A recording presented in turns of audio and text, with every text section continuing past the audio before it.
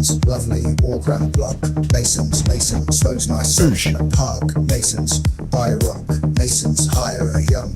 Masons, do her without the Johnny on. Masons, lunchtime. Masons, get in the pub. Masons, get me some grub. Masons, buy a mash. Masons, couple of pints. Masons, need some cash. Masons, find a dumb street worker to do over Masons. Maybe grab up the junkie. Masons, grab 4 cans from the one stop. Masons, get home and set up on the sofa.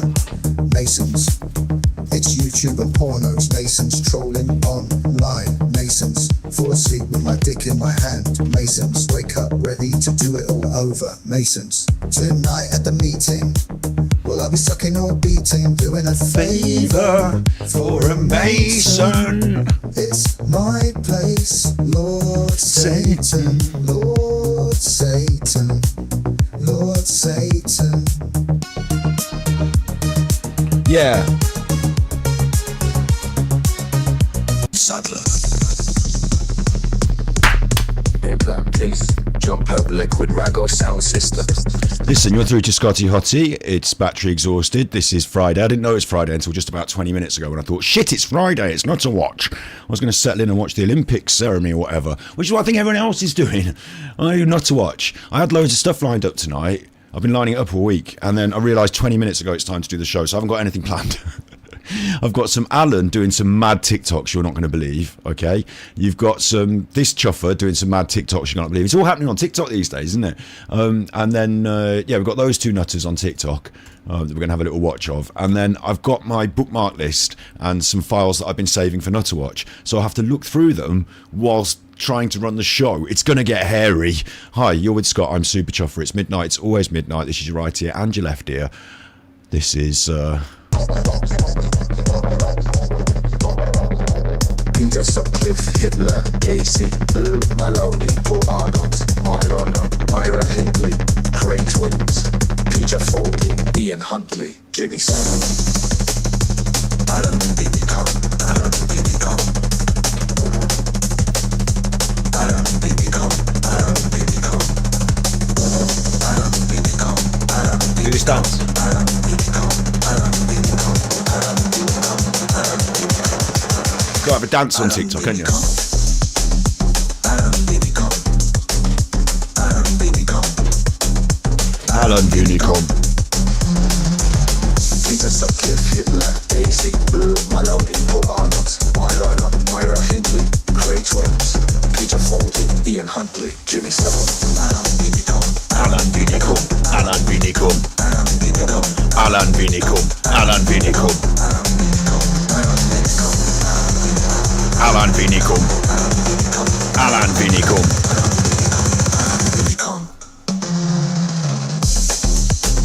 He's banned off the YouTubes. He's on the Rumble. He's taking Scotty Hottie's advice. He's now doing sports TikToks. Alan Vinnicombe. Alan Vinnicombe. Can he come? Kid he come? Alan Vinnicombe. Hitler, Casey, Blue, Maloney, Paul Arnott, Myra Hindley, Craig Twins, Peter Foley, Ian Huntley, Jimmy Savile.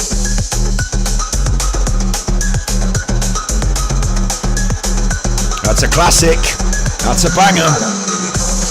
The requests have been made. Where'd you get these songs from? What's going on with the songs? It's on Sentries, isn't it? Sentries. You know about Sentries. You've seen Sentries. It's on Sentries, isn't it? So, if you haven't seen it, there'll be a link on this channel. There's a playlist on this channel. Not all of the songs are released yet. What? No, they're not all released yet. No. Things like that banger has yet to be released. I've got tracks for days, mate. I just got to pull my finger out and upload them to the internet, really. So, there you go. Alan Vinnicombe. I just moved the camera a minute ago, and now I'm off frame somehow.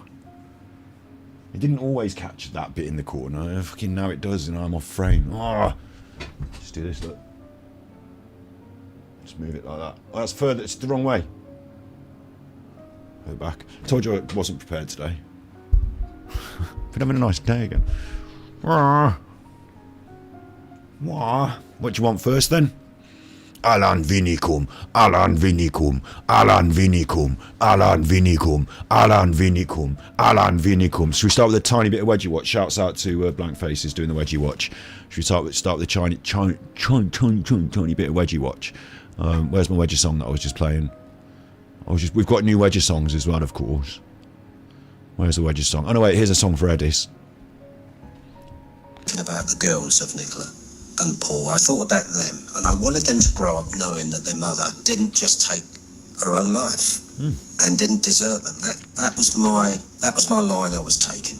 Now, I don't know why I was drawn to this case. I really don't. I think I told you in a very, very early video that I realised by investigating that I lived just down the road and round the corner from Dot and Ernie when I lived in the UK. I don't live in the UK now. Those of you know I don't. I live in New Zealand. I don't live in the UK. And I was kind of drawn to the fact that this petite Essex girl that turned left. Pushed in the river, pushed by a nutter, and he gets away with it again. Pushed in the river, drowned by a killer. Eddie is the cleverest old influencer. Why did I move to New Zealand? Why did I say I knew the family? Pretending to know Mickey, I'm sick. I must be the worst kind of sicko. Don't you think my music taste says something is wrong? I must be a broken mind because I don't mind hurting people. No matter light in the pain, I use people and twisted it all for my own gain. I'm insane, actually broken insane. Need lucky enough. Push in the river, I hope he fall and find her. I wanted her to love me. Push in the river, push to my mental breakdown, the channel my cry for help. I must be the worst kind of sicko. Don't you think my music taste says something is wrong? I must be a broken mind because I don't mind hurting people. No matter life and the pain, I use people and twist it all for my own gain. I'm insane, actually broken insane. Need lucky enough.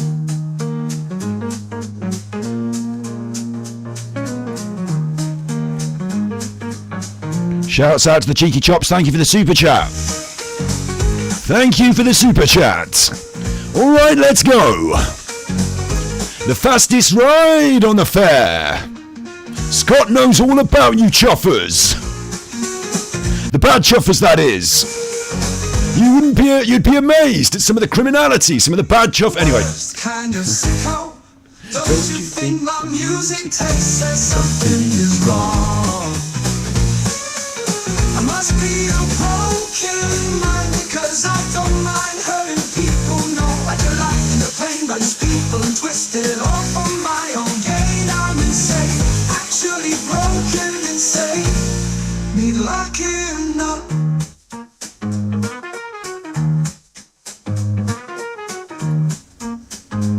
I'll tell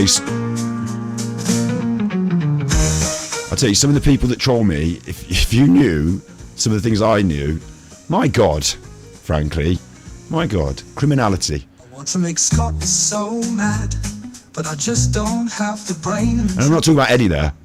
There is nothing I won't use, no low I won't. Although I might as well be. I'm so sick, if you only knew, all my friends are pedophiles. What I mean is, I'm not just talking about Eddie. Show myself to be a nasty man, I'm walking with the devil right into the Big announcement about trolls tonight. Stick around for a big announcement. I'm following the devil to hell. Me and my nasty Bakewell tots, I disgrace the memory of my old Bakewell granddad. Big ups, Steve, thank you for the 199. Thank you, Admit Audacity, for the 199. Thank you for the super chats. Nasty Bakewell tots, I used to think I was great, but I know the truth. The truth behind it, Eddie. The truth is I'm a monster. The truth is I'm a beast. The truth is the world will be better Geoff when I'm finally deceased. I'll be crushed in the river, pushed by a nutter. Eddie gets away with it again. Pushed in the river, drowned by a killer. Eddie is the cleverest old influencer. Why did I push everyone away? How did they all see through my act? Pretending to know Nikki, I'm sick. I must be the worst kind of sicko. Don't you think my music taste says something is wrong? I must be a broken mind, because I don't mind hurting people. No, I delight in the pain. I just people and twisted off on my own gain. I'm insane, actually broken, insane. Need lucky enough. Muted, that's a badass song. That's a badass song. It still hasn't been released yet. Haven't even been released yet, that one. Saddler. Peter Sutcliffe. Implant teeth, jump up liquid rag or sound system. Peter Sutcliffe. Peter Sutcliffe, right. Big ups, Curious Cat. Thank you. Loving the tunes. Won't be in chat as I'm resting in bed but watching. Big ups, you. Thank you very much for the $9.99 super chat. Thank you very much. Thank you to all you members. Big ups to all you members. And I guess we'll get going. I'll put Chopin on in the background. Chopin. Throughout that, I was supposed to be looking in my files to see what I've got for tonight's show, but forgot to. Oh, I've got some things to show you, though. I tell you what, I've got some fucking things to show you. I've got Alan's TikToks. He's gone mad this week. He's like, gone mad, right? So we're going to have a good laugh at that, honestly. If you didn't see the end of last week's show, whatever we did last week, at the end we discovered that he was going mad on TikTok. So I will play you Harry Kane's back one just once more in case you haven't seen it, but you should go and watch that episode, right? It's insanity. So we've got Alan's insanity. We will also check in on Down the Rapids. Big ups Red Fan, thank you for the €23. It's a very straight, I suppose that's specifically what it in euros translates to as a, I don't know. Thank you for the €23.99. Thank you very much for that. It's a very specific value. I don't know why it, but thank you. Perhaps it's just some sort of translation between the euros and the pounds. Did you want to give me $23.99? It was a specific. You thought 24? Too much. $23.99. That's all right. That's on the nose. Right, what is there something I'm supposed to be spending it on? Specifically $23.99's worth of. No. Thank you very much. I really appreciate it. I've also got the coffee.com, of course, which I'll bring up on the screen because I always forget. How do I get that up? Come on, Scotty Hottie. Use your brain quickly. Coffee.com/Ganji, which was my old gamer tag. Let's get that up on the screen so you can see it. Boom, there it is. And your messages will get read out on the screen. Then I don't have to read them out. So saves me the fucking. Thank you very much for the. Wait, let's get the buttons out as well. Not even ready, am I? I'm not even ready. High heels on my tippies. Where's Nancy? Where's Nancy? Where do I want it? Where is Nancy anyway? Nickeldam Kessinger demands her kissy with Scotty Hottie. Alan Vinnicombe has made her really mad. She is going to crush him beneath her clip-clop shoes. Nickeldam Kessinger demands her kissy with Scotty Hottie. Alan Vinnicombe has made her really mad. She is going to crush him beneath her clip-clop shoes. Torture the battery boy. Torture the battery boy. All right, Alan. All right. I got a big armchair. You what? Oh yeah, I got a dog. Dog. I got a pedigree dog. Pedigree dog. I got all the bling. As much chicken as I can eat. I got a big armchair. Thanks. Playlists. I've got playlists. I've got Nutterwatch. View full playlist, right? Is it going to do it in order of updated today then? So sort by added newest. Yeah, okay, I've got mini brands. I've got those nutters. I've got that's nutty. Okay, I've got some nutty stuff. I've got sort of like short random nutty stuff. I also want to show you this, right, before we get going. Talking of monies, they're very, very grateful for your support. You know, I go on about grifters and beggars on the internet. You know, like grifting and begging is generally seen as a no-no, isn't it, on the internet? Like, I'm very grateful for your support. I believe that I kind of work at making content. So if you like it, you support it. That's just the general gist. Never ask you for money. Never like beg. Never sort of like, you know, oh, I need this. Can you pay for it? Like, you know, never anything like that. Just serious content creator, semi-serious content creator on the internet, right? Just content creator on the internet. So it's just a normal thing. Whereas some go hard. Now, last week we looked at Martin Leaker. Do you remember? Last time we looked at Martin Leaker, who had put up the go back and watch the other episode. God, for crying out loud. It said that he wanted money to go to a festival, and he just wanted their money to go to a festival. So they gave him the money, and he went to the festival. This is a new one that you will not believe the level. I am shocked, surprised, disgusted in part, but also kind of think, well, okay, right, it's your life on this one. But it belongs to, let me find what she called. See, I'm doing this on the fly, on the behind the scenes. She is called It's No Place Like Home. You know my favourite flat earth homeschooler? There she is. My favourite flat earth homeschooler. So I've known that we've been watching her videos on this show, yeah? I know that she does the flat earth homeschooling. Basically, yeah? I know that happens because she does it on her channel. We watch the videos. She talks about flat earth nonsense. She talks about like all sorts of like, do fairies exist, giants, all sorts of weird stuff.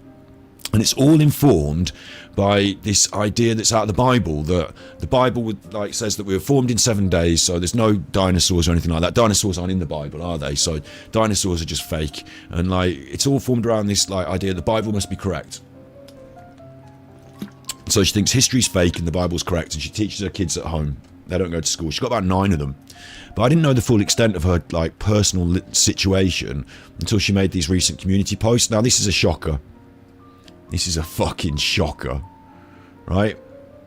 Hi everyone. Look at them. First of all, I'm not into showing pictures of people's kids, so it's only a small photo, but look at them all, yeah? This is Shelley, and that's her husband. And I'm not going to blow this up and show you, but there's like, they're together now, these two, and they've got a baby. So one of them isn't her kid, but there's 1, 2, 3, 4, 5, 6, 7 kids and the baby. I think one of them's moved out already, so maybe more kids have been homeschooled in this way.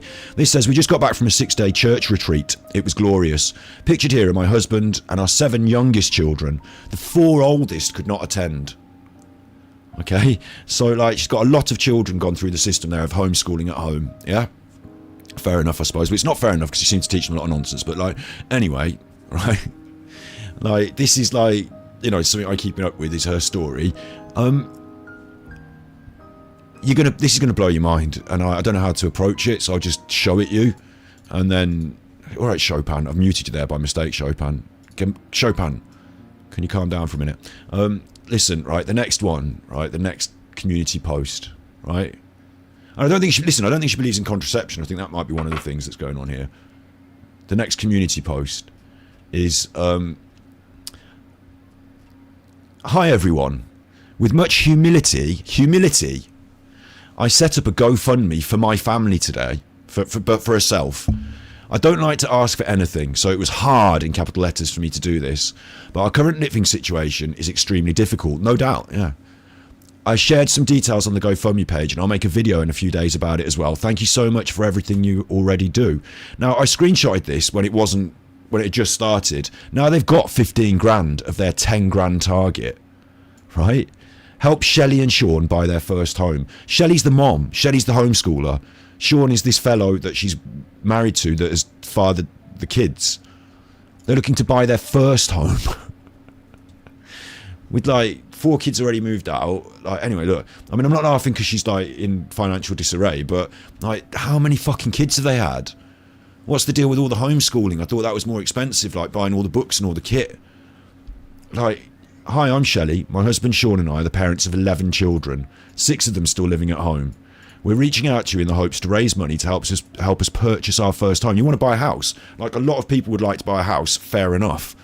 I think you might be using your children as leverage in certain way here, because you've got a picture of all of them in the fucking picture. I know they live at your house, but like literally begging on the internet, it is literally begging. It's not saying I've got a donation target for somebody else or for a charity or whatever. This is for yourself and the thing that you want. We should all aspire to nice things, I suppose. Yeah, we want a house, we want that. But like, you want a house, so the internet will buy it for you, and they fucking did. I mean, I don't know how much 10 grand puts down on a house in America for 9 kids, but like, they've given it her. The church people, maybe, or the people that watch her nonsense content, like about, like maybe fake history and stuff, like, you know, they're flat earthers and whatever. This isn't like a grift, this is a beg. One of my daughters has ulcerative colitis and has been in a flare-up for almost a year. This means that there are days she's in the bathroom 10 times a day. Our rental house has only one bathroom. Needless to say, with 8 of us living here, our situation has become almost unbearable.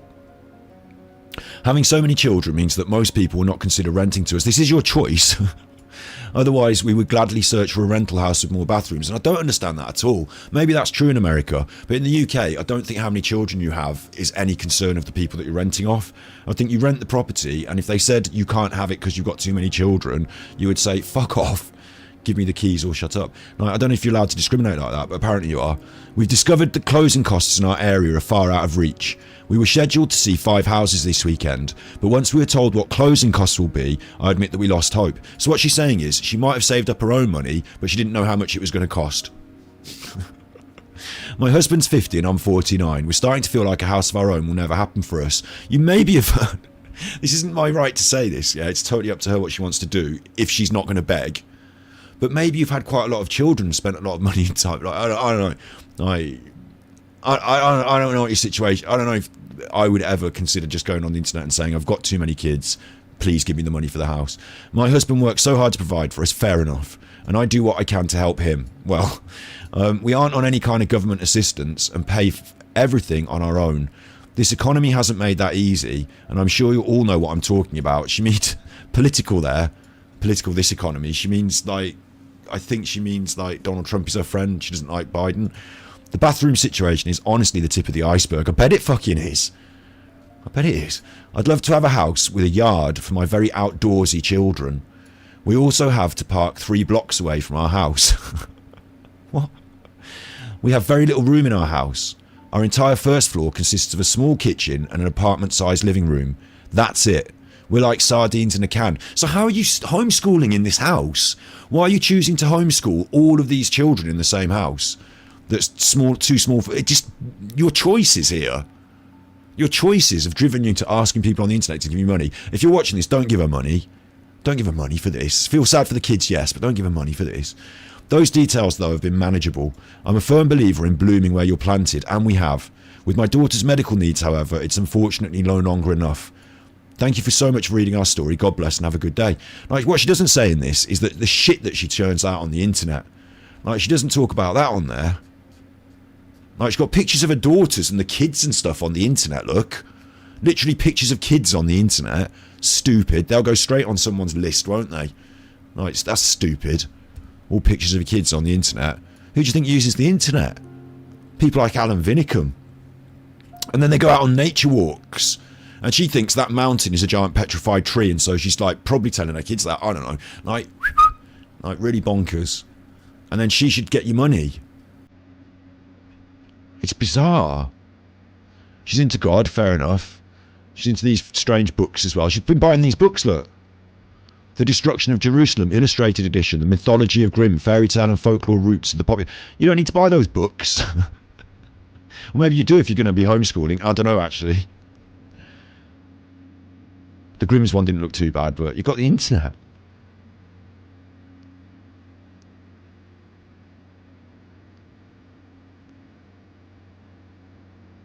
This is stupid. She's advertising that she thinks this is good 1890. She doesn't believe in 1890. She needs to check her head.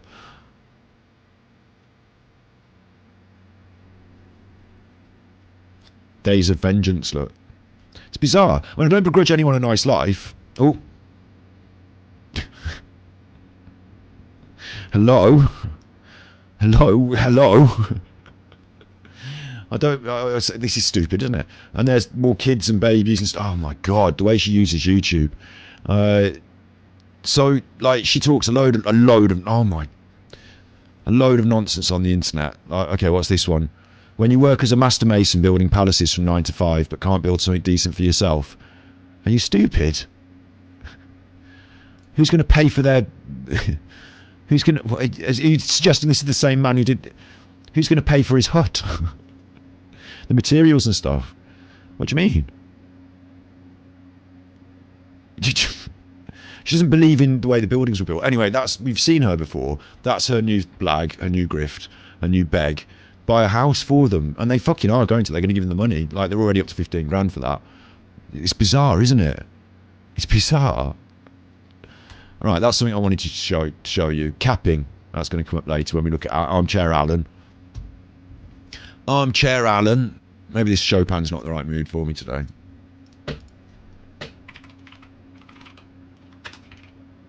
Relaxing video game music.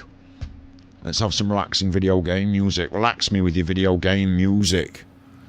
Can you relax me? Do-dee-do, not that one.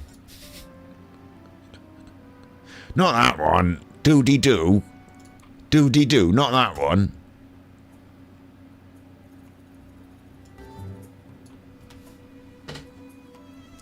Oh, gosh. I wasn't prepared for Nutterwatch today, I swear. What else have I got on my list there? I've got the mini brand stuff.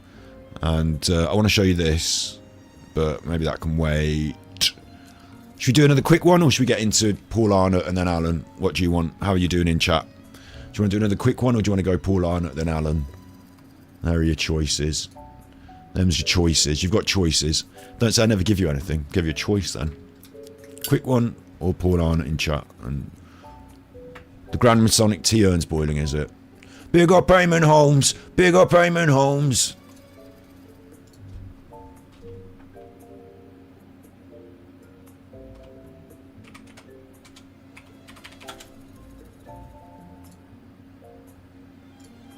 I got tops and match wonder stuff for you, and a fuck up beggar. Big up Eamon Holmes. Big up Eamon Holmes. Big up Eamon Holmes.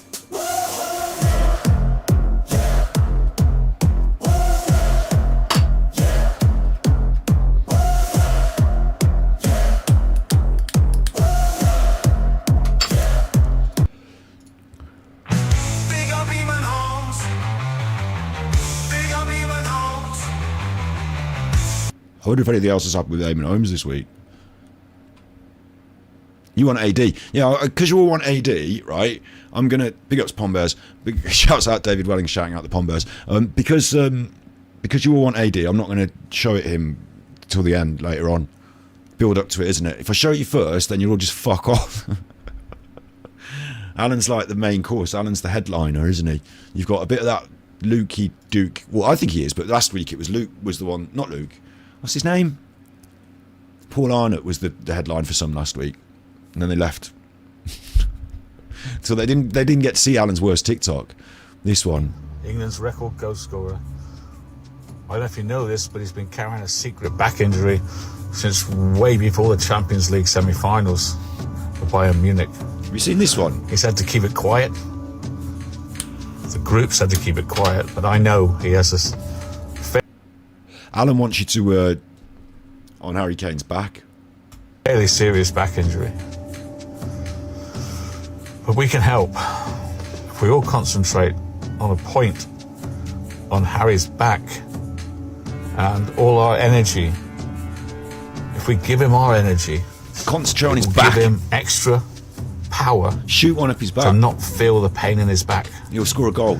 Can he get through tonight's game and be able to run and sprint and get behind defenders? This is the power of manifestation. If we can give him a pain-free back, give him which only you can do by manifesting your energy into a point on his back. You can do this, the power of the mind. If we all do it together. Serious back injury. Use your left hand because it feels like someone else is doing it, isn't it? That he's hiding and covering up. I don't blame him because it's the biggest game he has, you know. He wants to play. But can he give 100%? Are you ready to manifest your energy? Alan's going to give you the cue. And when he gives you the cue, watch out for it. You'll spot it when he gives you the cue. While in pain? No. He's playing within himself. So I ask you one time to energize his back. Use your energy, especially if you've got a very fit back. Use your energy to make his back better, or at least workable for tonight. Concentrate. transfer your energies onto Harry Kane's back now. Concentrate. Push your energy. Let's make his back better, so we can beat Spain tonight. Didn't fucking work though, did it? We've already covered that one. That's his worst TikTok ever, but kind of his funniest one as well. Like, can you concentrate your energy on Harry Kane's back? Do you want to concentrate your energy on Harry Kane's back? Why don't you concentrate your energy on Kim Kardashian giving me a kissy? Manifest that. You can't just manifest things because you think about them out of your mind. You can work at things in life and make them happen. And if you focus your attention on your goals, then you might get there. You know, if you plan and focus your attention on your goals. But if you just like think that by magically asking the universe for things and doing manifesting, that's just the newest con job. We talked about it the other day. I've got a video about Eddie Arquette coming out to talk about it, because it is a con job. It's a secularization of society that used to you'd pray to God, you know, and now you don't have God to pray to because no one believes in Jesus anymore. But you can still pray to the general universe, and just it's a new faith in not having to fucking work for things yourself and having answers given to you by other people. And yeah, I don't really think Alan, if Alan thinks manifesting is good, you should question whether manifesting is good, I would say, basically. So Alan's into manifesting now, and he's also into sports, but we're going to watch that in a minute. Did you say you wanted a short one, or did you say you wanted... We'll do a Paul Arnott, and then we'll jump a short one, all right? And then I'll show you an Alan, okay? We'll start off with Down the Rapids, because he's been on the table recently. He's gone to Sardinia. We're keeping up with last week's events. I'd love to have the background music on. If I don't have to boost his volume, then I can have the background music on, because otherwise it gets boosted with the background, like Alan, with Alan's stuff.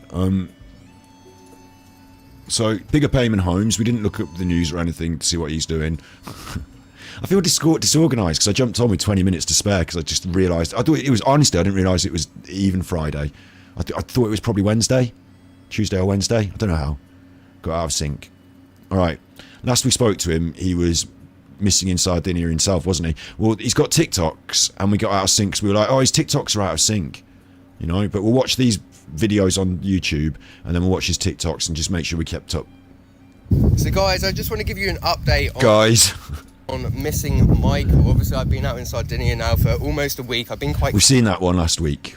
Good. Madness in Sardinia. It's dark. Guys, check out this lightning. It's absolutely crazy. It's lighting up the whole clouds.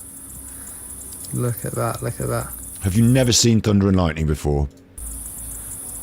Wow. Where's all the other people? I thought you were in some sort of commune here. That's actually insane. It's been going on for like an hour now, guys. Like a whole hour. Just above the farmhouse here. It's actually quite far away, isn't it? Absolutely insane, especially over here. Look at that. It's not just above the farmhouse, dummy. Look at that cloud, guys. Have you can't seen even hear it. anything as crazy as that before? Yes. There's no like thunder, it's literally been going on for like an hour. I've got so many videos of it. So many videos of that. What a time waste he is. Wow. That's just crazy. Absolutely It's not crazy, it's very badly filmed footage of some thunder and lightning. Are you on your own? Are you okay? So obviously, guys, I haven't been able to keep you updated as much as I'd like. So I'm just going to try start from the beginning and work my way through and just explain everything. So I arrived in Sardinia 6 days ago.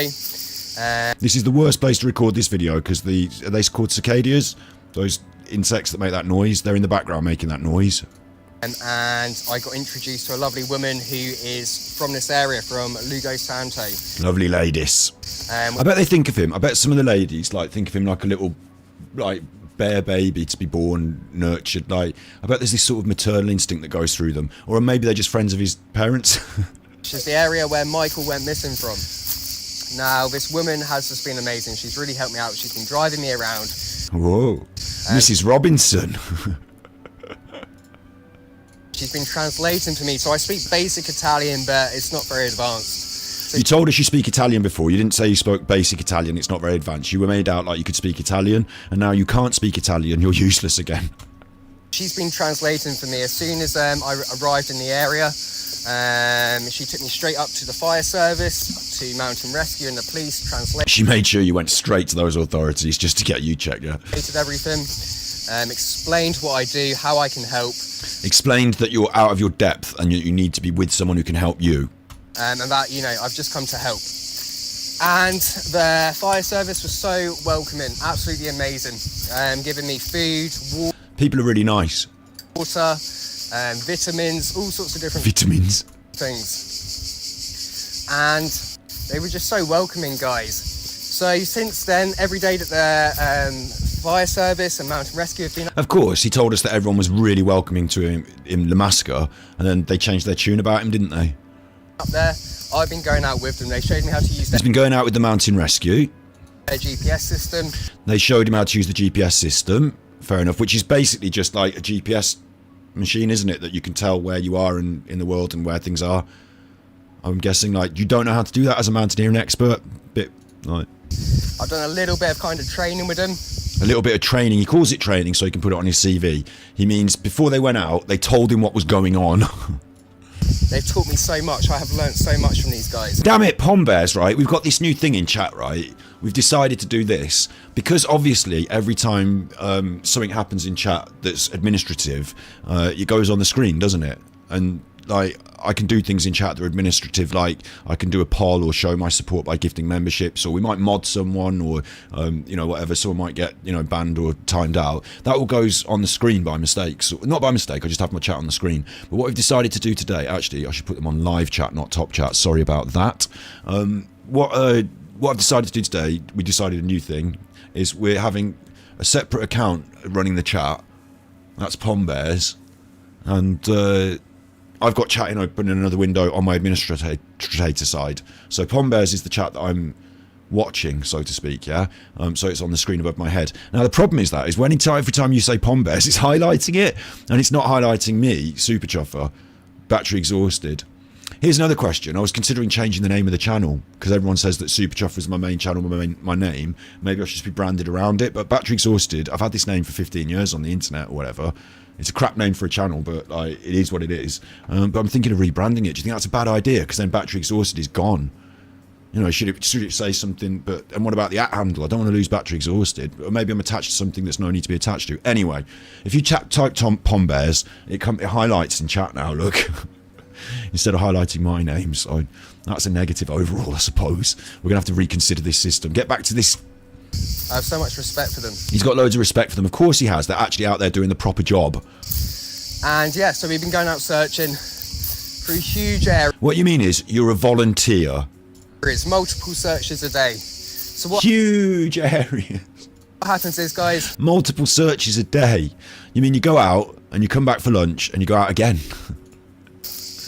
Us with Mountain Rescue, we have the GPS. Us with Mountain Rescue, we have the GPS. They've got the GPS. You're being given access to it as part of a volunteers group on the search. Yes. We then talk with the fire service, who send us out locations and areas. We then search them using a grid system very carefully. Make sure grid system, which you should have been aware of before you went out on your first search, because you're an expert, but you don't know what the fuck you're doing. Something that we had to tell you to do on the internet, and now you've picked up on it. Great. But also, like, like, I can go out now down the road. There's a football ground where football team trains. Yeah, I can go and watch the football team training and get some tips. Right, from now on, me and my football team, we have been doing some training. Like, I've not been doing, like, do you know what I mean? Like, it's just the act of a dilettante. He's turned up, he's had a look at what they're doing, and now he's going to report back like he's in the expert seat. He's not. He's just a fucking loner who wanders around poking his nose. And if he's lucky enough, he will glean some sort of reputation from this, and it will lead, well, it already is leading to him being able to travel the world and talk shit into a camera. I mean, what a world we live in. we cover all areas. It doesn't matter if you've got thick bushes like this that go on. Have you got thick bushes? In chat, have you got thick bushes? Doesn't matter, I just wondered. For miles and miles, you have to crawl through them. You can't leave these areas, we have to search all through them. Now the people who are coming out here, a lot of them are volunteers. A lot of them are volunteered. And they are really amazing. You're volunteers. You are volunteering. You, Paul. A lot of these people coming out are amazing volunteers. I'd like to give credit to the amazing volunteers. You're a volunteer and not a particularly amazing one. people. So one lady I was with, tiny lady. Tiny lady. Somebody said in one of the comments, and I really like, I just clicked like, seen, comment on most comments, just like, like, seen, comment sort of thing. But this one actually did resonate. He had an air of this sort of, there's a pretentiousness about him, a sort of arrogance. And they were saying it reminded them of a sort of, well, to paraphrase the comment, a sort of colonial arrogance. And this is a sort of sexist arrogance, I think. She's a nurse and she lives like an hour away, but she volunteers for the mountain rescue. And she was a fantastic lady. She was a fantastic lady. There's so many amazing women in the outdoor world. They're really so many amazing women. It's time to praise the women. Like, let's make a big thing of praising the women from your position of man. I'm glad that you've given that lady some credit. That's very nice to shine a light on her from your pillar, your plinth. So patronising. is. But when you see a tiny lady crawl through thick brambles and crawling through thick brambles, bushes for hours and hours on end. Yeah. When even us men are struggling. You're struggling. Us men. You're struggling. You only eat fucking pom bears and chicken burgers. You're very unhealthy. You're struggling. It's like wow. Hats off. Wow. Hats off to a woman being able to do what a man does. Literally taking the hat off. Hats off to the woman being able to do what a man does. To you, hats off to you. Absolutely fantastic. Not only that, I was paired with a guy. There was a guy in one of our teams. A guy. So now we're making the very clear distinction between women and guys. Yeah.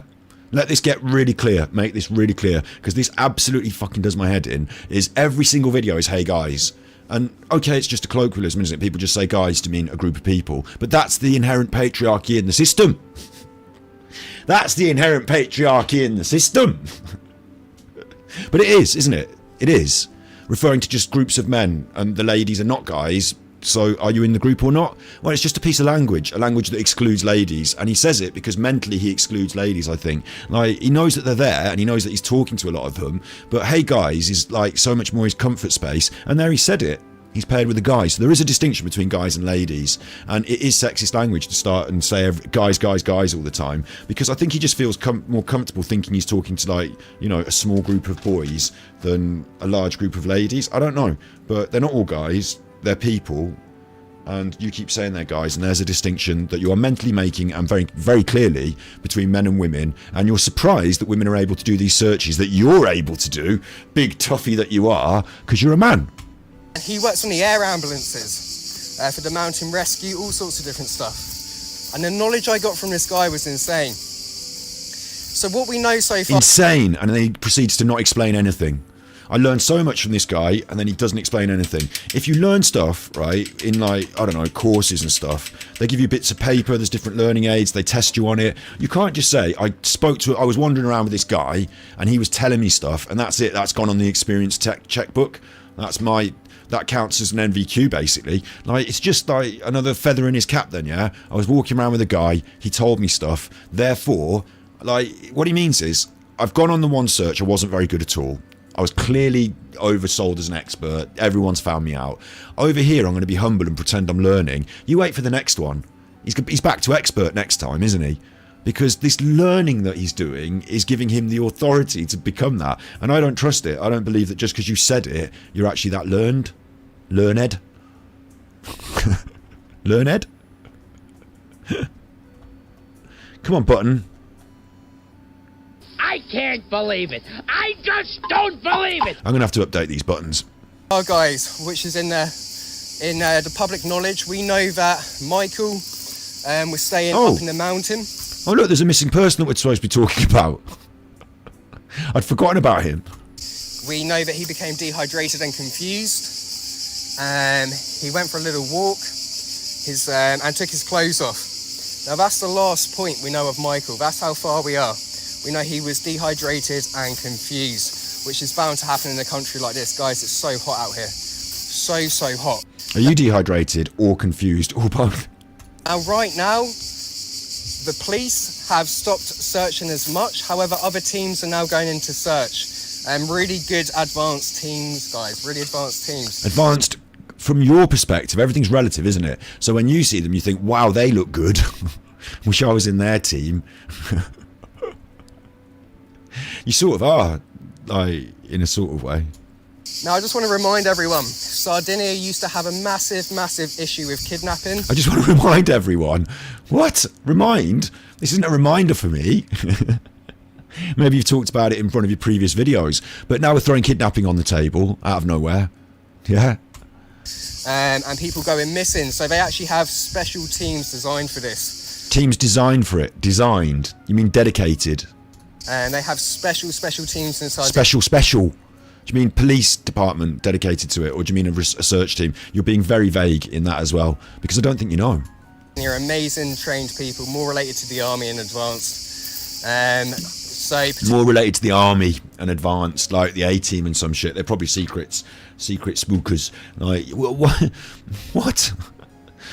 Like, when people tell me stuff, I do like to, like, have confirmation in my mind that they, like, sometimes I believe what people say in, like, a podcast and stuff, because they speak with some authority and have credentials, and, you know, I trust what they're saying. Do you know what I mean? That can't be the case here. So with him, I need extra evidence. Like, I don't believe anything really that he says after all the shibago that he's been doing with poor Jay Slater. So I just really need extra evidence. And for him just to say this, there's special police in Sardinia and they're sort of dedicated to that. So what are you saying? And can you be more clear and specific? Eventually, these guys may be getting involved. They may, sort of, just like the Scottish Mountain Rescue definitely may have been never dead. We're gonna, like, how many ifs, buts and maybes are we ever going to listen to from you? Which would be really, really cool. It'd be really, really cool. Big updates are coming, guys. In regards to all the forces out here, I've got nothing but respect. Honestly, guys, letting me go in and out of their fire engines whenever I want.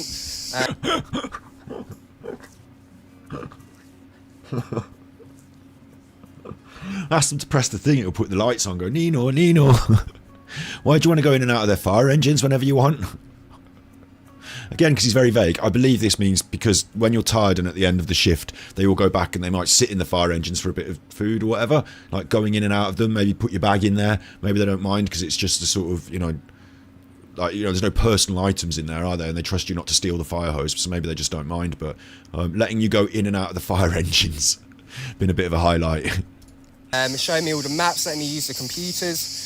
Just being so welcoming. Real team effort out here. Showing you the maps, I would have thought would be essential. Letting you use the computers, not so much. So I don't know about that.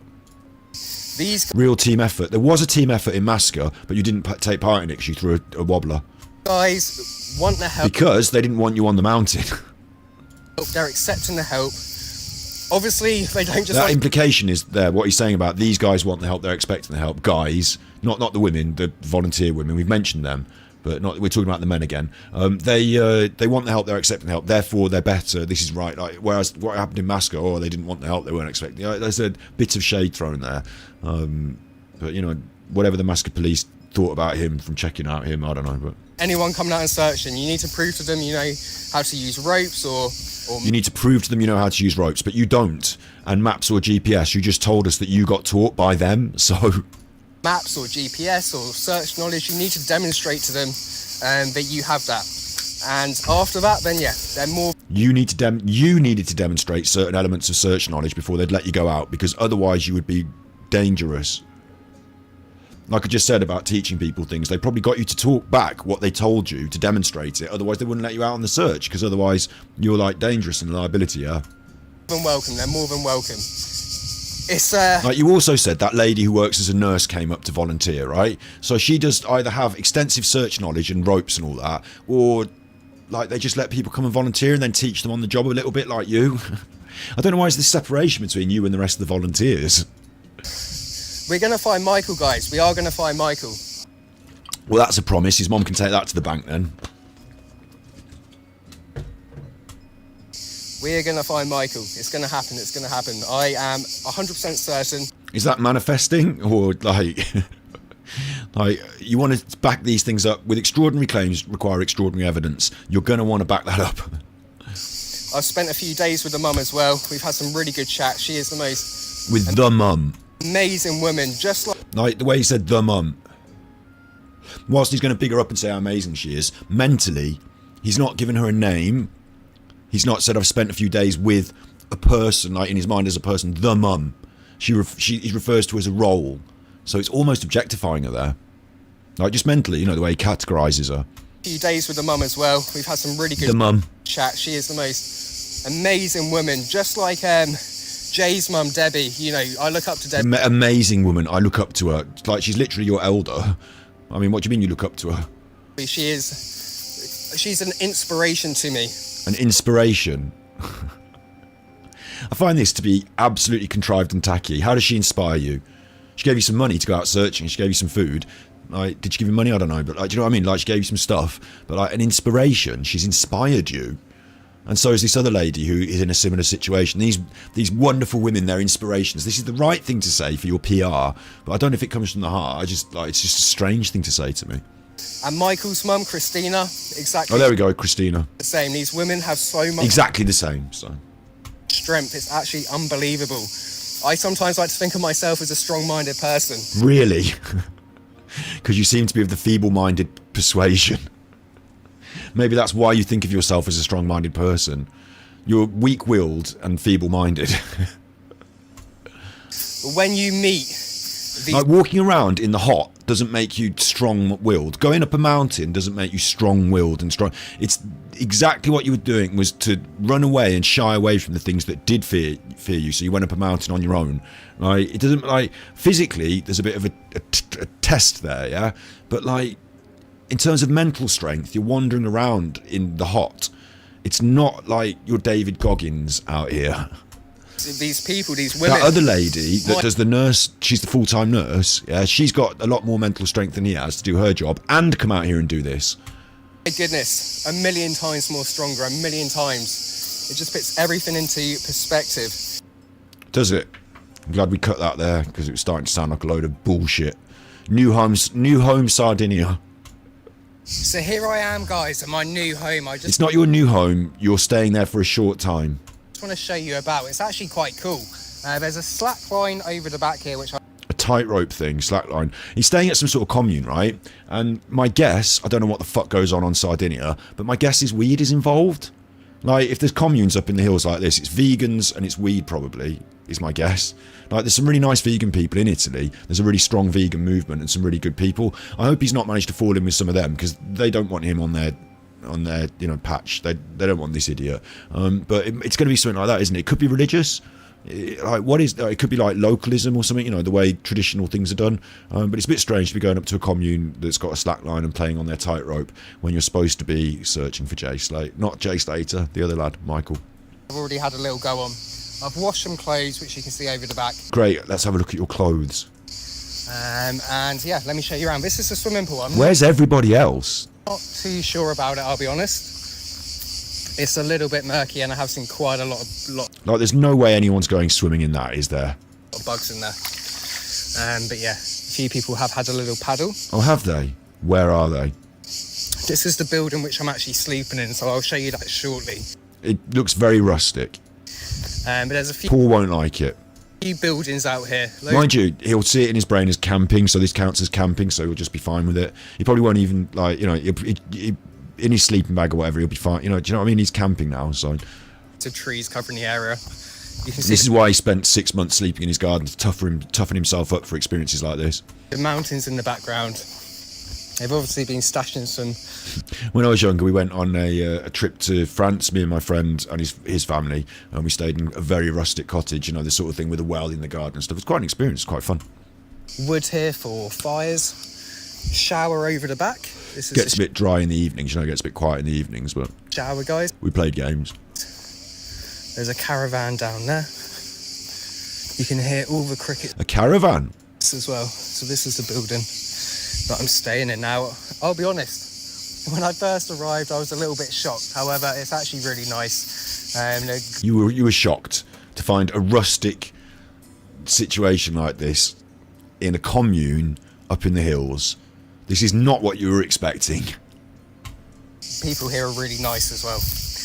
Really laid back, chilled out people, proper cool vibes. So there's some sort of hippie thing going on, isn't it? Like, so they're just going to be welcoming and nice, but like, if only they knew. Like, The shower. there's the shower. Over here, another building. Building. Is that the one where they grow the weed? Very, very dry area, guys. It's been quite hot. I'm a little bit worried because we think it's going to rain tonight and all my clothes are out now. This is, I guess, like a social area. It looks like a bunch of sofas outside. You guess it's a social area. Have you not done any socialising in there?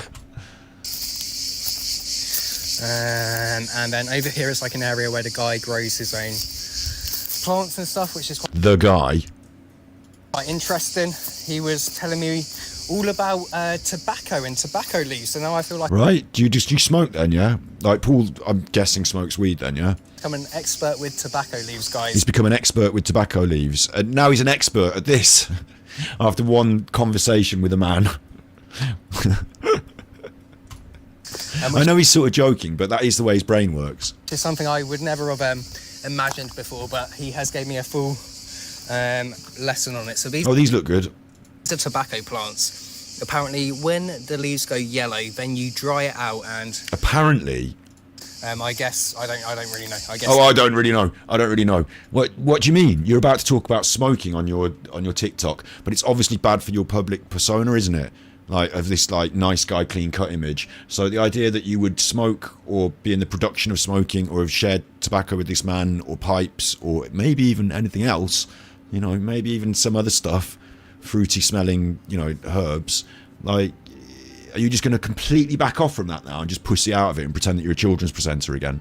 He grinds up and smokes it. Let's just rewind that. When the leaves go yellow, then you dry it out, and I guess I don't really know. I guess he grinds up and smokes it. I guess I don't know. I guess he grinds it up and smokes it. Is that your guess? I thought you were an expert. I thought he'd been telling you all about it. Did he miss that bit out? My clothes, of course, representing Masca, representing Scotland. Representing. I'm sure they're glad to have you. You are representing Scotland. And this is all the stuff. Wait. Representing Scotland. Yeah. And Representing. Hang on. Is that? It's not Calvin Klein's, is it? What's that? There's his jocks. Hang on. Got his jocks. and this is all the stuff. And he's got his red tops. Likes his red. There's another pair of pants. So he likes the slightly. I find these quite clingy. I go for a more free-flowing boxer short. I'm not going to get my shorts off. But I go for a more free-flowing boxer short. You know, let the balls hang low. Do you swing them to and fro? Can you tie them in a knot? Can you tie them in a bow? You know, just let everything hang. I don't like this clingy, but maybe it's better for the searches. There's his socks. There's his special search trousers that he got when he went to Masca and realised shorts were the wrong item. We've got another. What's that? So More socks. Little blue number. More of those pants. But I think they've got different days of the week on them. You know, they've got different colours on the bands. Each pair of pants has got a different like band round it. I think he's got different pants for different days of the week, and I think they have different days of the week written on them. I think they're colour coordinated. Like, there's a different colour band on each set of underwear, isn't there? There's some little. Are they little socks? What are they? Or his gloves? I don't know. hopefully this A lot of black clothing. will get nice and dry, guys. More black clothing. That's the sort of boxers I'm talking about. Let him hang. He's got quite a lot of pairs of pants, hasn't he?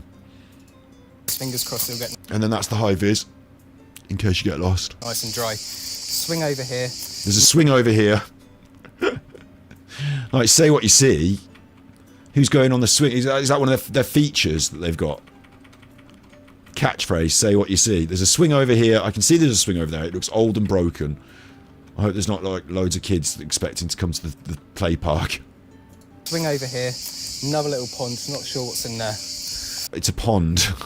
And I don't think there's going to be many fish in there. But quite a cool little spot, guys. Quite a cool little spot. Yeah, here's the green area. The green area. Fascinating. You can see all the rocks over the back. Really good for scrambling. Scrambling. That's what you and Isla are up to, isn't it? Into. Scrambling. It's like mountain climbing, but it's slightly less.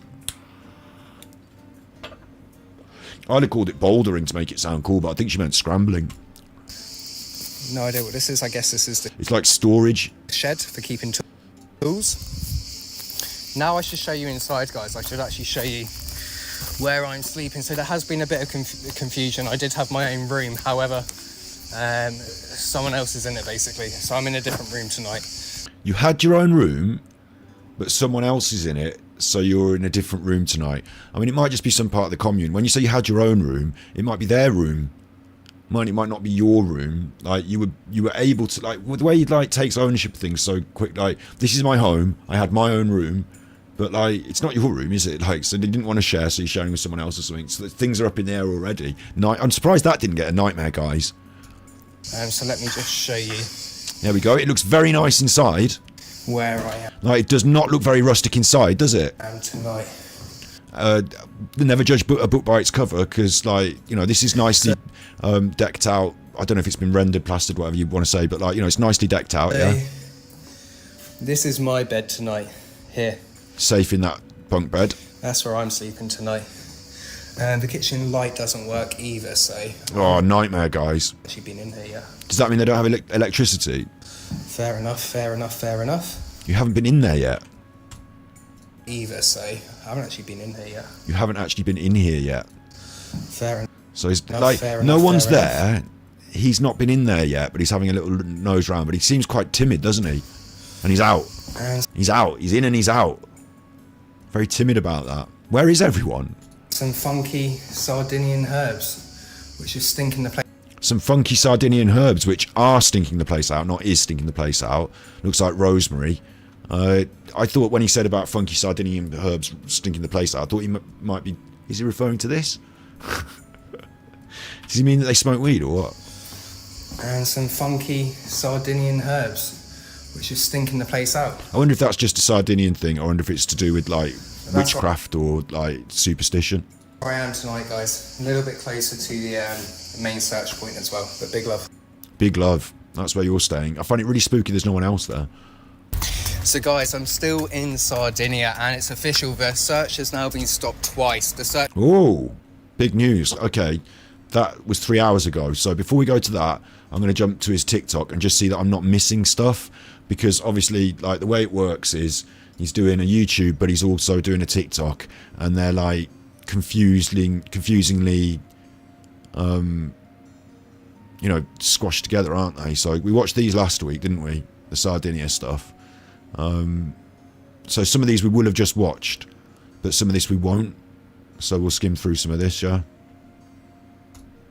So, guys, the search is over for today. It's been a busy day, and I'm just... This was 5 days ago, so we're going to go jump back and then move up to speed, yeah? In Sardinia right now.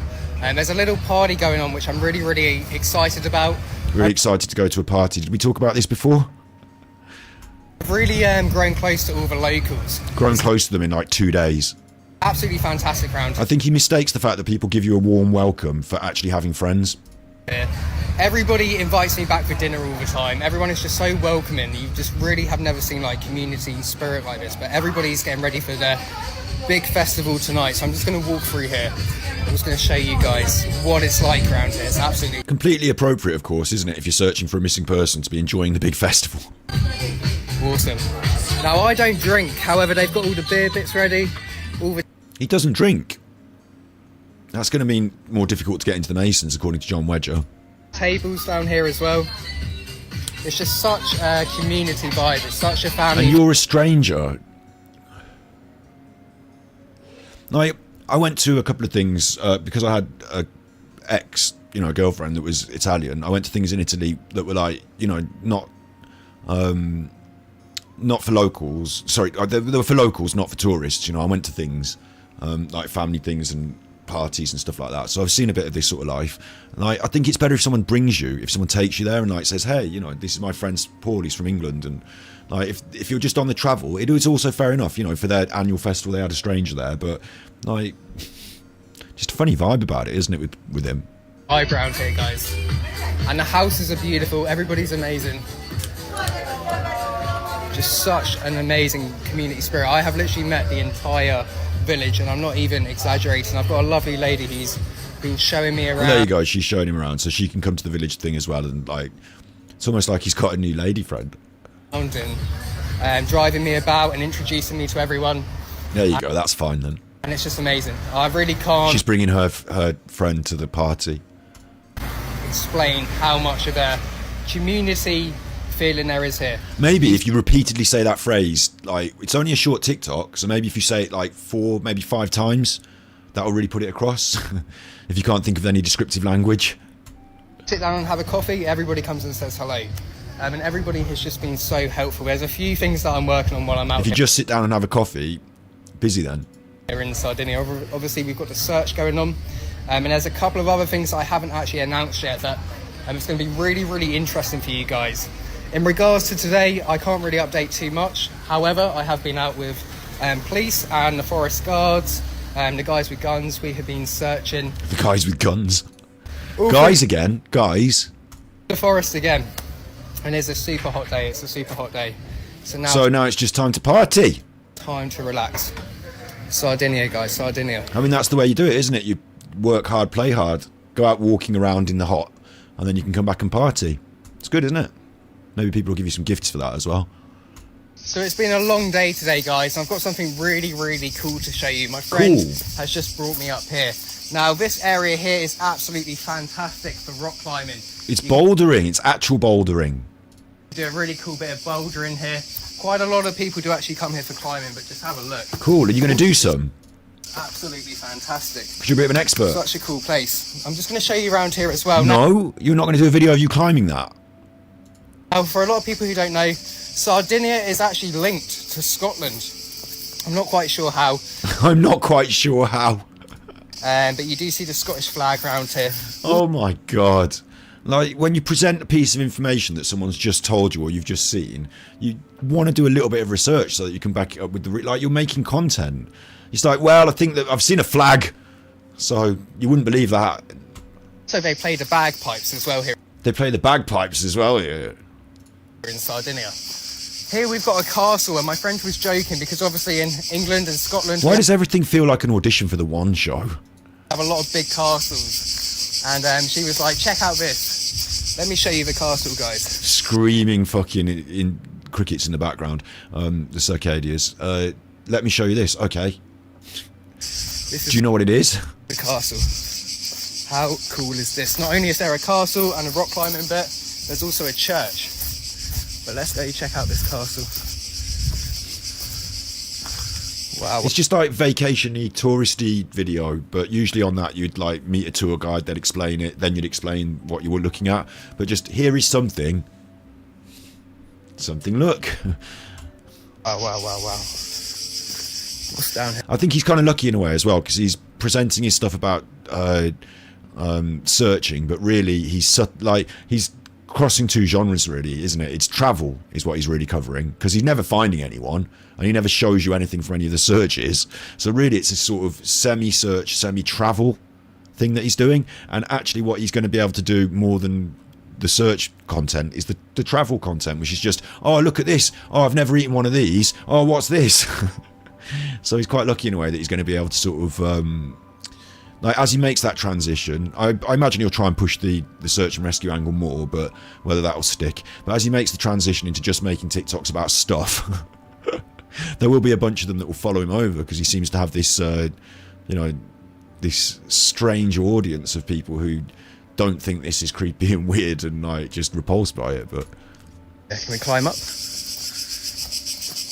So this is not too far from Lugo Santo. Oh my goodness. Lugo Boy Summer. I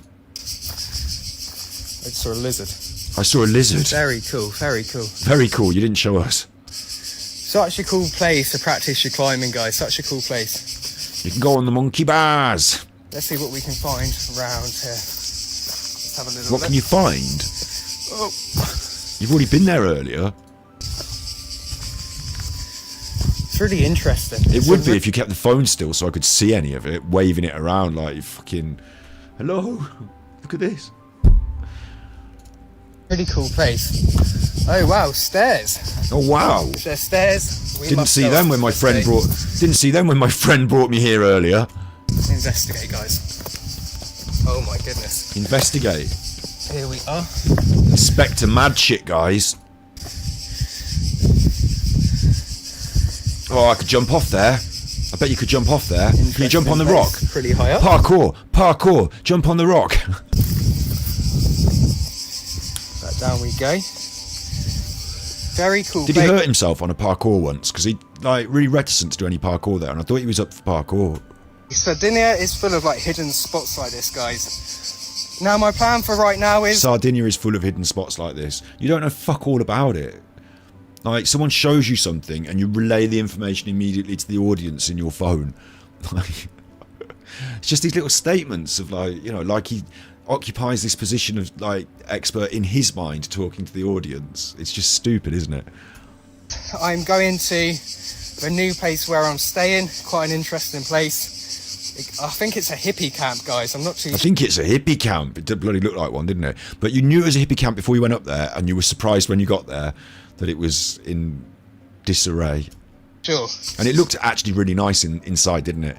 It looked like they'd said, all right, we're not going to do too much on the exterior because rustic, rural, but inside we're going to put the tiles down, we're going to render the walls, we're going to have all the kitchen. So it's not that bad, is it?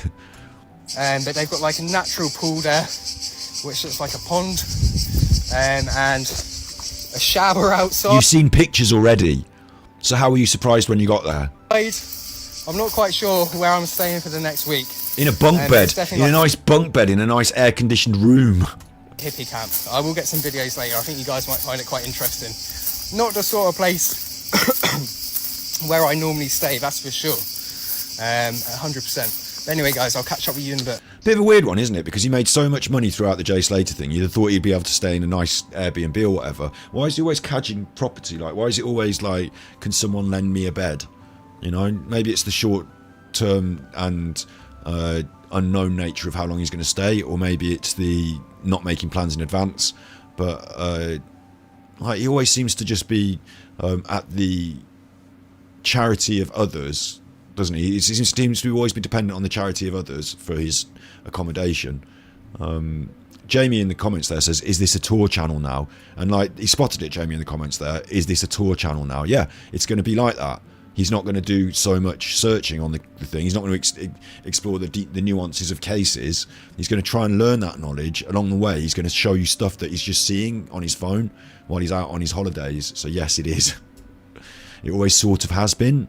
It's just he's before he was doing the search for Jay Slater, it was just a tour channel of fairly mundane. I don't want to say boring because Ben Nevis is interesting to a certain extent, but he did. Oh, good shout! Someone sent me this as well. I forgot who sent it me. Damn it! I should shout them out. He was using. I'll find it on my emails and I'll bring it to you maybe next Nutterwatch. He was using images from other people. He was ripping off the internet on his Facebook. His lovely, I was saying he had lovely pictures on his Facebook of some of these places. They didn't look like his phone photography. They weren't his photography. If you reverse image search them, he got them off Google.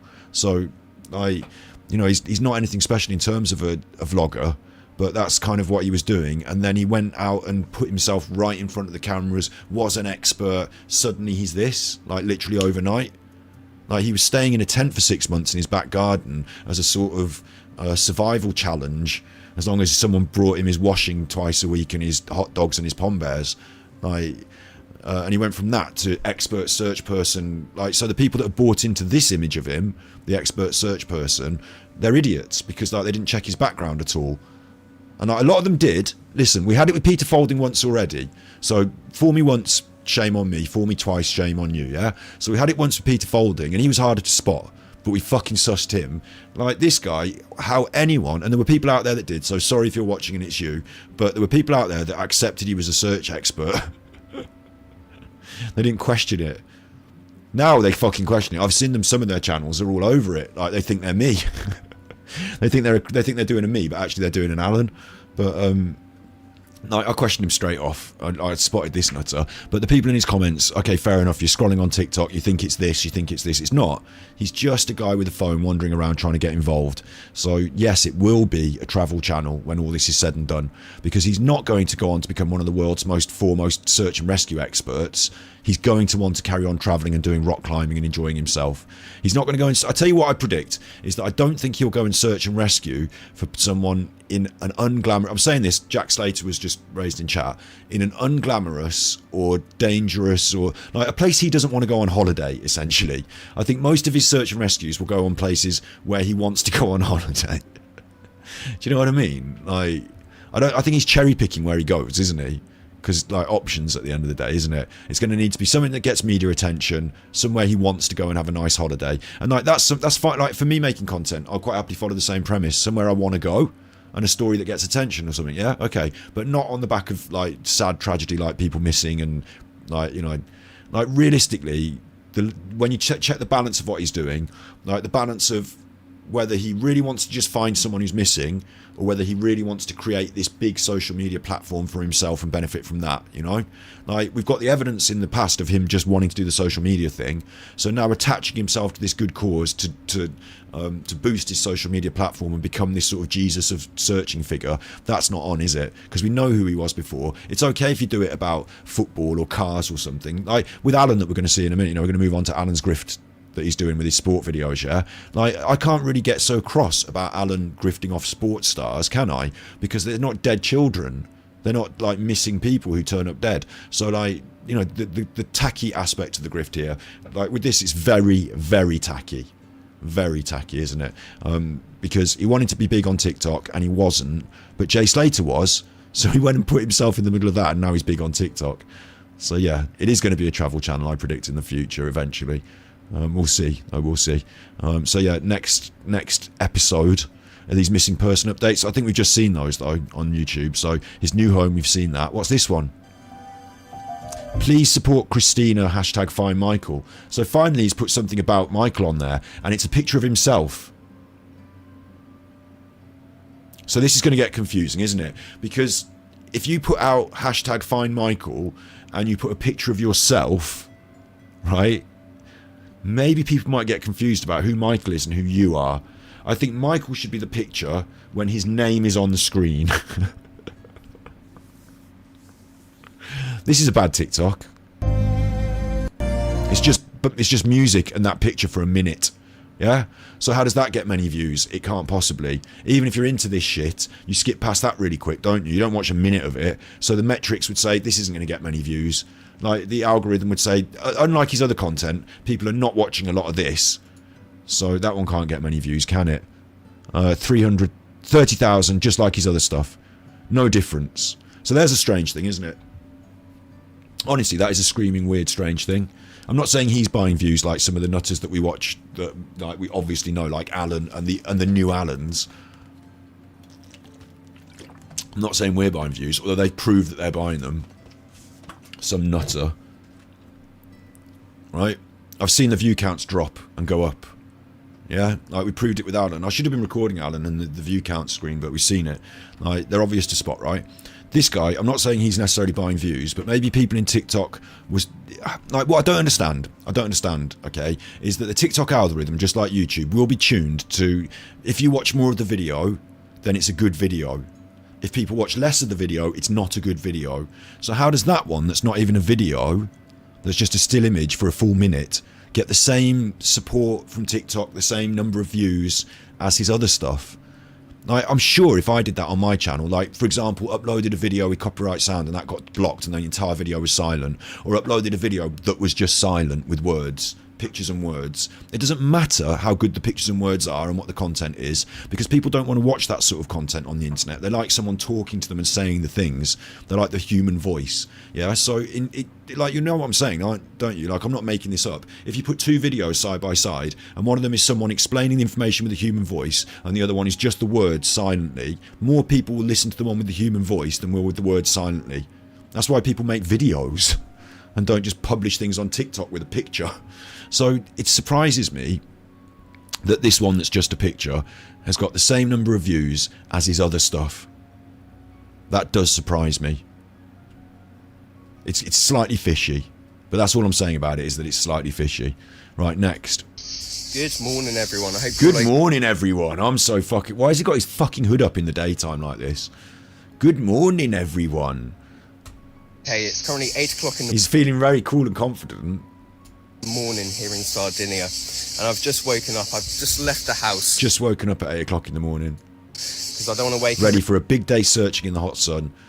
Could have got another couple of early hours on that. I don't begrudge him this, to be honest, because if I was out on holiday, I wouldn't want to wake up at 8 o'clock and it was 7, 6, 6 o'clock in the morning. Everyone up inside. There's 3 French girls and 3 French girls? Oh, hello. Do you know what I mean? What's he been up to? No wonder he was so quick to get up there. Get fucking stuffed, you little horn monster. Obviously, he's not been getting a lot, has he, until this TikTok fame took off. 3 French girls. Love it. the owners, the 2 people Maybe this is hiding his love bites. who are running the place. And the owners. So you got kicked out of the room for 3 French girls. Well, hang on, you were on a bunk bed. Are you in a bunk bed room with 3 French girls? What's going on? This doesn't seem right. I've got some good news. So obviously, Got some good news. So one of them gave me a hand job. You won't believe it. Went all over me pom bears. Search independently now, guys. Tomorrow is going to be a really big day for me. So there's a lad out here. Did he say I can search independently? Does that mean he's no longer part of the team that was so brilliant and he wanted to be part of and that were teaching him? Now, guys, the owners, the 2 people who are running the place. And I've got some good news. So obviously, I'll tell you what, Mrs. Robinson's not going to be happy that he was flirting with the French girls. I am starting to search independently now, guys. So I'm starting to search independently, which means, I think it means, if you get up whenever you want and just turn up whenever you want, you can't be part of the search team because they probably get off at 6 in the morning or whatever. So you have to just do whatever you fucking do your own thing. Tomorrow, In the chat there, someone's written, in the comments, you're a true inspirational hero. Obviously, what? Like, is that fake or have they got like a problem? Like, you're a true inspirational hero. He's not a true inspirational hero. All of those things are wrong. tomorrow is going to be a really big day for me. So there's a lad out here. His name's Francesco. Right. He's a big hiking guide. He's an expert in the outdoor world, especially this environment. He's really into his climb. Sounds great. Get him on camera to teach things, do things. Get him on camera. Him. Or will he show you up as being like a naive gormo? And he lives not too far away. He lives in Olbia, which is about 30 Good shout. Was he ever part of the team? Apparently they showed him all this stuff, but, you know, we didn't get any footage of it. miles away from here. Now, Francesco, he has been in contact with Christina, just like me. That's Michael's mum, just keeping her updated with certain things. And me and Francesco have decided on Friday we are going to go out. We're going to go to the spot where Michael's clothes were last found, where they were found. I know the owner of this land as well. He's a really good guy. The spot where his clothes were last found, where they were found. Getting your words in order right. So he's preparing his TikTok. He's out there for the search. As soon as he's got himself settled in, his mind has changed to create TikTok content. And again, I don't think I begrudge him this. What I begrudge is the pretending that you're some search thing and you're doing... Just say you're a TikToker who goes out and covers shit like this and likes to poke around in the bushes because it's dramatic. Like, you're actually planning your TikTok. Go to the place where the clothes last were, because that's going to, like, with his... He's looked at his other TikToks, and the place where Jay's phone last pinged was probably a big one, isn't it? So he's preparing a film day. And the area where Michael's clothes were found. And he's getting this other guy to help him with the hiking and the, you know, the walking around. It's not searching, necessarily, is it? It's using this other guy to get you into the positions where you can make your TikToks. He's a really good guy. He's a vet. Brilliant man. But because the police I've no doubt there are loads of really nice people out there. I've no doubt with that. You know, I agree with that part. have slowed down the search themselves. The police were slowing down the search on that other one we just watched, weren't they? You said that was an opportunity for you to now get in and do more searching with the team. We're going to go off. We're going to independently search. Oh, but now it's independent. We both know how to search. We're both skilled in the outdoor world. So that's the plan. But yeah, the plan is basically we are going to go to where the clothes were last seen. We're going to use the GPS on our phones. Skilled in the outdoor world. Now, I did Cubs, right? I know how to make a fire. I know how to set a tent. I know how to do a bivouac. Like, if I really need, I'm vegan, so I'm not going to be doing this, but if I really need to, I know what field mushrooms, I suppose, but also I'd know how to, like, catch and, you know, maim an animal so that I could eat it. Like, most people are given the fundamentals of survival in the wild through our education. Going up a mountain with your pots and pans, your tins of beans and your Big Macs, that doesn't necessarily qualify you as necessarily that skilled in the outdoors, does it? When you say skilled in the outdoors, you mean you've walked up a hill on a hiking trail, climbed up a rock? Like, Set a tent. Most people who have gone to Reading Festival have set as many tents as you have. A little map system. Actually, that's not right, is it? You only set up one tent at Reading Festival. And then you burn it at the end. And we're just going to search the area again, guys. We're going to keep going through it. We already know what areas have been searched. 99% of the areas have been searched. What? 99% of the area has been searched? So you're just going to go for that 1% then? What are you talking about? I thought it was vast. And the search... What he means is where he's going to go and make his TikToks has already been searched. Searches are thorough, guys. The searches are so thorough. They really... So what are you going to be doing, treading over the old ground? Yeah. And it doesn't hurt to go back. It doesn't hurt to go back, exactly, because you need to make your TikToks. You wait till the officials are out of the way so you can go in and make TikToks.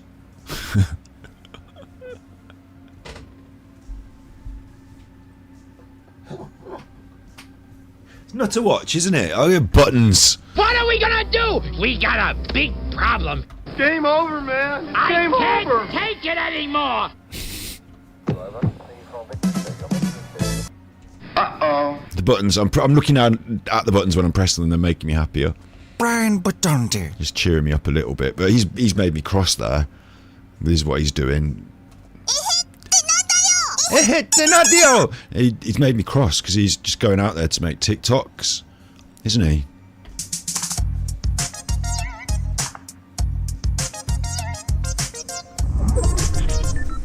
Just going out there to make TikToks, really, isn't he?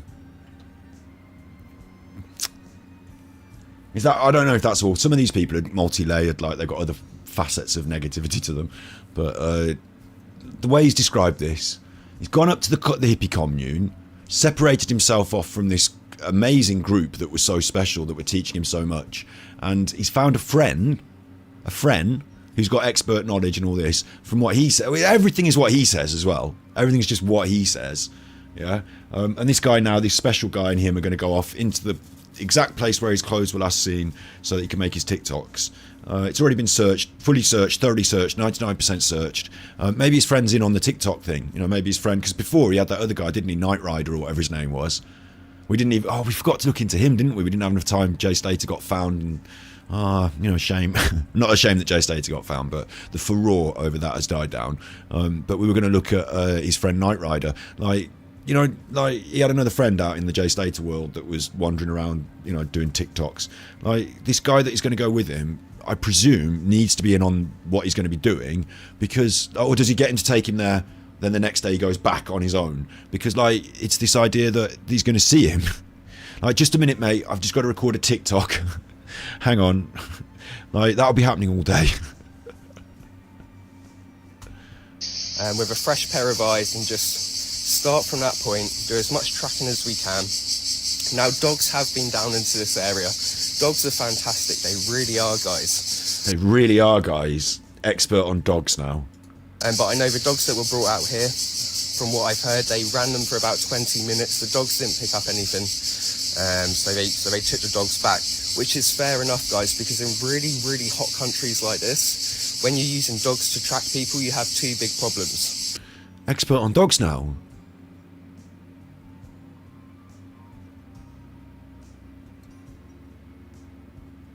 I suppose it fills the time on his TikTok. There's another 20 seconds for him to talk about this, and then it cuts off, I suppose. Like, he never gets into anything in depth. I suppose that is the nature of TikTok, although you have got these lives now that are going on TikTok, haven't you? But like, it is the nature of it that it's short, so you're not going to get in depth unless you're able to cut to the bone of the point, you know, really give this clear and concise information and have something to say. One, the heat. You can't run dogs all day long in the heat. It's not fair on the dogs, and the dogs just won't work. The second thing is the heat can drastically... Do you think these French girls, this is another thing I think, is French girls might not know that he's a complete prat, because they might think this is what English blokes are like. So number one, he's misrepresenting everyone from England, but number two, maybe they think he's cute and they don't understand because they, you know, the mistranslations and stuff, they just don't know that he's a total prat. Challenge the dog's ability to smell. The dogs can't always smell, guys, when it's this hot. So there are a few things that affect it. Anyway, the search continues. We're going to find Michael. Everybody's doing their best. We're going to find Michael. A second time, he stated that. He has got no chance well, he's got a 1% chance, hasn't he, as he just described, of finding Michael on his next venture that he's planning with this man, has he? Because 99% of it's been searched. It's mainly for making a TikTok. Like, I do not have much hope of this man finding Michael, but he's giving it 100% guarantee. And I don't know if Michael's mom watches his TikToks. Like, sorry for me tapping. I don't know if Michael's mom watches his TikToks, but like, he says he's spoken to her. What are you talking? It's very positive. I get that, I suppose. You know, it's nice to be positive while the search is on, but there's a very sort of dangerous and sinister edge about it. Like when you're making claims like that. I don't know. I just... Like... I don't know how to explain this. Like, if the family was saying that, you'd be like, yeah, you know, yeah, we're all behind you, stay positive. But if one of the search experts was out there, or, you know, one of the volunteers, I suppose he's a volunteer, so it puts him in that, you know, category of people who can just sort of say this, be positive, we're going to find him. But the way he says it, it's almost like confirmation of his own skill rather than a positive, you know, let's all stay positive. If we believe we'll find him, we've got, you know, better chance than if we're negative, sort of thing. Like, but it's the way he states it, is it like it's a fact. And we're gonna bring Michael home. Big love. We're going to bring Michael home. So that was critiqued on the Jay Slater, was that the idea was bring him home meant that they were already sort of accepting that he was dead, if you know what I mean. So like maybe that's the same sort of language there. Maybe he's just copying it from Jay Slater. Next. So today, guys, I have come to a slightly different location. That's his Tenerife vest. And the reason why I'm here is because earlier there was a post made on Facebook and someone claimed, we don't know if it's rumours yet, but potentially they saw Michael in this area. This must be really fucked up for missing persons cases these days. Like having to deal with Facebook nonsense, you know. It must be much more easy to regulate it in a case like this because it's a smaller community. But can you guarantee who's posting and what they're posting, you know? I'd have thought they'd learn their lesson with the Jay Slater thing, but fair enough. If there's been a sighting, you're going to go and search it, I guess. Or maybe the authorities would.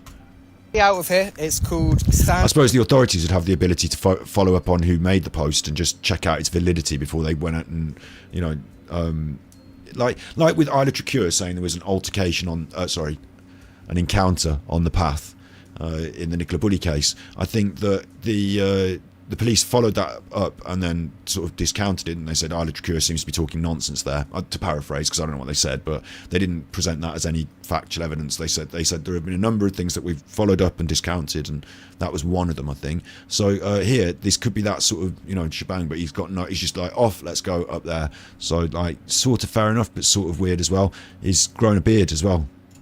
Teresa. Did he have a beard last time? This is the place where a lot of people are commenting, saying check here for Michael. Now, we don't know if Michael's here. It's just another possible place he could be. So this is slightly out of Santa Teresa, guys, but this place here is called the Moon Valley. And what happens is people come... Wait, the Moon Valley, it's not going to be like a nice place that he wants to visit, that someone happens to have said that Michael might have gone there and then he gets the opportunity to go and visit it again, is it? Come here. Sometimes people come live here. They live away from society. And I'm not saying Michael's done that at all. However, it's worth checking. It's worth me going up here, showing some pictures of Michael, talking. Is it possible the authorities might have already done this? To people, I believe a lot of showing pictures of Michael and talking to people. Now you're doing something different completely. Like now you're doing literally like either door-to-door knocks, showing the like you've never done this with Jay Slater. I don't know if you've even got a picture of any of these people. You're going to do it on your phone. Like, never seen any evidence of this done before, but it's a different approach to search. You know, it's like, it's like a totally different approach to search. It could almost be asking a different question, though, couldn't it? It could almost be like approaching the Armchair Detectives sort of range, couldn't it? Do you know what I mean? Like, although Arla said they're better now because they get up out their detective chairs and go out looking. Well, she wouldn't think JRB or whatever his name is, JLR, was very good, would she? So, yeah. People do speak English, but what actually happens, guys, is people come and live in the rocks. Sometimes they live out here permanently. You mean hermits? You're going to go and disturb hermits? Sometimes they come for the summer, and they live out here.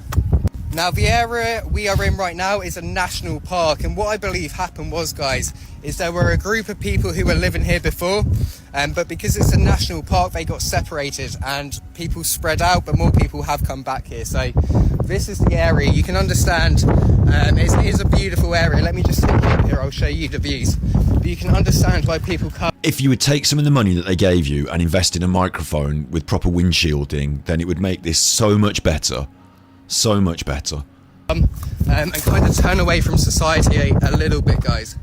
You did that. You spent 6 months up fucking going around staying up mountains on your own. Like 6 months in your garden on the biscuits, on the pond bears. You do that. Absolutely beautiful. It really is super. And again, you can't see any people ever. Up here. Like I am growing tired of his content to the point where he says, this is someone, there is someone, this person exists. And they never exist. They're never on camera. Like, there's not even any sight nor hair of them. Like, it just... super windy. This looks like a place he wanted to go. Like, it looks like he's heard about this place and he wants to go there. So what I'm going to try do now, guys, is I'm going to go find the people who live in the rocks in the mountains. I'm going to go talk to them. I'm going to have to be a little bit careful with my phone because I don't really want to be pointing my camera in people's faces. No, obviously you don't walk up there with your phone out just being like, hey guys, you're right, I'm invading your privacy. No, but you film yourself on the way up. When you see them, you say, hey, yeah, I've got a GoPro on. Do you mind? I've got a GoPro on. I'll just turn it off. And then, obviously, that's recorded. And then you have a conversation with them. I'm here to do this. Do you mind if I feel... Because I'm present on the internet, it would be really great to get you on the... I don't really want to be on camera or whatever. Are you sure? You know, and you have that conversation. But out of those conversations, quite a lot of people would say, okay. You know, okay. Like, quite a lot of them, to be honest. I don't think he has those conversations. But at least he's, you know, understood that he can't put the phone in people's face if there are people there.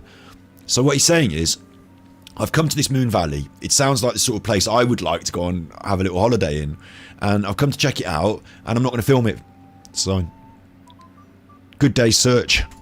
But I've been told just to keep walking down this path, and I'll find the community that live up here. So this is the Lunar Valley. And recently, just before the sightings of Michael, there was a... Just before the sightings of Michael, Frank Spencer out again. It's called the Lunar Valley, or is it Moon Valley now? You're giving it different names. Moon party here, guys. There was a big full moon party, and yeah, I'm going to go talk to him, see if we can get any more information. But big love to everyone. So there was a full moon party there. Maybe they're not hermits then. Next. So I'm currently traversing these rocks, guys. There's about 3 groups of people. I can't really film them, but they're all in tents. Some of them are in caves and hammocks. They've got like little barbecues outside, but I've spoken to the guys up here. You can't film any of them, or any of it. There's one group up here, and a couple more groups over the back. Nobody has seen Michael around here, or they say that they haven't seen Michael. Now what I'm doing... So that's objection hearsay, obviously, because you didn't record any of it, but yeah. Is I'm just going to keep coming forwards. I'm going to keep walking along these rocks up here. There's another community I've heard up here, so I'm going to go talk to them. Hopefully it will bring some sort of good news. Is he the first person to have done this? Are these communities aware that Michael's missing? I find it very strange that he's sort of traversing these rocks, finding these woodland communities that we can't see, that apparently are there. Communities as well now, like proper, like... I don't see any signs of there being there either. But, like, you know, are they self-sufficient, resourceful, or are they just people out having a bit of a holiday after the full moon party in the summer? Like, I'm a bit confused about what the fuck is going on here, really. It does occur to me that these communities, if they like their full moon parties and stuff, you know, and hippies, basically we're looking at... Like, I'm not saying this in a negative, but aren't we looking at a load of people, like, taking a load of mushrooms and smoking loads of weed up the mountains and having fun? Like, is he not going to, like, sort of party places, hanging out with French girls... like bigging himself up as some like special heroic rescue man? Like, this must be quite a weird life. I hope that what I really get annoyed with, I suppose, is that people take him at face value, and that in life you can present yourself as something you're not, and then people might just take you at face value then. Like, that does annoy me. But I suppose that's life, isn't it? There are a lot of sneaky people out there that present themselves as something they're not, like Alan the Armchair Detective that we're going to watch next, or other people. If not, at least we can say that we've checked this area, which is fantastic. It's so windy here, guys. I'm not sure if you can actually hear me very well. I'm not too sure. But really beautiful area. You can understand why people want to come live here. Really good place for climbing. Really good amenities. Place to just turn yourself off from society as well. But you can understand why people want to go and live there, to turn themselves off from society. But yet you're on TikTok. Oh. So yeah, great place. Interesting people, very interesting people. They're selling they've got like a little stall up there, and they're selling like leather products. So they've got like knives in not vegans then. Leather pouches and tobacco pouches and purses.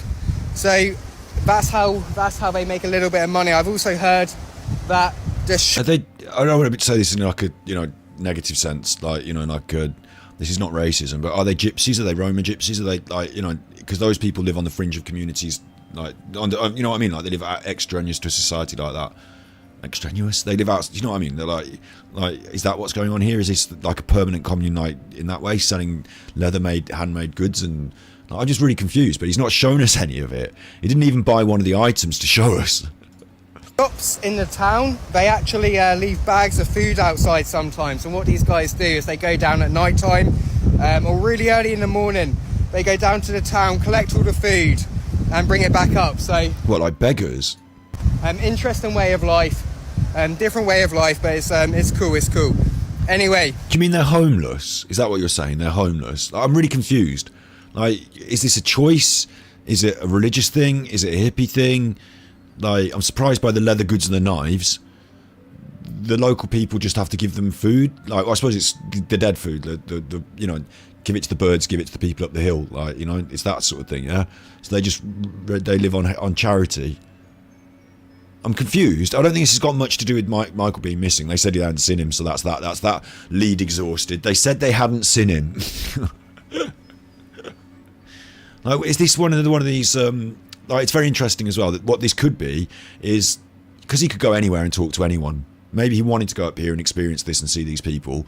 Maybe he's trying to just expose them on the internet. He's not showing them on the internet, but you know what I mean? Exposing the idea or bring up the idea, seed the idea, so that maybe in a few weeks people might say, oh, that Michael, do you know that maybe those people on the beach killed him and they had knives and leather? And do you think it's like seeding ideas here? Or do you think he's got ideas? I just find it very strange, the whole thing.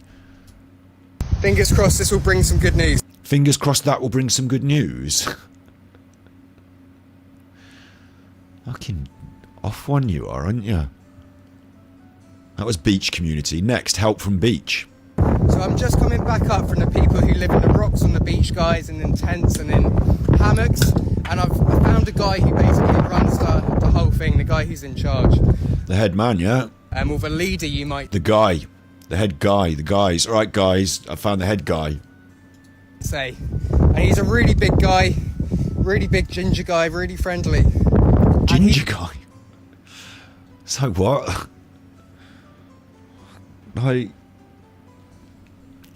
You're not giving us any... Like, I just can't. Just let him talk shit. Let him talk. He's basically said that the police have already been down. They've been down. Obviously, I thought they would have already been down. Wouldn't you do not think? So this is a useless, fruitless search here. He's not looking for Jay. What he's doing is he's heard that they put full moon parties up and there's a bunch of hippies up there and it's loads really good for rock climbing. And he's with hippies, so they've suggested he go up there. I don't know, like, this is the same with Jay Slater. They're asking, was he going up there to get something? What was he doing going up there? What was he going up there? Like, maybe they got the good shit. Maybe you have to get it off the big guy.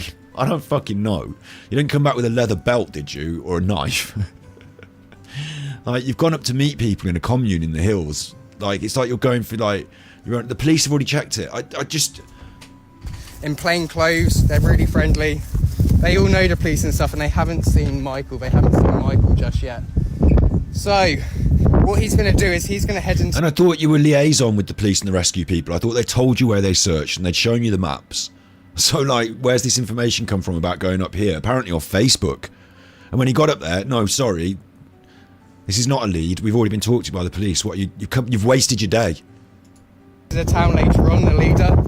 And they go into the town every day to collect their food. So you could have asked them when they came to town. ask about for us. He's going to keep asking. He's fully aware. He's going to keep asking. He's going to keep asking the people that live as hermits in the fucking mountains. What's happened? Please explain the whole situation, guys. So yeah, fingers crossed. Maybe that guy will be able to get some information. I'll have to come back down here at some point and speak to him. No, you don't have to go there to speak to him. He can go. He said he's going to go to the town and ask around. Why can't you wait till he next visits the town? Isn't there some sort of messaging system? I suppose he doesn't have a mobile phone. Like, you're planning to return then. In your short time searching for Michael in Sardinia, you're going to spend at least another day going back up to talk to this guy just to see if he's heard anything. Why don't you tell him if he does hear something to go straight to the police? In that way you don't have to return at all. So this is bollocks. This is the rock climbing community, the hill community, the whatever community that he wants to be part of. He said it himself, he can understand coming to live up here, he likes it up here. So he's going to return because he wants to. Not that it's got fuck all to do with finding Michael, really. He's managed to shoehorn that in. Like, this is what's going on with his content. That's his content. Like, that's he likes going up mountains. He's found a way to shoehorn in some, like, going up mountains is the thing he wants to do. Looking for people who are lost is the thing that gets the views. So it's only people who are lost at mountains, really, at the moment, is what he's interested in. If there was another thing going on at mountains that he could make the views with, like cleaning up the rubbish, he'd have been doing that. He's given up on cleaning up the rubbish, now it's missing people. If people stop going missing up the mountains and there's no purpose in missing people up the mountains anymore, he'll find a different thing up the mountains to talk about, because that's what he likes to do. He's proved it with his fucking content that we've looked at. He's even saying it now. The police have asked them. They've said, hey, if we find anything out, we'll come to town and tell them. So he's got every reason to come back in a few days. It's just stupid. The logical thing here is that you don't go back. There's no need to go back unless you're combing the area, which I assume has already been searched. Then what are you doing going back? It's not right. He's not right. He's giving you half-truths and, like, he's giving you spin, and, you know, he's not digging for the truth, and he's not a truth finder and a truth seeker or whatever, is he? You know, he reminds me less of a light warrior as the day goes. I can't believe these people in his chat think he's brilliant as well. That you know, not that there are many these days compared to his heyday, I suppose, which is already the other week ago. But, like, it just, how can people have been sucked in by this nonsense is beyond me. Pretty soon, and just find out if he managed to get anything. But these are the sorts of places, guys. Let's find out if he's managed to get anything. Hang on. So yeah, fingers crossed. Maybe that guy will be able to get some information. I'll have to come back down here at some point and speak to him pretty soon, and just find out if he managed to get anything. But that's the sort of language you say when you're looking for drugs. Came up to speak to him, he didn't have anything, but I'll come back see if he's managed to get anything. Oh yeah, you know, we get things like that. Obviously there's a full moon party, so they're all gone, but if you come up here next week, we might see what we can get. See if we can get anything. You think that man up that hill is going to get important information, or he's going to get something else for you that you have to come back and collect? It seems really sus. the sorts of places, guys. Really, really unique way of living. Unique way of living, guys. What, you mean that's their houses then? There, those rocks? Definitely really happy that we've checked out that place. Anyway, I'll catch up with you guys soon. Yeah, because that was a 1 minute TikTok. So what have you done the rest of the day? Did you just leave and go home then? Or did you hang out with them any further? It's just such BS. Next, exploring the busy town. He's on his holidays.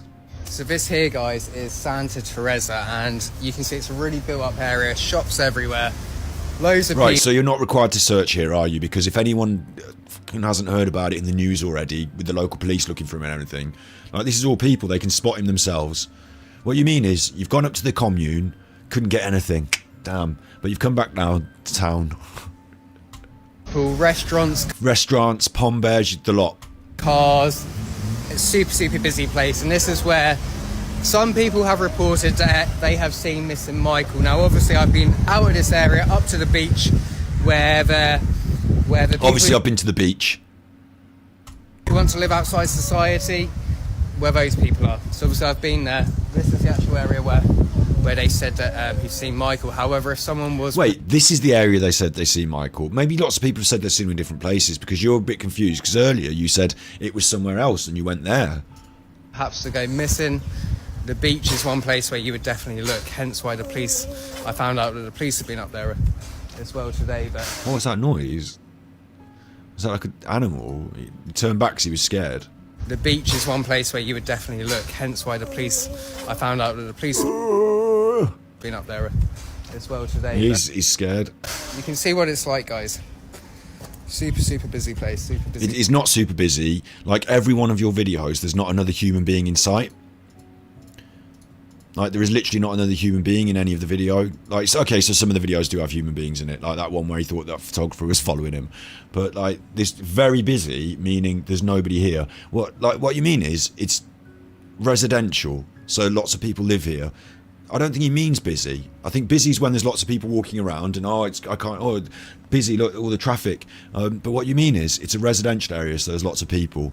I think he's confusing the words, because he means that when he says busy, he means that there's lots of people around, so Michael would have been seen. He means busy in terms of, like, there can be people walking around. But this isn't very busy. It's dead quiet. Now, this area is absolutely stunning. Just look at all the houses, all the plants, stairs. Having a nice time on your holiday. Really nice area, guys. Really nice area.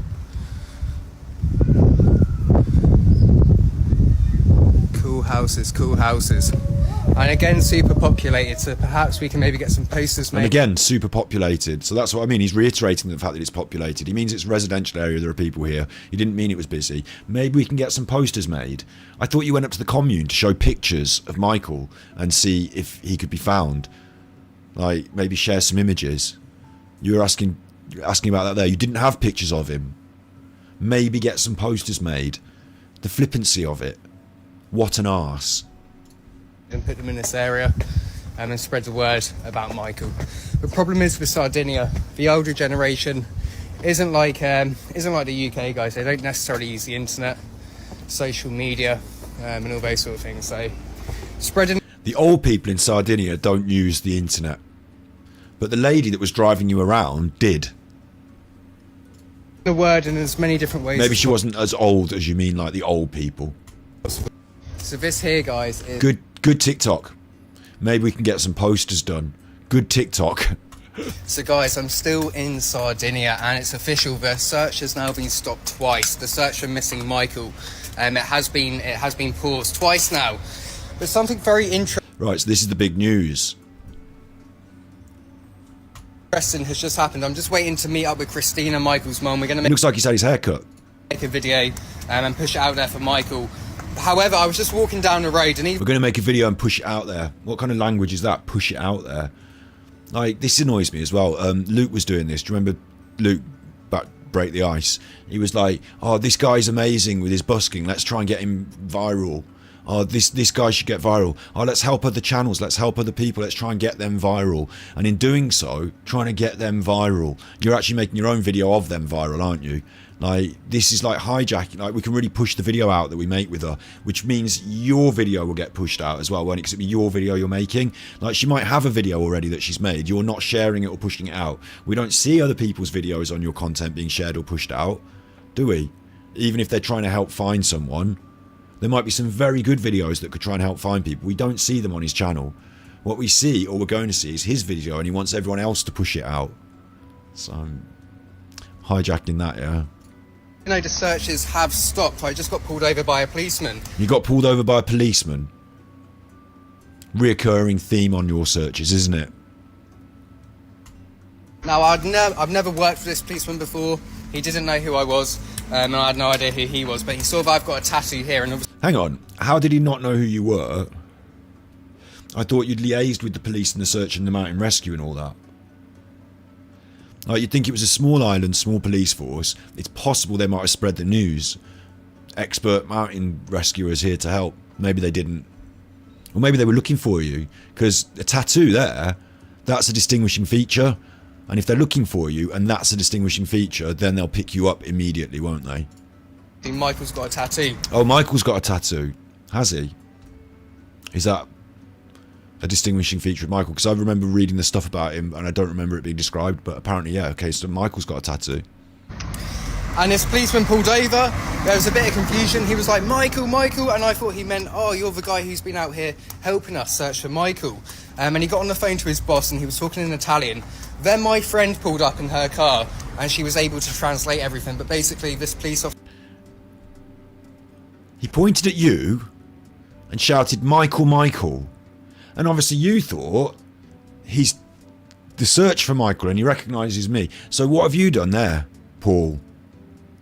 What have you done there? What have you done? Have you said yes?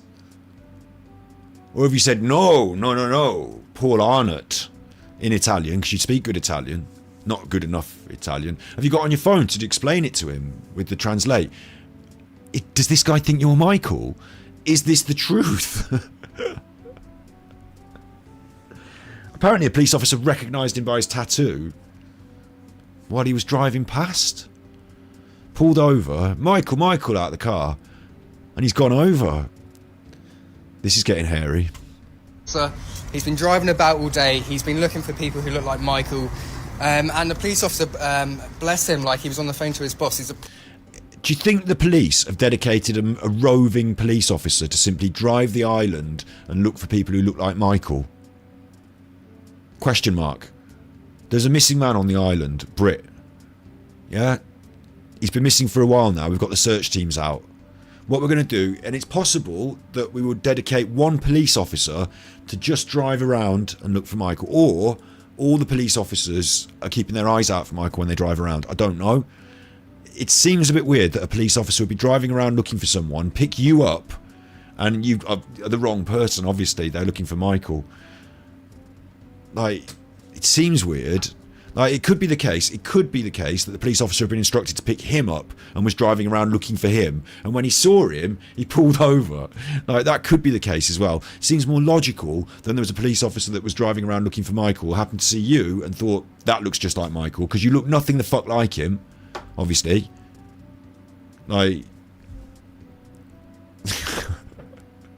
you can't even see your tattoo because you're wearing your jumper. So where did this come from?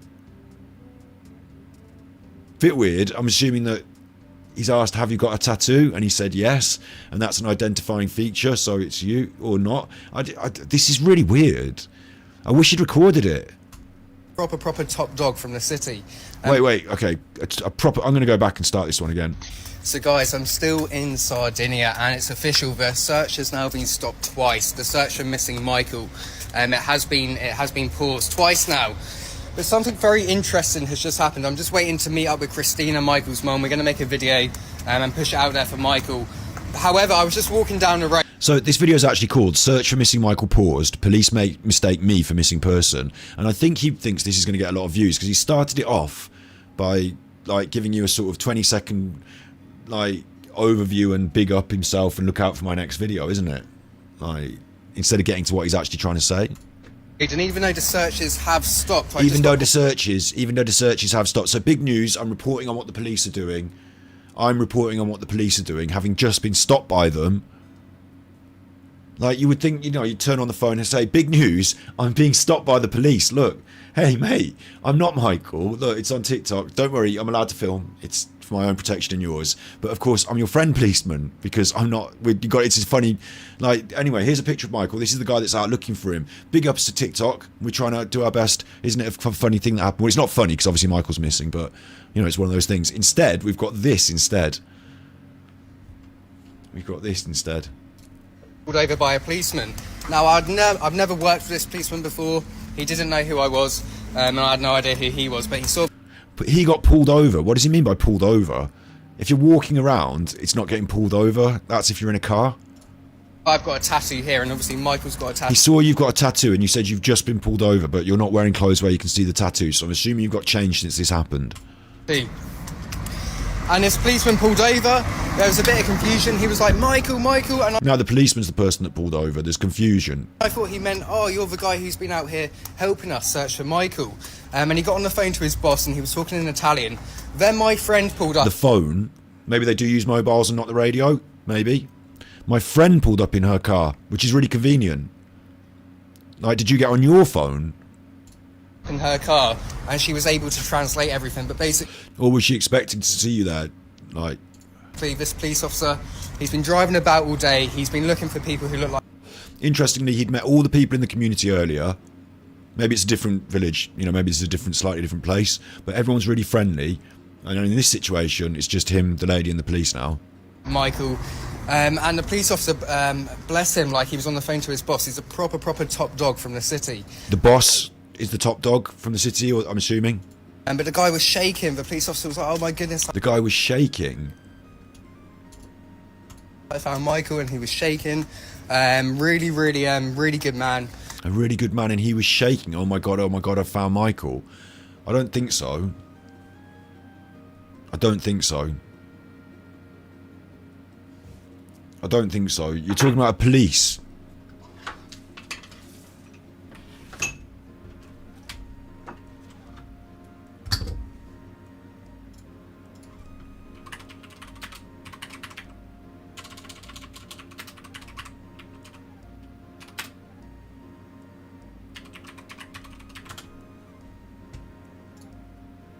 This is Michael. Michael's got dark hair.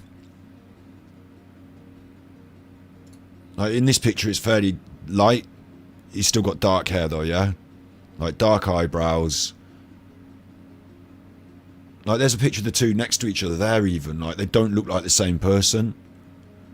Like the pictures that are circulating of him, like definitely do not look like the same person, yeah? And if you're a police and you're looking for a missing person, you're driving around looking for them, you'd think you would have some idea of what they look like. So there's that. I would expect the police to have some idea of what they look like. When you see Paul Arnott, you're going to think, well, that's not him. Just with your general policing attuned to the... You're just going to think, no, it's not him, is it? Could be a Brit. Doesn't look like Michael, right? So then you're going to be in such a state. I mean, maybe there's a possibility. The only possibility I could entertain here of the police being agitated in a state is if he's gone over and said, yes, Michael, yes, me, Michael. And then the guy said, I found him. And he said, oh, I'm not Michael. And then the police officers got well agitated because you said you were fucking Michael, you prick. Like, you know, that might wind him up and he might be shaking because he's angry. But a real police who's been on the job, don't care which country you're at, don't care which, you know, a real police that's been on the job thinks he's seen a missing person who's been missing for a few days, like quite a few days now. It's a worrying case, of course, but he thinks he's seen him. And he's shaking. And he's on the phone to his top brass. Because this man says he's not Michael, and the other lady says he's not Michael, and he doesn't look like Michael. And he's got like a TikTok to prove he's not Michael. And he's got his identity. I'm assuming he's got his ID, you know, and stuff like that he can show him. Like, at no point would the policeman need to phone his top brass to shake and worry. Like, is he going to jump to the conclusion? All right, this guy side of the road, think he might be Michael. Right, wait, stop everything. I'm on the phone to the top brass. You just wait in the car. Like, is he not even making him wait in the car? Like, what is even happening? This great good man, this policeman, has collapsed into this emotional mess because you are clearly not Michael and he thought you were. I'm really high up. He is one of the highest people up. But luckily my friend was there. Interesting, isn't it? If he's talking to one of the highest people up and then he's collapsing into a worried mess. That's a bit of a strange one, isn't it? I wonder what's being said. That's going to start controversy and conspiracy. Isn't it? As soon as he's called him up and told him, oh, it's Paul Arnott, mate, not Michael. And he's shouted at him, oh, the top brass is shouting at that Paul Arnott, oh, you should leave him alone. In fact, get him some pom bears, otherwise you're sacked. Like, oh, sorry, boss, sorry, Paul Arnott, you're a great guy, I'll get you some pom bears. Like, why is he scared being on his phone to his boss about this and like all that? Like, what are you trying to put in here? To translate everything. His friend was there to translate everything. Obviously, none of them thought to record it. And then just say, look, this isn't Michael, and he's been helping you guys try. You thought you needed an Italian translator to explain to a policeman that you are not Michael. That you couldn't put that across yourself with your own phone, your own possessions, maybe even your ID? You couldn't put that across. They pulled over and said, Michael, Michael. And from that point to your translator getting involved, the entire time the policeman believes you are Michael. You don't look like Michael. You're telling him you're not Michael. In English, of course. Maybe he doesn't understand that. Aren't you? Like, what is happening here? I'm Michael. So here I am just in Lugo Santo now, I'm just waiting for... And your tattoo is still not visible, despite the reason he's pulled over and said you are Michael is because of the tattoo. For Christina to come. And if Michael's got a distinctive tattoo, and you've got a distinctive tattoo, and he's using the distinctive tattoo as a means of identifying Michael, and you show him your distinctive tattoo, and it's not the same tattoo, won't that dispel his fears that you are in fact Michael? Like, isn't it more likely he knew who you were, pulled you over, checked with your distinctive tattoo who you were, phoned up his top brass, and between his top brass and this woman and you've managed to leave the scene without being taken in by the police? Your description of him shaking could be rage, could be anger, could be maybe he wasn't, but is it not more likely that he thought he was pulling you over? The way you've described it, he saw you and he shouted Michael. Okay, but he pulled over because of you, and then he checked your tattoo, which is not on display, and decided that it's worth detaining you until someone else got involved, and he got on the phone to someone else. I wish we could believe what he says. I just find it like such a weird parallel with the Jay Slater, where the police were on him. Well, they were on him a lot quicker, weren't they?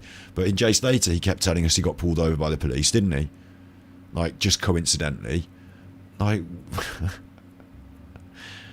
you'd think, right, if you were him, the first thing you do when you arrive on one of these cases is inform the police of who you are and your actions and activities, so they don't have to pull you over because you've already had experience with it.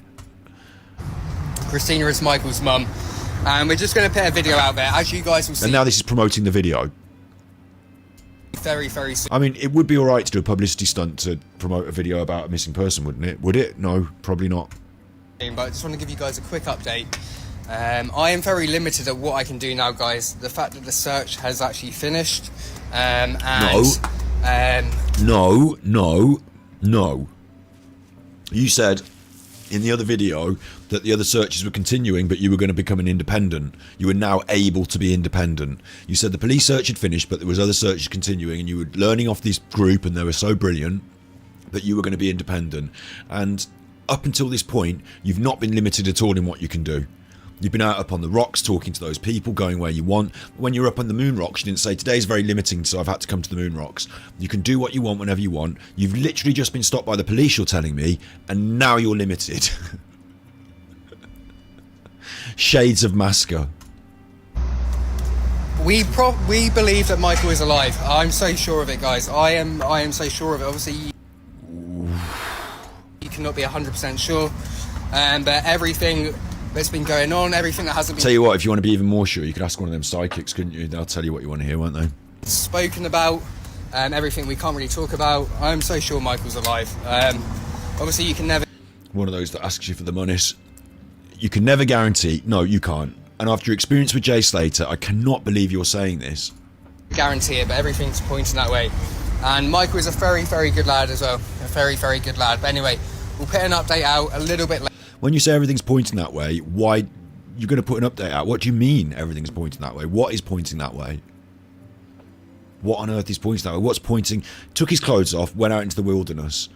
No sight or scene of him. Like if he turned up at the party, or oh yeah, he's been through the camp recently. He had like a a poncho on, and we sold him a leather knife. That sort of thing. Very good chance he's still alive. We've seen him. We're following him. Not that. Just no hearing from him whatsoever. And you're sure he's alive, 100%. Like it's kind of like dark, isn't it? The way he's saying that, just in a weird way. It's just kind of dark. Later, but so much love to everyone. Much love to everyone. Keep doing what you're doing. Yeah, shouts out. Big love, guys, and also ladies, of course. Which now we know there is a clear distinction between the two in his mind. Right. That's Paul Arnott's weekly update. And do you know what? It's Nutterwatch tonight. Yeah, I said I didn't have much planned. We've gone 2 hours already. But you don't have to his entire week of content I've just done in an hour. Maybe a bit longer. Maybe I could have done it quicker. Do you know, if I hadn't stopped and talked all the time, it was just his content. It's less than that, isn't it? Like, without me talking, it's probably 20 minutes of content in a week from Paul Arnott. Maybe I should be on TikTok. Like, I intend to do about 3 hours in a stream. You've already done this once, you nutter. Are they not letting you in and out the right door? Yeah, I know, we are.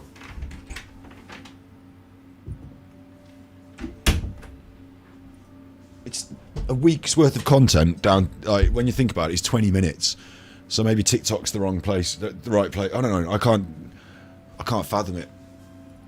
I'm not comparing it to me. I'm just saying, like, what we've done on stream tonight, like the amount of content I've produced in one stream reacting to him is double, if not 4 times. Continuing, we're going to go on to talk about Alan next. We're going to talk about Alan's mad TikToks, and I've got some strange World of Nutter. I've got a strange World of Nutter video to show you about a demon phone. So we'll play that one next. Yeah,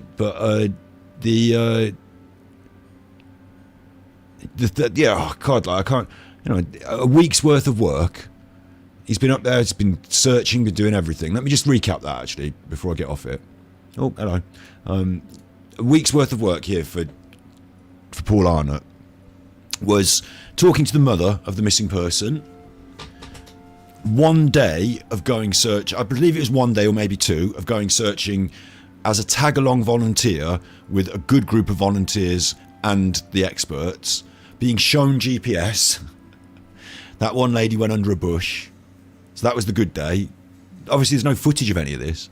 And then after that he went up to a commune with some French girls where they've got a pool, and then he went up to the other commune where they live on the beach and there's good rock climbing. He visited a castle where there's good rock climbing, and he went to the town where the police pulled him over, and now he's limited. Oh, there was the fiesta party, and he just missed the full moon party, didn't he? So he's having a nice holiday, and he puts out 20 minutes of bollocks. And like, I've just picked through that and like picked it apart. A lot of what he said doesn't, you know, isn't up to much cop, is it? So he's put out like 20 minutes of bollocks on his nice holiday. Like, it's starting to, like, I know grift is a word that we throw around, like, you know, some of them are beggars, some of them are grifters, some of them are just nutters. I don't know if grift is the right word, but it is really, isn't it? Grift is the right word. Like, it's not just a direct finance grift. Like, quite a lot of the grifters will try and get you in the room so they can then sell you something. For Alan, it's his patron, isn't it? Alan's like, get you in the patron, sign up to the patron. Other people try and get you on their website to sign up for their thing. Like, they might try and sell you an ebook, or they might try and sell you a service. You know, they're trying to get you to sign up, get your details, just get you signed up, get you into that. So it's not just good enough that you're watching their content. Do you know what I mean? Like, there's a grift involved. There's like more, like, they want to get you to watch so they can then conduct the grift. Yeah. With this, like, and with so much social media, there's like a crossover here, like, where it's a different kind of grift. It's a grift to get money on social media, isn't it? Well, not direct, just he gets it. If he gets loads of views, if he gets loads of popularity, then he can live his life going up mountains and doing what he wants, and people throwing money. But with Paul, there's almost like a sense of entitlement to it. Like, he kind of expects that he should get this.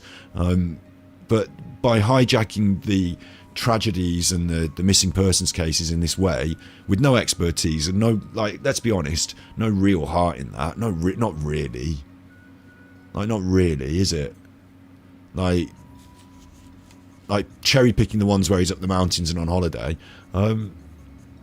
That's the cynical part of me thinks it's just kind of disgusting, isn't it? Like, so it is a grift, isn't it? Like, grifting off these missing persons cases for not just direct finance, but also popularity, clout grifting. You could call it maybe clout grifting. Like, I'm inventing a new concept and a new category here of like clout grifter. But like, you know, you might get a clout grifter on social, like clout chasers on social media, but like clout chasing off true crime exists already, I suppose. But we're talking missing persons clout chasing, aren't we? We're talking like search and rescue missing persons fantasy clout chasing in some way. Like, it's like he's got his own niche. There aren't many other people going like missing persons cases clout chasing like this, are there? So It's like he's found his own niche. It's a weird phenomenon in today's day and age that because he wouldn't be able to achieve this without the internet. You know what I mean? Like, and for someone who wants to go and live in a tent for 6 months, it's strange that he would spend so much of it well, not so much of it. It was only a few videos, isn't it? But like, you know, so much of it trying to connect to the world and document it and put it on the internet. It's like he doesn't want to be part of the world, and he's not interested in socializing. But this is a social media and a social network, and he's interested in showing people his... I suppose it's media production, isn't it? It's media production, that's what it is. Like, it's such a weird dance he plays between the two concepts of himself being a social isolationist and being on the internet. I suppose a lot of people do. I might be the same. I think I go out a bit more than Paul Arnott. I think I spend more time when I'm doing... I mean, you could say he's on holidays and he's doing a lot of stuff, yeah? But, like, a lot of his travels just involve going up the mountain. So, like, whilst he's actually seeing some stuff along the way by accident, because they say, did you know there's this other thing? Really, he didn't. And what he's actually there to do, his favourite place, is up the fucking mountain. Fair enough if you like it up the mountain, but up the mountain is up the mountain. They're different mountains, but you know what I mean? Like, it's different kinds of travel. And this is where he might just turn into this travel vlogger who doesn't have to go up mountains anymore, even, who just goes to places. But you don't get to see so much of the places, do you? Do you know what I mean? It's like up the mountain is the... and it always has been with his stuff. Like before all the Jay Slater stuff. You know, before that, it was all about up the mountain. It's called Down the Rapids, and he likes to go up the mountain. Like, he's happier up the mountain, not down the rapid, but up the mountain on his own. Look. So his content was the same before, it's just there wasn't a missing person involved. So you lay a missing... Like, where there's a missing person up a mountain, he can go and get views, and he can stay up a mountain, which is what he was doing before anyway, and enjoying it. So if I like to stay in a tent up a mountain, and I wasn't getting paid for it, then I might have to find some mountains with some interesting stuff going on. And for him, the interesting stuff on the mountain is people are missing. So that's what gets the views.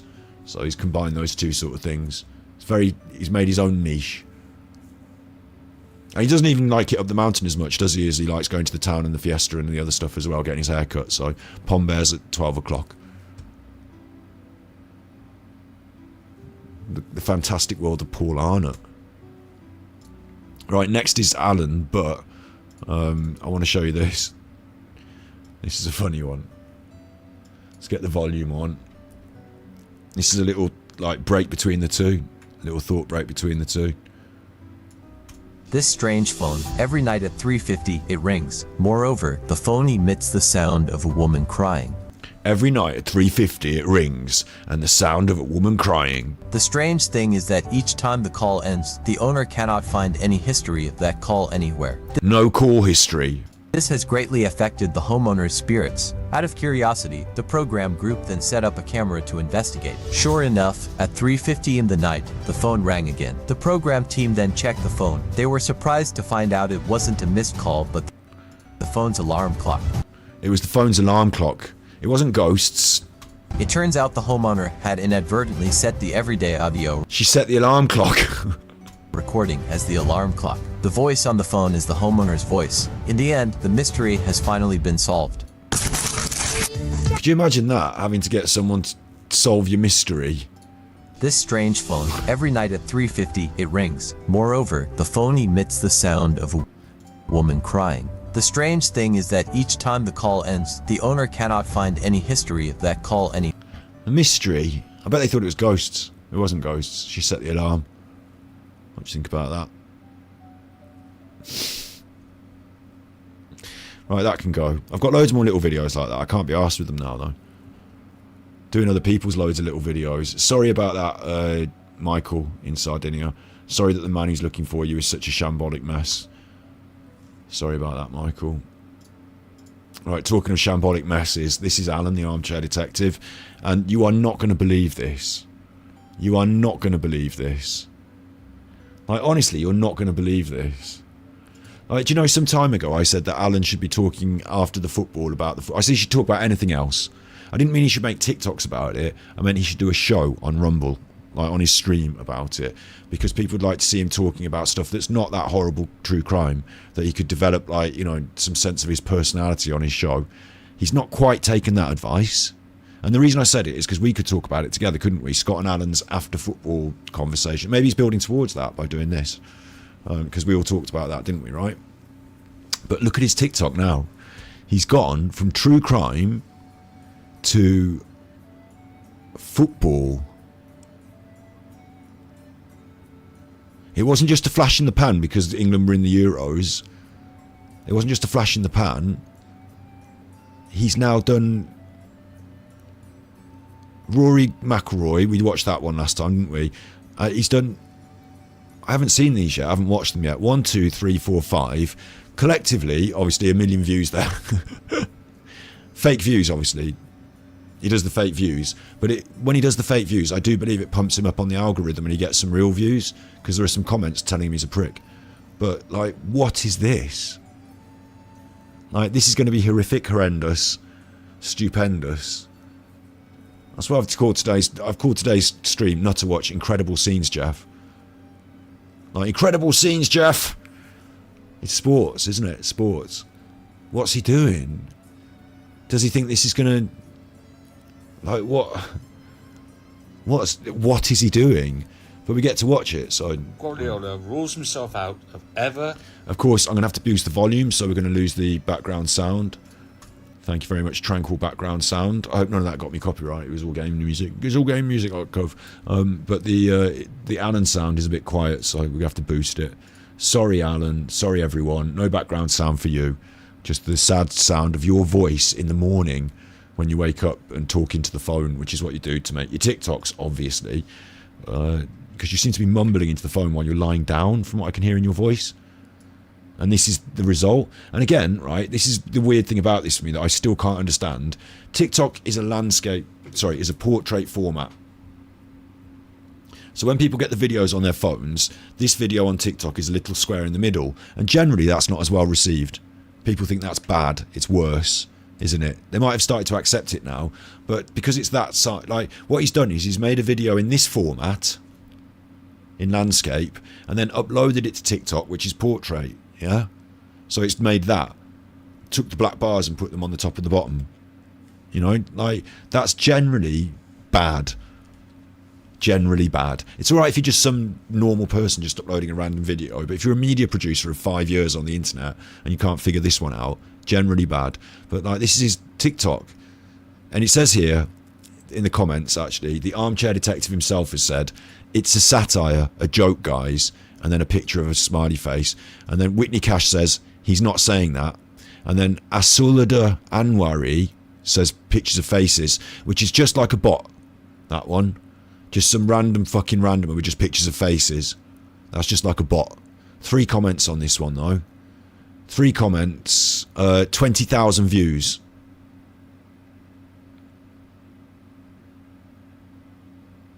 Three comments from 20,000 views.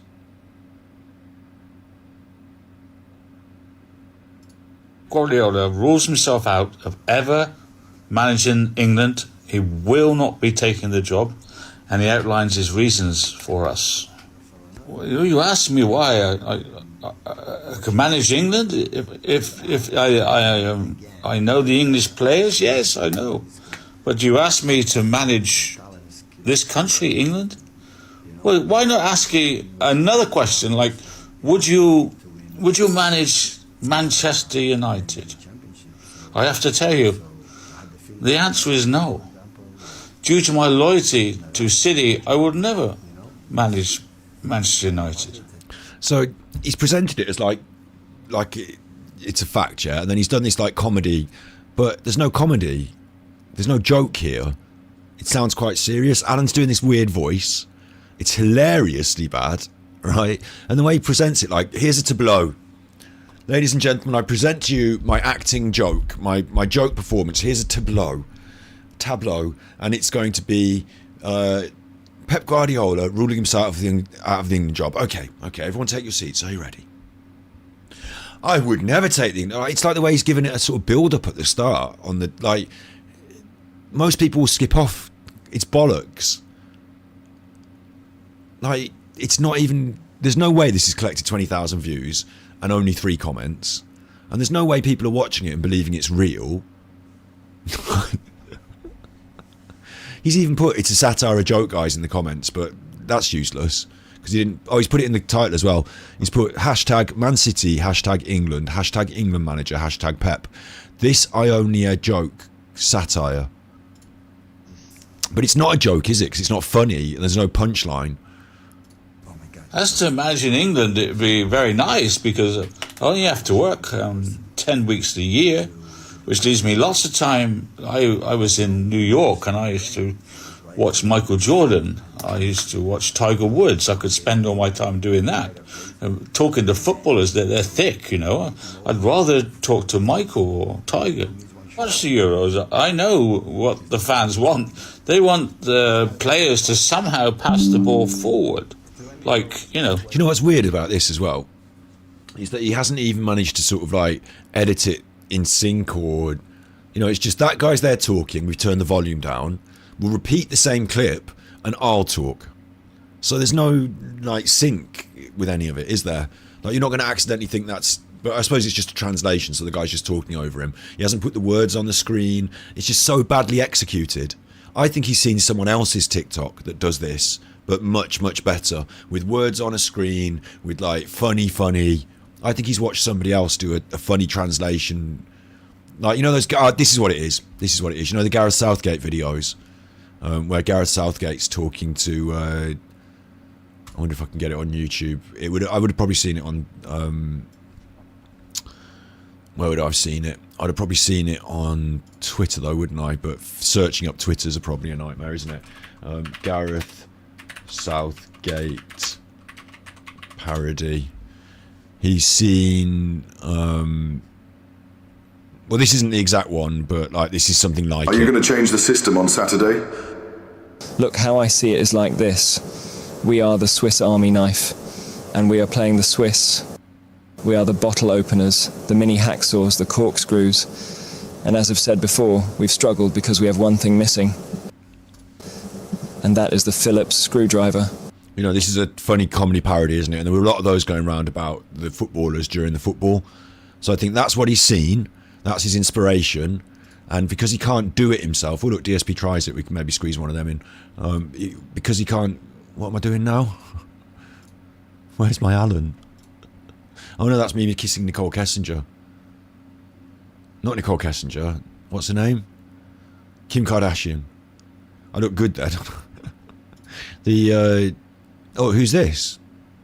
That's the only way I know him. Who? Oh, DSP. The only reason I know about DSP... Hi, Nessa. Is because of what he got caught doing. That's the only way I know him. Like a lot of people, that's the only way they know him, yeah. Because he got caught wanking on the internet before he streamed, didn't he?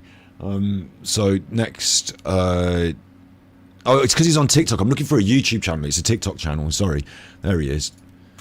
Let's get on with this then. Not necessarily Alan's funny defeat. joke. Alan's funny joke, and I'm going to go for a wee while he finishes his funny joke because it's so funny. Or like a headless chicken, or back to Pickford. I mean, like, pass the ball forward into a channel, let someone run onto it. Like this Palmer kid, I don't know why I sold that boy. He's the only one that actually plays football in that team. Play attacking football and lose 2 Euro finals on the trot, and you get made a knighthood.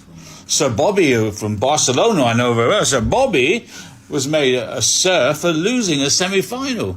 This Southgate guy, people don't like his football. They don't like his football. I don't like English football. I changed English football. I made goalkeepers into like fullbacks, you know. I took out the long ball. No, the answer why I won't take the England job is quite simple. I won't get out of bed for £5 million a year. My God, that's not worth having, you know, 5 million. No, they're too cheapstake. My contract with the owners here, it's 55 million euros a year plus adult. He said they're too cheap steak. He meant cheapskates, but he said cheapsteak, and that is funny, but only because he actually made a mistake and said the wrong thing. Add-ons are houses, an island in the Caribbean. Do you think he's doing this late at night when he's drunk? I think he does this, like, he gets up in the morning and he's sat in bed and he's like, you know, just doing fuck all, and he does this. But you think he might do this at night when he's drunk, yeah? Bank account, you know, whatever I need. I only knows a little bit about football because if you watch the telly and read the paper, then you have the same opinion about football that everyone has because it's the football. Like, he thinks he's worked in some sort of football knowledge in this, but he's not that smart about anything really. 5 million a year? No, I wouldn't leave my house for that. I'm sorry. Okay, well done, Alan. He's had 3 comments on 20,000 views, and the one comment he has got says he's not saying that. Like, people don't like it, Alan. They think it's bad. Plus, you're definitely paying for views on that. As this, 300,000 views for this next one. Then it drops down to 20,000. Then it goes up to 130,000. Then it drops down. Goes up to 500,000. So, come on. The man's having a bit of an episode, isn't he? Let's be real. The man's having a bit of an episode. Thank you, Kelly, for the $2.99. AD's sexual deviant. AD's a con man. AD's a crook. AD owes tax. There is no child porn on the internet. I hate to warn you that. There is no child porn on the internet. I checked. Big ups, Blank Faces. How are you doing? The battery boy. Next, this is Jurgen Klopp. Jurgen Klopp, would you? But I think that the way this works, as we've seen, is he'll pay for 20,000 views on a TikTok, and if that gets it bumped into the algorithm, which sometimes it doesn't, yeah, but if that gets it bumped into the algorithm, he could then snowball up some views, and people are like, why am I getting this on my page? What's this happening? Like, most people are going to think this is shit. Yeah, like if Alan manages to make himself successful on TikTok and known with this shit, then it's great. I'm really pleased for him, because then when I drop the TikTok about him singing with kids on Smule, I'm going to get loads more exposure, and all the people on TikTok who have watched these and thought, oh my god, that's that guy that does those creepy videos talking over the football people, he's a fucking, yeah. So the more exposure he can get himself, the better. Take the England job. Oh, I was tired. So many great moments, but now he's done it again. Sorry, he started the TikTok with his like little title, his little intro. Jurgen Klopp. Jurgen Klopp. Would you take the England job? Oh no, sorry. He's playing the reporter. That's a different voice. That's the reporter. Jurgen Klopp. Would you take the England job? He's so bad at this, isn't he? Like in his brain, the idea is there that he's interviewing Jurgen Klopp and Jurgen Klopp's saying this. The execution is that it's just a video with the sound turned down and him talking like a madman. Oh, I was tired. So many great moments, but now I'm ready for a new challenge. Yeah. So Liverpool, that they love me like a beetle. I'm a beetle in Liverpool. But maybe I want. Like you've lost them already, mate. You've lost them already. It's not funny. All of England. What about the rest of England? Maybe I could conquer. No, maybe I could be popular in the whole of England if I take over the England football team. Why not? Why not? At least Trent would get a game every week. The fans need motivation. It's the fans the problem. I saw the Euros and everyone was saying, "Oh, we were bored shitless." Well, if I was on the sideline, I would motivate the fans. You know, I would be fist pumping and getting them going, and they would be fist pumping the players and getting them going, and before you know it, they'd be actually enjoying it, but not noticing the football is still rubbish, but there'd be the atmosphere. I would be in control of the situation, and then the country would love me, and then we need to win this World Cup thing, you know. Harry Kane, I would take him off after 15 minutes. Sorry, admit audacity, I was going to insult you as Pombears then, but I think you might get the egg. I was going to use Pombear's account to be like, oh, admit audacity, you're smellless. And I just thought better not. Pombears is my actually maybe I should make Pombears a moderator. No, because it needs to not. Pombears is like watching just as a non-moderated person, isn't it? I can't understand how I should work this. Obviously, I've got my account open where I can see your fucking nonsense in my account, and if I want to listen. Hello, if I want to get in as, you know, the big man, I can get in as the big man. Yeah? But if you need... But Pom Bears is just so that if you... Anything like... The way... No, Dover and Donny's one, right?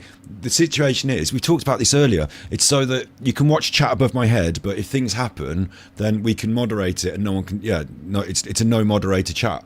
It's so in order to do that, I have to open an account that's not me, which is Pom Bears. Everyone knows it's me. We've talked about this.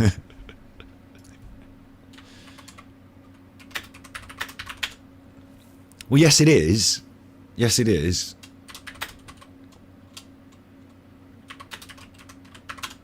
No? Isn't it? Have you covered Eddie? Pom Bears. Pom Bears. That's... Pom Bears. That's naughty. Wait, I should type while I'm talking. That'd be hard.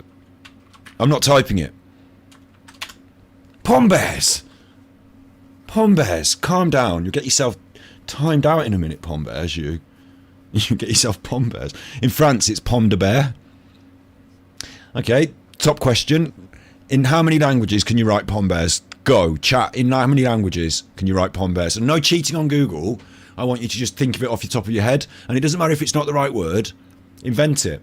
Pom Bears it is, mate. And we see, you know, put a little flag for the different language. How many different kinds of Pom Bears? Like, Le Pomme de Bear. Is it, or is that the Pomme? Oh, wait. Pomme de terre. Like potatoes. Pomme de Bear. It's not, is it? That's a joke. Is that a joke? I've just fallen for it, Toby Moss. It's a joke, isn't it? Le Pomme de Bear. Like Pomme de terre, because Pomme de terre means potatoes, which means apple of the earth. And Pomme de Bear would mean apple of the bear, would it? Or is bear the right?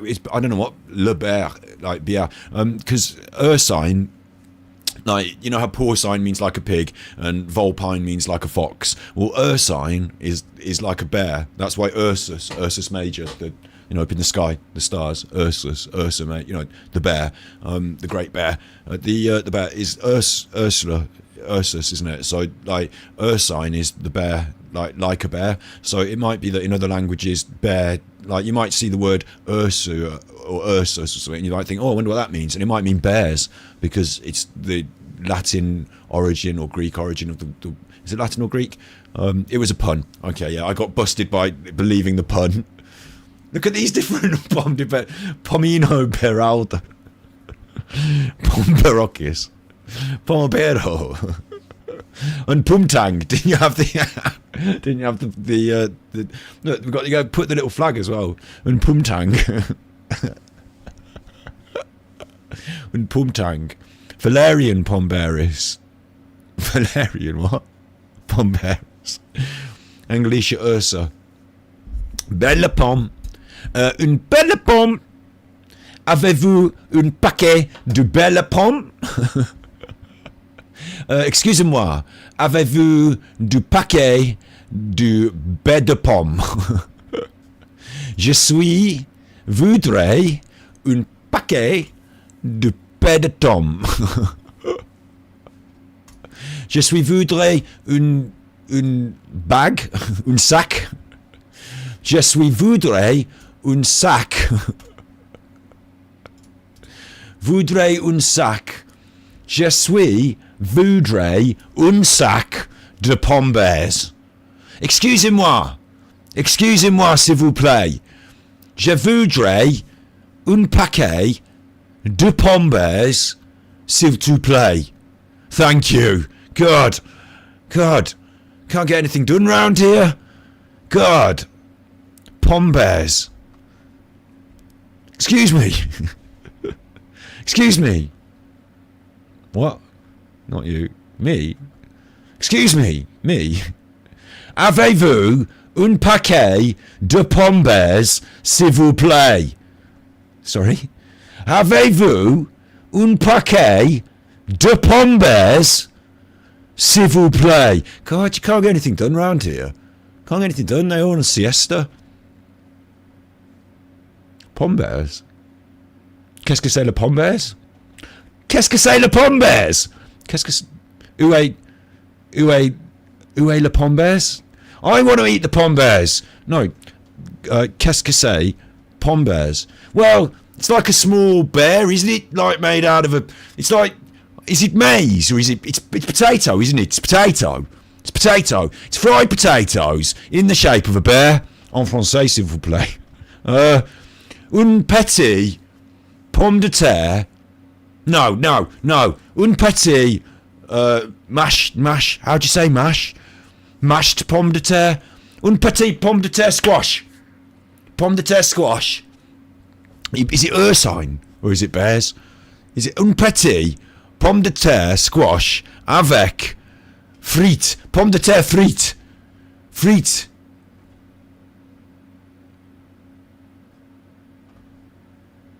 I'm glad you went in Brexit. I'm glad for Brexit. Stay over there. You fuck off. Just give me the big wheel of cheese. Give me the big wheel of cheese in the pan. I want le pan. A rabbit. Le pan. A bread. Give me the bread. Big wheel of cheese and the bread. I'm on holiday. And 2 packets of Pombears for the kids. Anyway, what was happening? What was happening? Pombears has an attitude. Pombears has an attitude. Pombears has an attitude, look. Got rogue Pombears in chat. Oh no. Ban Pombears. Dover, could you ban... Don't ban Pombears. Pombears is making a mess of my... Derailed by Pombears. Avec salt and vinegar. S'il te plaît. Où est le Pombears? Christ, give it here. Give it here. Christ. Give it here. Get off it, you. Give it... Where is the Pombears? Show him on your phone. Show him on your phone. It looks like this. Oh, you mean this Pombears is livid? I thought you meant the one in the chat. Shut up, you. I'm reading Pombears in the chat there. That was not me that wrote it. Somebody else. Pombears. I don't know. Probably me. God. Import. I need you to import some Pombears. You can get in trouble for that sort of stuff, you know. What? Importing, yeah. Not Pombears.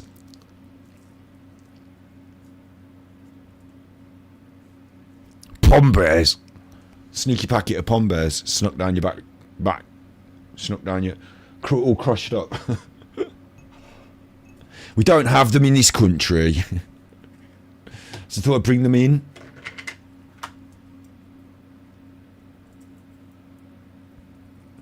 Anyway, what are we doing? Turning Pombears into a smuggling operation. Can you bring the Pombears? We need Pombears. Like, do you think he went up to the woods and the mountains to try and get Pombears? Where is he? Where's Paul Arnott gone? Do you think he went up to the... They've got Pombears up at the moon... like the hippies might have Pombears. There's no Pombears in Sardinia. What are we doing? We're doing Alan. Well, if I wanted to. I mean, I've done it at Liverpool. Harry off. And the fans would cheer, wouldn't they? Yeah. I'd play young players, very young players. I bet you would, Alan. Because young players, I can run into the ground. If you play for Jurgen Klopp, you have to be an athlete. You have to run. And you have to make forward runs and not really pass back to Pickford. So my England game would be, you know, dynamic and front foot. People would enjoy it, I'm sure. And we'd take over the world, yeah? I'd take over the world. That's what I want. Then I have the whole world on my side. The whole world would be mine. And the adoration of the English people and the jealousy of the German people that England have got the World Cup, but as a German manager, and like, I feel English. I'm one of the Beatles. I am a Beatle, really. Imagine the Beatles ruling the world yet again. It can happen. So yes, I would take the England manager's job. It's not about money. I've got multi-millions. It's not about money. It's about me ruling the world, really, as a Beatle. Wait to be Sir Jurgen Klopp, like Sir Paul McCartney. It's got to come. And so that he did, that load of drivel, picked up nearly 300,000 views on TikTok. Yeah? But it didn't, because they're fake views that he's bought.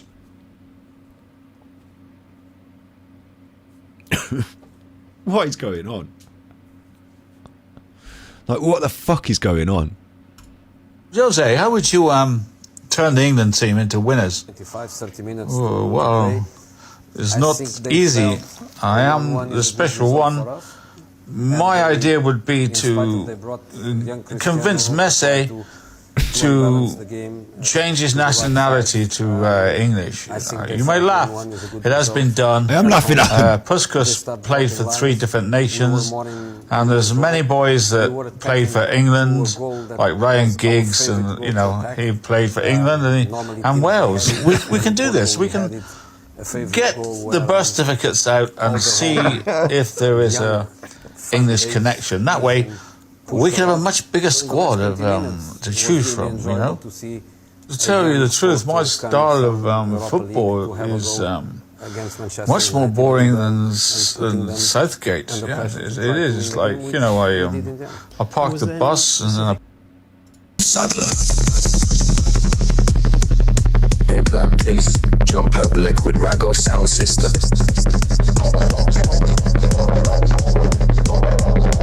Peter Sutcliffe, Hitler, Casey, Blue, Maloney, Paul Arnott, Myron, Myra Hindley, Craig Twins, Peter Foley, Ian Huntley, Jimmy Savile, Alan Vinnicombe, Alan Vinnicombe,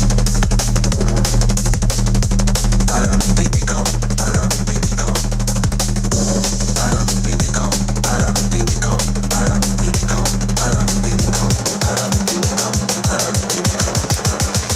Alan Vinnicombe. Alan Vinnicombe, Alan Vinnicombe, Alan Vinnicombe, Alan Vinnicombe,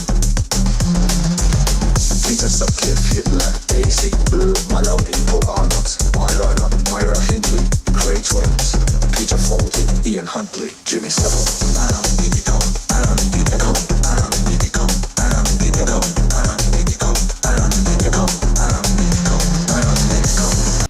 Right. No.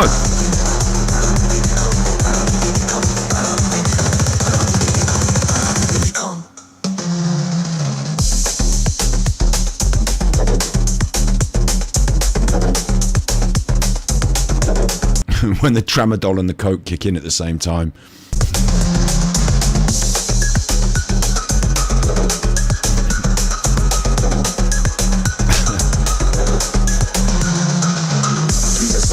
Peter Sutcliffe.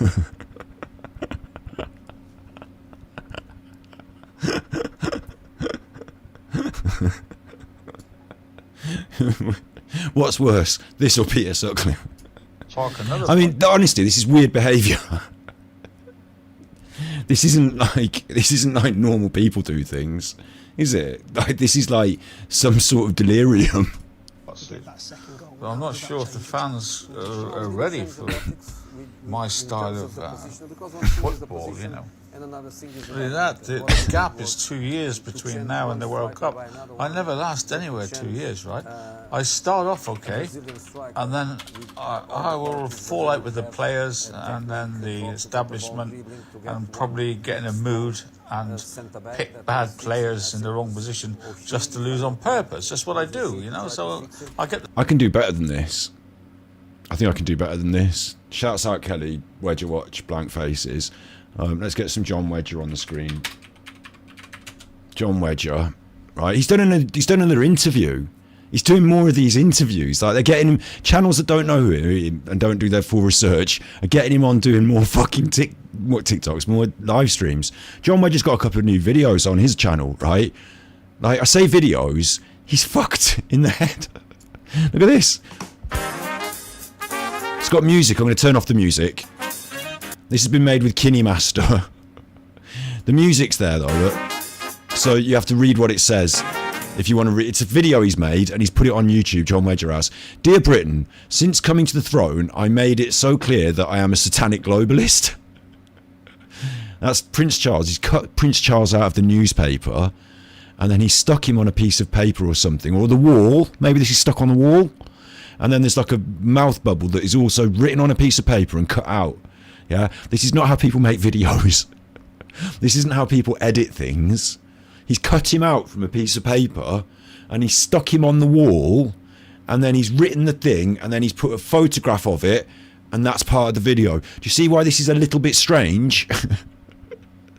Like, this behaviour is like swimming in your pants or whatever. Like, this is weird, yeah? Let's turn off the stupid music. I've no interest in doing the right thing. Look, you can see behind him there.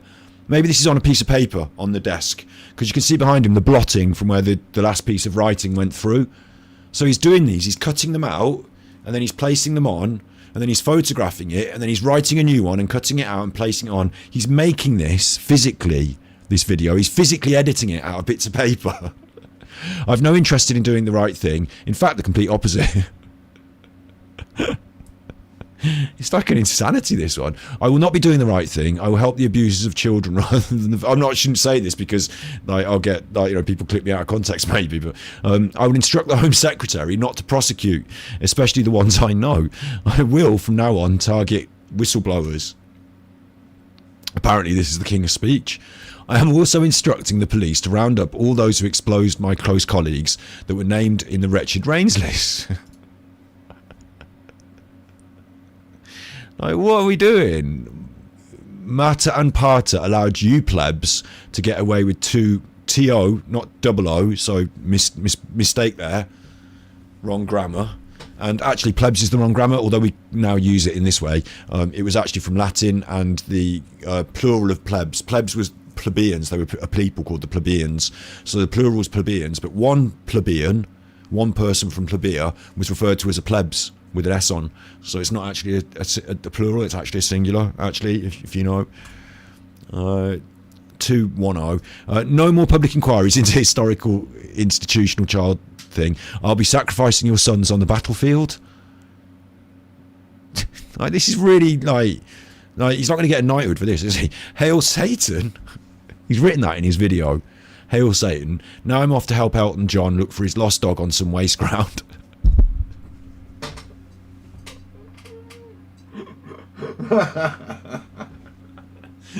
Like, what kind of like? And I'm the nutter. I'm the one smoking the weed, and I'm the nutter. Yeah, I'm the one smoking the weed, and like, you know, come off it. John Wedger's lost the fucking plot.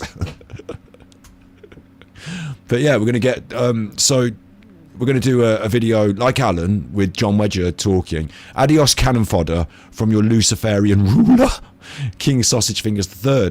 So yeah, you don't look nuts on the internet or nothing. I'm sure someone wants to sponsor your film. What's he done that for? But another way of like the Alan thing, yeah. So obviously swimming around in his underwear, yeah. So, can we have you just swimming around talking to camera in your underwear? Not with the music. I want you talking to camera, you fucking nutter. I just want you talking to camera. There you are. Okay, you talking to camera, and just like Alan, I'll do the voice over the top. So I won't bother to edit it or anything. I'll just do the voice over the top. And here's my voice. This is my voice. Oh wait, Masons. When I say my voice, your name Masons. Little Woody Masons went out to a video I took from Event Masturbation. Masons cup of tea. Masons lovely walk around the block. Masons expose myself in the park. Masons buy a rock. Masons hire a young one. Masons do it without the Johnny on. Masons lunchtime. Masons get in the pub. Masons get me some grub. Masons pie and mash. Masons couple of pints. Masons meet some cash. Masons find a dumb street worker to do over. Masons maybe grab up the junkie. Masons grab 4 cans from the one stop. Masons get home and sit up on a sofa. Masons, it's YouTube and pornos. Masons trolling online. Masons fall asleep with my dick in my hand. Masons wake up ready to do it all over. Masons, tonight at the meeting, will I be sucking or beating? Doing a favour for a Mason. It's my place, Lord Satan, Lord Satan. Get out the meeting, Masons, take it to the street. Masons, I want to take it out on a streetwalker. Masons, I tell them I'm a copper. Masons, get them in a corner. Lord Satan, get out the meeting. Masons, take it to the street. Masons, I want to take it out on a streetwalker. Masons, I tell them I'm a copper. Ooh, Pom Bears, you are naughty. Pom Bears, was that you? Wait, blame that on Pom Bears. Is Pom Bears going to take the rap for it? Is Pom Bears going to take the rap for it? Yeah, look, Pom Bears did it. Pom Bears. Choose life. Choose Masons. Choose a fucking big television. Choose getting bummed behind the door. Choose. That's not homophobia. It's what the Masons are getting up to, actually, with the kids, isn't it? So it's bad Masons, not homophobia. Nothing against gay people. You know, I don't care where you want to put it. But if Masons want to put it in the kids, that's bad. So...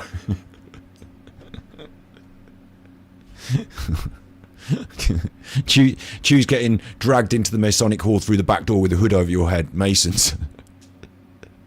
Masons, baby.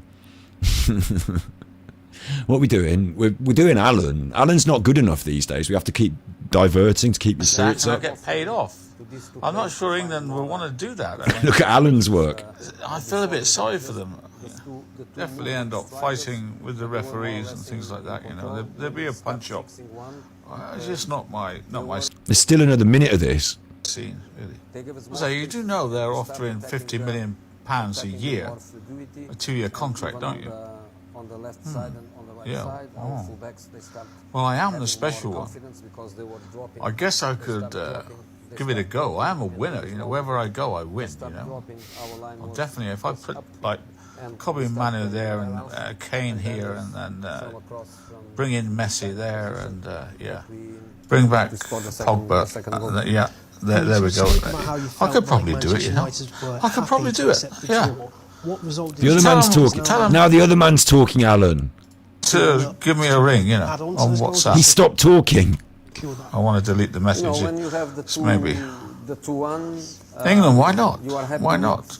With the victory that allows special one, yeah. Special one. He's run out of things to say. So there's the end. He ran out of things to say. Yeah, and he didn't. There was no punchline to any of it. Like, how's that 20,000 views? This one's 130,000 views. Shock compensation demanded by Saudi owners of Newcastle.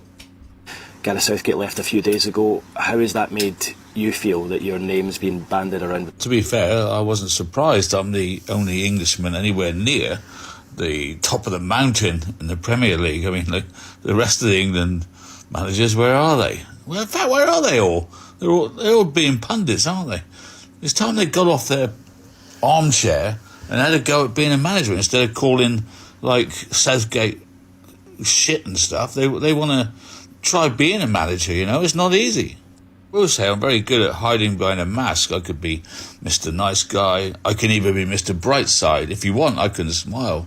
I smile quite often, which is a plus, you know, a big plus. I was saying to... What the fuck is he going on about?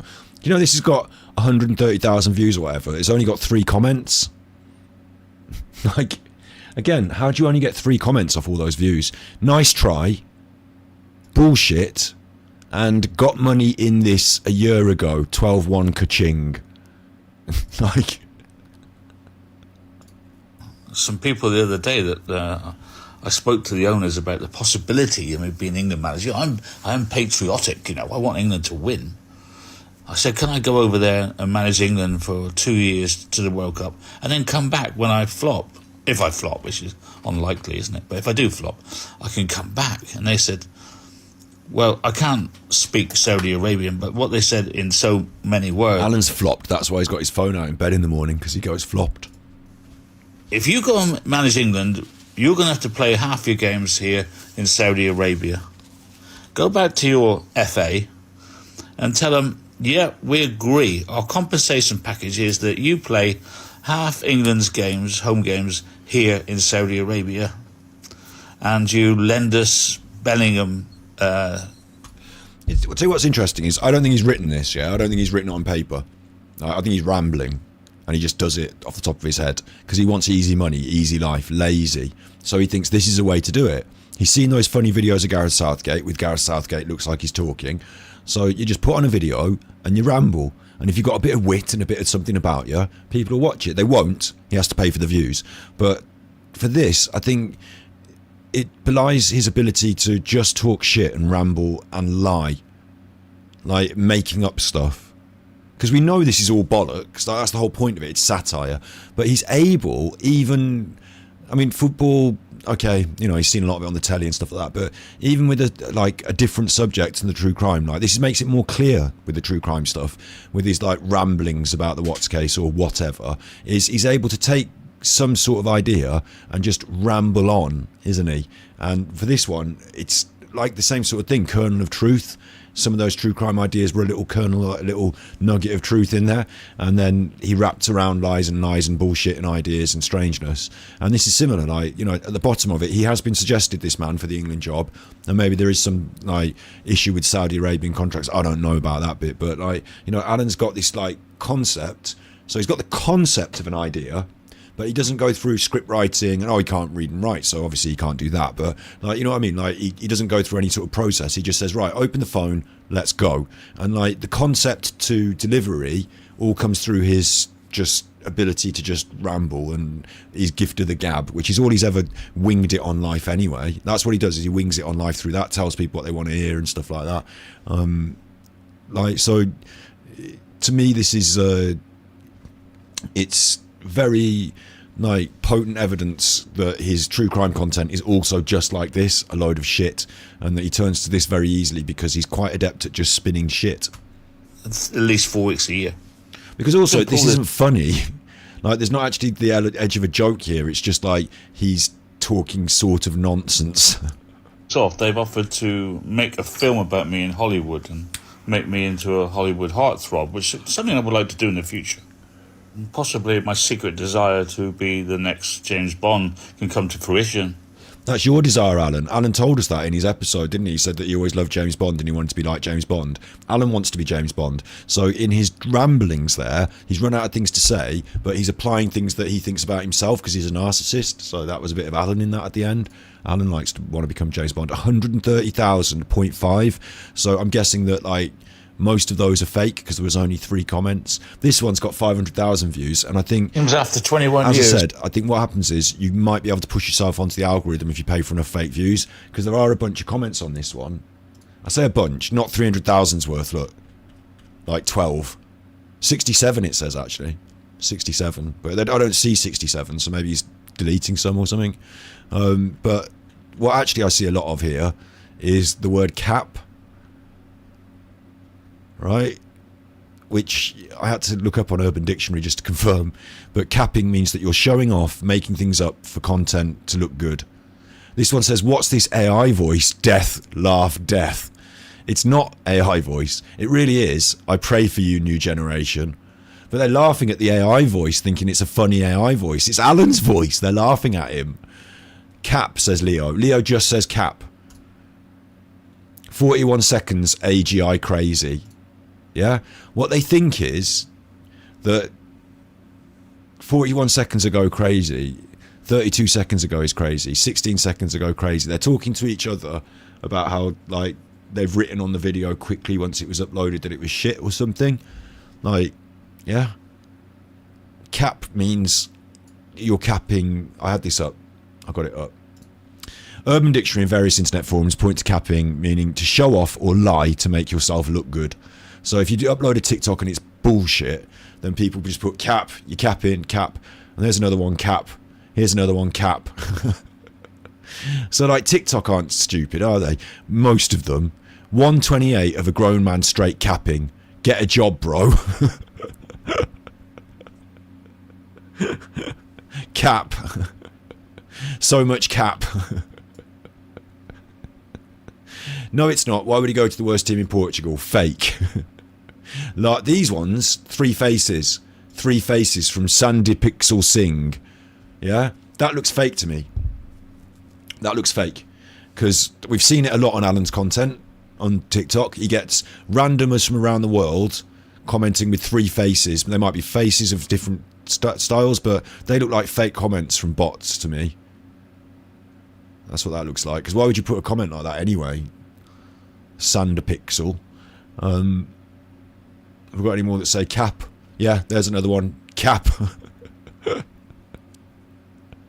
Let's see what Alan was saying. Sorry, what he was capping. Ronaldo is going back to his roots and re-signing for Sporting Lisbon to finish his glittering career. Maybe he feels that he owes them. Maybe he wants to play in Portugal once more. But it seems that he's ready to sign for Sporting Lisbon. He's already got the kit. So this is a photograph of Ronaldo with a racket and a Sporting Lisbon cap. Of course, that's his boyhood club that he played for them. Then he moved on in his career. So Alan is it's like one of his true crime conspiracies. This isn't one of his comedy videos, is it? Because he's not doing the funny voice or any of that. It's like one of his conspiracies, but it's not like, hey, there's a rumour, or do you think that he might be? This is a report from Alan, and obviously they've all said no, it's bullshit. But there's a few people who have said, oh, that's good. Like, you know, in the comments, like maybe they're not aware that this is BS. He always said he would finish his career where he started. Like, maybe he will. But, like, the point here is that Alan's saying it like it's a fact for internet clout. And he's actually, whether he's paid for the views initially and then it's got on the algorithm or not, maybe if it gets 100,000 views and the algorithms say, hang on, people believe this nonsense, like some people are watching this one, like to the uninitiated, when you see it on TikTok, is it the world that TikTok people live in where they have to question things and understand whether it's... I mean, is there that much capping? There probably is a lot of capping, isn't there? But, like, it does look like a waffle, doesn't it? He's already got the cap. You see him got the cap. Wearing it. Cap. Maybe that's what they're writing. Maybe they're writing that in cap. Maybe they're writing that in chat because the cap. Maybe it's the cap. But someone's written so much cap. So maybe there's a joke in that in the comments. Look, someone's written so much cap. And the other comment about the old man capping. So I'm saying that they're writing cap because it means clout chaser, liar. But because there's a cap in the video, maybe Alan's not noticing it and he's leaving those comments on. Maybe it's that. Here, in a because they specifically put not 1 minute 25 of an old man capping rather than that cap proves it, you know. Pedal match that he played. There's the clue, guys. Ronaldo, on his way back to Portugal, seems to be signing for Sporting Lisbon. And you hear how Alan's like, oh, yawning and stuff.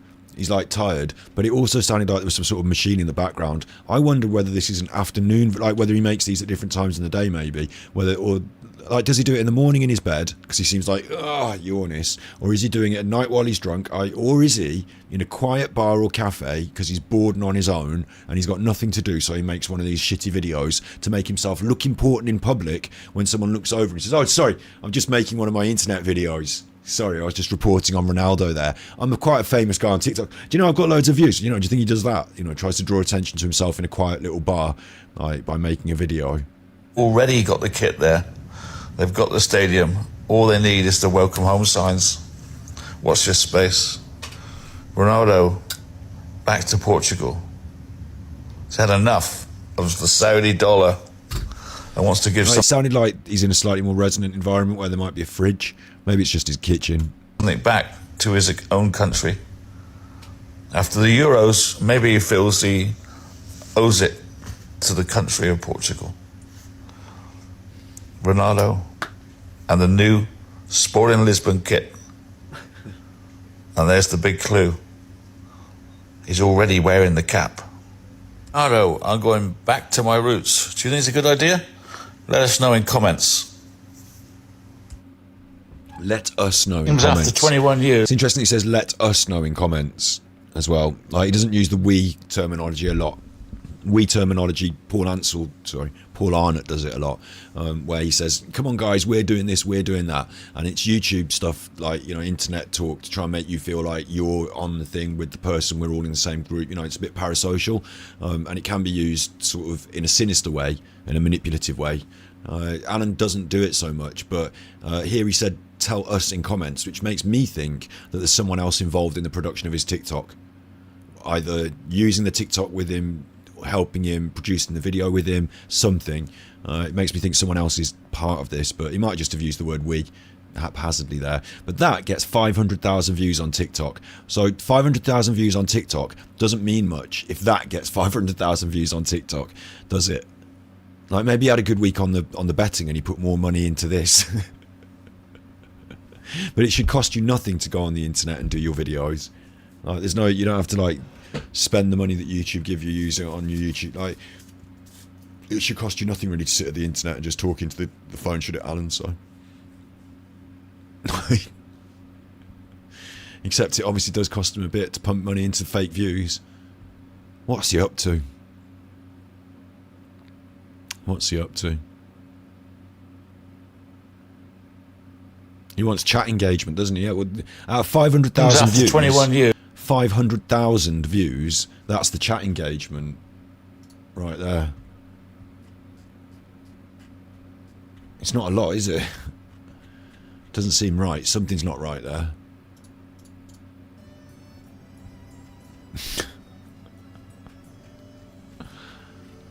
Sick world of Alan Vinnicombe. It's weird though, isn't it? Like, you wouldn't have thought he'd turn up, end up doing that. Like, you wouldn't... I suggested it, didn't I? We did it on a stream, didn't we? I talked about whether it would be a good idea for him to... I said he should talk about anything else, talk about other stuff. He should do sport. We should do a sports show together. And then he's gone and done that. The cheeky bastard. Like, stolen my idea. Hasn't he? Stolen my idea there, but done it without me. Just takes the piss, really.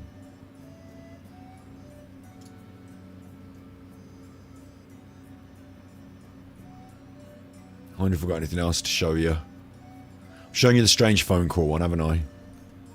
That was interesting. Because I've got this other folder like videos saved. People of interest, Nutterwatch, but they're too big to do now, like most of them. There was a short bit about plastic toys. It's not really worth doing. I think we've come to the end of the show, really, haven't we? Like, come around to the end of the show. It's been a good one. It's been a fun one. Thank you for the super chats. Thank you for the memberships. Pom Bears, did you see his racist rumble? What, a new one? He's not done a new one since we've been on, has he? Let's get ready to rumble. He's done a new one. Oh my god. Oh my god, we're not finished. We're not finished at all.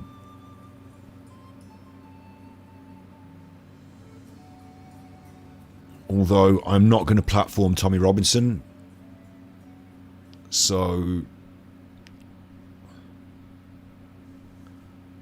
What a this is called Britain's Islamisation. And we've done this already, right? Let me just quickly show you, because if people get eggy about this argument, right? Britain population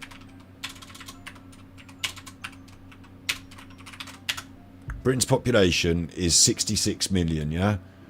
Should we round it up and just call it 70 million just for ease of use? Should we do that? I'll just quickly get a notepad out for you. New notepad page. Right, here's my notepad.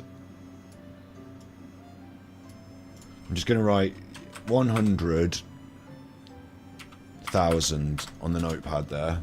Right, why can't you see it? Hang on. Why can't you see it? Why can't you see it?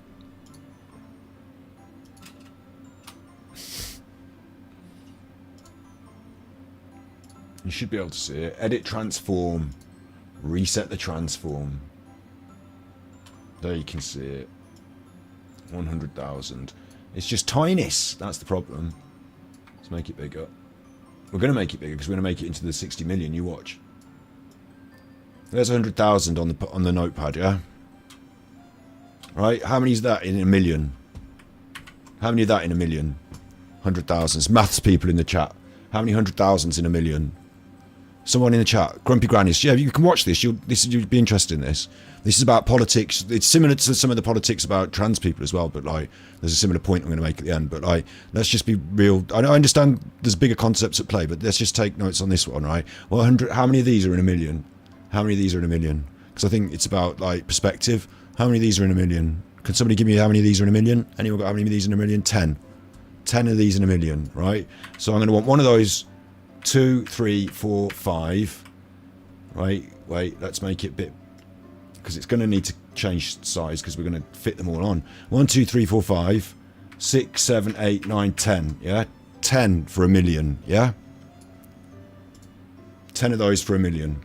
How many people were in the country? We said about 70 million in the UK. Yeah, so I'm going to copy and paste that, and this is going to take 70 of these. So 2, 3, wait, no, 2, 3, 4, 5, 6, 7, 8, 9, 10.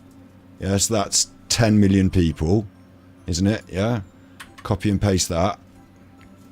So we've got 20 million, 30 million, 40 million, 50, 60, 70 million, right? That's 70 million people in our country. In hundreds of thousands as well. Like, you could make that look bigger by doing individuals, but like, that's 70 million people, right, in the country. We've got that on our notepad. Right, next question. Britain population of Muslims. 3.9 million.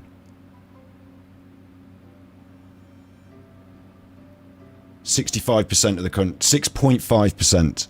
3.9 million. Yeah? 3.9 million. Right?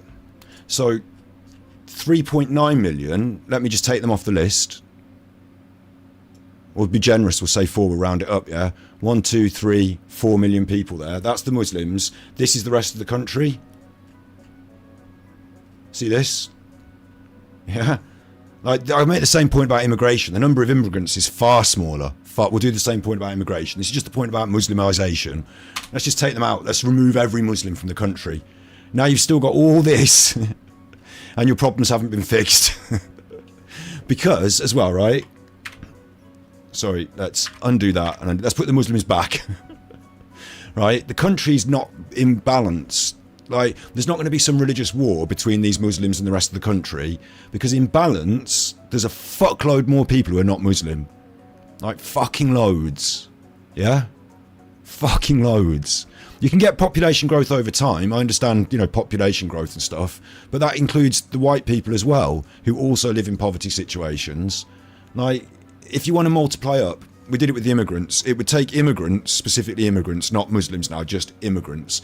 It would take them about 200 to 500 years to get anywhere near 40% of the population. Like, it has to be a very long-term perspective, and maybe it is. Maybe it is. But at the same time, you've got all these other people in the country, and I say all these other people, look, all these other people. So it's not, like, when you look at it on paper and like see the balance, it's not like there's this big Muslim majority coming out on the streets and they're going to take over and stuff. They're very, very much in the minority. And that's every Muslim in the whole country altogether on the list. Of course, not every Muslim is going to take part in this particular, like, you know, scary Islamization, is it? Like, what about all the moderate Muslims that you take off that list? You know, what about all the people that are just like integrated that you take off the list? And I just think it's a bit rich to think that, like, it's the same thing with trans problems in society, which is an issue that we need to talk about, obviously. But imagine how many trans people there are in these millions of people. Like, immigrants as well, right? I don't want to like labour this point too much because this isn't what my show's about, really. But I just think it's about being in perspective and understanding that our problems in society at the moment are the poverty and the public services that are underfunded, and that's a problem with all these other people, with everyone, not just the other people, but everyone. And there's a fuck lot of us. So to just point the finger at a very small group and say that's the problem in society, we've got problems, let's sort this out, it obviates the problems that all these other people have. And I think the government and the people that are there for us, generally the whole country, should look at the problems of the wider group, the bigger problems, like the big problems, like how many of these people are on waiting lists for hospitals and how many of these people can't get to see a doctor. What about the schools? What about, you know, the education? What about the poverty traps that the kids are in? You know, what about the quality of life for everyone and the Muslims? But I don't think we should be pointing at the Muslims and saying this is the big problem in our society, because it's just not. Like, even if it was a problem and their rhetoric was bad and we're getting issues, in terms of the scale of problem within our society, it's still very much a small number of people compared to the wider group, yeah? And I just want to make that point about immigration as well, because I think this is what's more bizarre, is Britain number of immigrants. It should be illegal immigrants, shouldn't it? But like, we're looking at 10 million. Oh, that's immigrant. That's not immigration. I'm talking about the boat people. Britain number of illegal, because they're people from everywhere all over the world, aren't they? Like illegal what I mean is the legal immigration is just like absolutely loads of, like, our chancellor was a legal immigrant at one point, wasn't he? Or is, I don't know. There's no definitive figure, but we're talking about between 800,000 and 1.2 million people for illegals, yeah? Like, that's just off the top of the thing, off the internet, fair enough. In 2024, we're talking, so that's total, and in 2024, we're talking about 40,000, I'll round it up, yeah? So if you go back to our graph, our numbers game, right?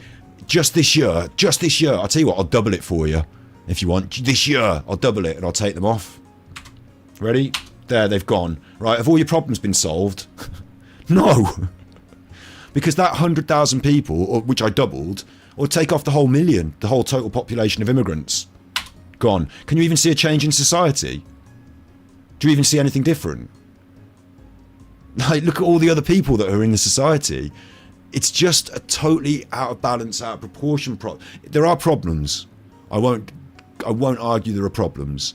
But what I'm saying is the amount of time that we spend on them, like hating on them, turning them into bogeymen, turning them into these fear problem people. It's very much like Hitler and the Jews, because in the Nazi, when the Nazi Party, they had all this population and they pointed at a minority and said, you're the problem.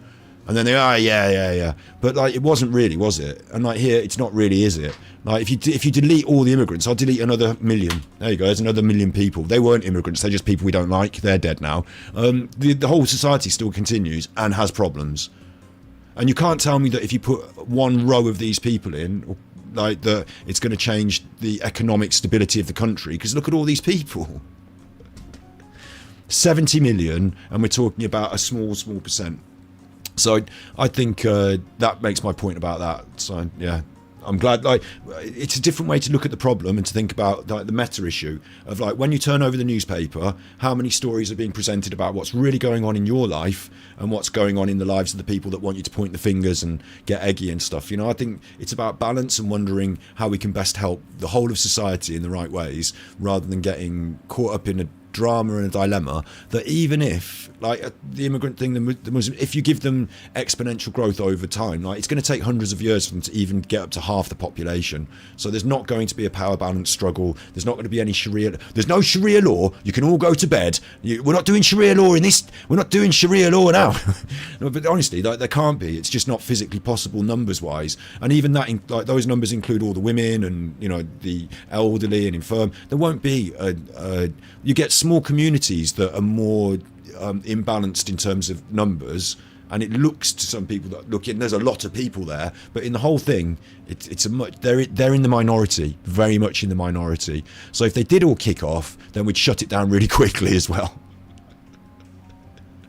So there you go, there you go.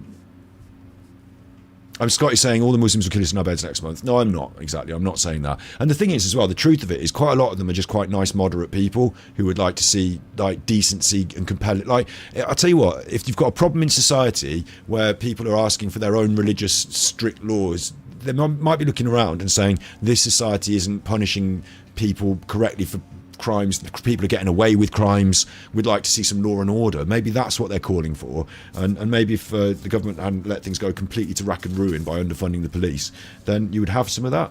So like maybe there's an issue there as well. It's deeper than just point at the Muslims or point at the immigrants and they'll solve your problems. And if anyone is suggesting that to you, if anyone's coming to you and saying look at all this problem that we've got, like if you go down the road to where white people live and they're in poverty, and you've got kids that are growing up because they can't afford, black mold on the walls and all this, and it's white people as well, then it's not an immigrant thing, is it?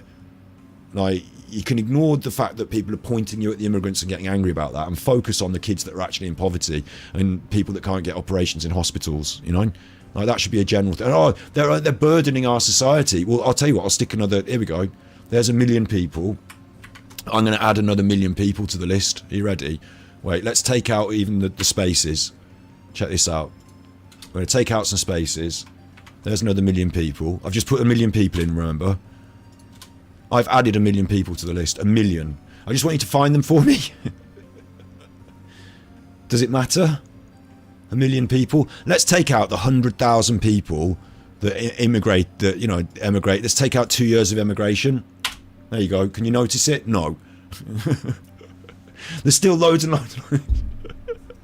So it really is like look at how many people have in the hundreds and this is 100,000 each walloping unit. It's really like going into McDonald's, taking one bad chip, and saying this chip is the problem chip. We remove this chip, McDonald's runs perfectly again. Everyone gets fed, and it's like it's not anything to do with just one fucking chip, is it? Like it's just silly. So that's the perspective argument on why these arguments are. Whether you like the politics of it and what gets said, whether you don't, whatever, the prominence given to this sort of racial, in my mind, bigoted attack on Islamic people is it's out of balance, so that you're unaware of the real problems in society and you're then misguided in what you really need to fix. And it's quite easy to get eggy at a minority. Like that exactly sounds like what Hitler did. So. That's my problem with that. He's done 2 hours on it. Was this a video? Was this a? I don't think it was a live, was it? Was it a live or a video? Hang on, I can check that. Videos. It was a live. He did a live stream 2 days ago, and we missed it. Surely not. Maybe so. And I'm glad I didn't cover it. Britain's Islamic Nightmare. I'll watch the video he's done. We'll watch the video. And Armchair free speech last night on Rumble YouTube finished. I mean, that's probably just an advert for what he's already done. I'm a bit confused by that. But I hope we didn't miss one of his... he said this week he was going to do a patron, didn't he? I hope we didn't miss his patron. Although I've not been keeping an eye. Let's see this video. Armchair Detectiv here. Telling you that YouTube and TikTok are going mainstream. They're only doing like... So this is a TikTok video from the Armchair Detectiv that he's presenting on Rumble. So now, like I said about the black bars and the side things, now what it's done is it's taking a portrait video and presenting it in landscape. So it's adding black bars to the side. So now you've got an actual landscape video that's been shrunk to the size of nothing in the middle, which is stupid. A bit of music. If you look on YouTube, it's full of mainstream media now. They've taken down any controversy whatsoever. I myself have been cancelled. No, you haven't. Off YouTube. Not because of your views and opinions that are different to the mainstream, but because you were a racist, homophobic arsehole, wasn't you? The only one.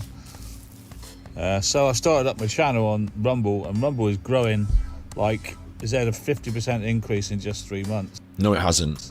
People were fed up with the censorship. No, because it's coming up to election time, all the bots are on Rumble. Of TikTok and YouTube. I'm telling you, it's a fact. It's not a fact. YouTube is massive. TikTok is equally quite big, but a fifth the size, and is being forced to be sold to an American buyer. Otherwise, it won't be allowed to be in America. It's not as big as YouTube. The end. YouTube's connected to Google. Shut up. In fact, Rumble are thinking of buying TikTok. Rumble are not buying TikTok. They're trying to force the sale of TikTok in America. TikTok is obviously a Chinese firm, and they're thinking of selling because of the censorship. They're not thinking of selling because of the censorship. They're being forced to sell by America. It's based in the sky, and once you open a channel, Rumble is not based in the sky. Full channel, and no one can take you down. I can say what I like on Rumble. They can and do take channels down. What I like on Rumble. No, you don't say whatever you like on Rumble. No one tells me what to do, ever. Kaka tells you what to do all the time. On Rumble, where I'm going to talk the truth. You're on. This video is being presented on Rumble. Anything I want to talk about, but you have to go to Rumble. Donald Trump has had to go to Rumble. He's banned from YouTube. Donald Trump has created his own platform called Truth Media. He's not banned from YouTube. Russell Brand is banned from YouTube. Russell Brand cannot monetize on YouTube, but he's not banned on YouTube. He still uses it. Millions of us. They don't want the truth. Even what's Andrew Tate got to do with it? Tate is gone. Andrew Tate was convicted of sex crimes in another country. Rumble. Where's to say convicted? Sorry, was it convicted or is accused of? Stands accused of, which is the correct. I don't want to get sued by Andrew Tate. Mainstream media is gone. TV is gone. TV's not gone. You can still put it on. You do all the time, like when the Queen died. And the coronation. You use both of those.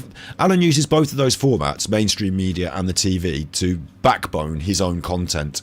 When Trump got shot, he had the mainstream media on for the entirety of his show. I think TikTok is okay with a bit of fun, but if you try putting any serious news on, they take it down. You can't even put a picture of a gun. It's not that they take it down. Obviously, they can't put up pictures of guns then, so maybe it's censored to a certain degree. But it's not that they take it down. I just think it doesn't trend well, because serious news stories and the audience on TikTok probably just don't trend too well, do they? Like serious long-form talky podcasts and TikTok don't trend well. And also, none of your stuff on TikTok that you're paying for, Alan, gets any benefit to your Rumble, does it? Like, it's all a fool's errand, this. You've lost. You're not on YouTube anymore. When Trump was shot, you can't even talk about that. Free speech is gone off of social media. You can talk about it. You can talk about whatever you want on Rumble, on YouTube, on social media. It's what you talk about the way. And if you do fake information and BS, they don't like that anymore, do they? So that's why I implore you to join me on Rumble. And also, didn't you want me banned for the things I said? Did you not defend my freedom of speech, you nutter? Where I can talk about COVID, the lockdowns of COVID, and what was wrong with that. Go ahead, have a good talk about it, Alan. The millions travelling across the world to come to the West. There are not millions of people coming to the UK. We've just looked at the numbers. There's not even, well, there are millions of Muslims, yes. 4 million Muslims. Like, there's not even like, do you know what I mean? Like, millions. Boats. And also, you want to look at this. Why are these people on these boats coming to our countries? Do you think it would be anything to do with the fact we blew up and bombed the fuck out of all of their countries? Like, what creates refugees? International war. So, like, if you go to Syria and Afghanistan and other places and bomb the fuck out of them, you're going to get more of these people. Don't even start me. Notice 90% of them are just men. Well, you wouldn't... Yeah, because... bring children and women, would you? They do bring children and women, and it's dangerous. So the idea would be they get there ahead of them, and then they can bring them over safely after. But they do, and it's tragic when they die. Because where would you put them? You turn up in England with 200 men, they put you in a hotel. You turn up with 50 men and women and children, they've got to put them in housing. There's a reason they're all coming as men, because that's the acceptable form. That's the acceptable form. That won't fill up our hospitals. That won't fill up our schools. That's the only way they can come as single men. He's now turned into this. What they do? He's now turned into this. Alan, it's fucking stupid. So he thinks that immigrants on boats... Again, let me show you. Right, let me just show you. This is the numbers of the people in the country, right? Fucking loads of them, yeah? Fucking loads of them. I'm going to add in 50,000 immigrants on a boat. Are you ready? 50,000. That's all the people this year. Right, there they are, 50,000. There's 50,000 people on a boat there, them, yeah? And obviously not all of them are going to want to pick up a gun and fight, are they? Like, who's going to even arm them? But them, right, a year's worth, let's have 4 times that. Let's have 100,000. Let's have 100,000 of them. And let's do that 4 times over. So that's like 8 times, like it's like nearly 10 times as many people are actually coming. And then that's the rest of the population there, look. So let's get the fight on and see what happens. It won't work. You can't infiltrate, you can't Trojan horse the UK with people on boats like this. It would take you hundreds of years. Even if these people have more children than the local population, which isn't the truth. Local white people do have quite a lot of children, especially at the poverty trap end, don't they? Like, look at the statistics. Like, even if they had more children, it's not gonna, like, by the time they've had chance to preload society with people from their background, a lot of the people that have come from there will just integrate anyway. They'll be 3rd generation, and those people just integrate. Nadim Zahawi was the fucking chancellor, wasn't he? Like, are you arguing that, like, 3rd generation immigration you know, third generation children of immigrants should somehow be put into question mark now, because they might turn out to be secret Trojan horses that are going to the people at the Chinese restaurant are here as Chinese spies trying to spy. Like, what are you fucking talking about? Like, this is just the world. People go all over the world and live in different places, and then the population of the world over time will become more and more diverse, because we used to live in tired small little boxes unable to travel, and now we've got the whole world at our fingertips, and also we've got all airplanes and stuff, so we just spread more, and we're just humans.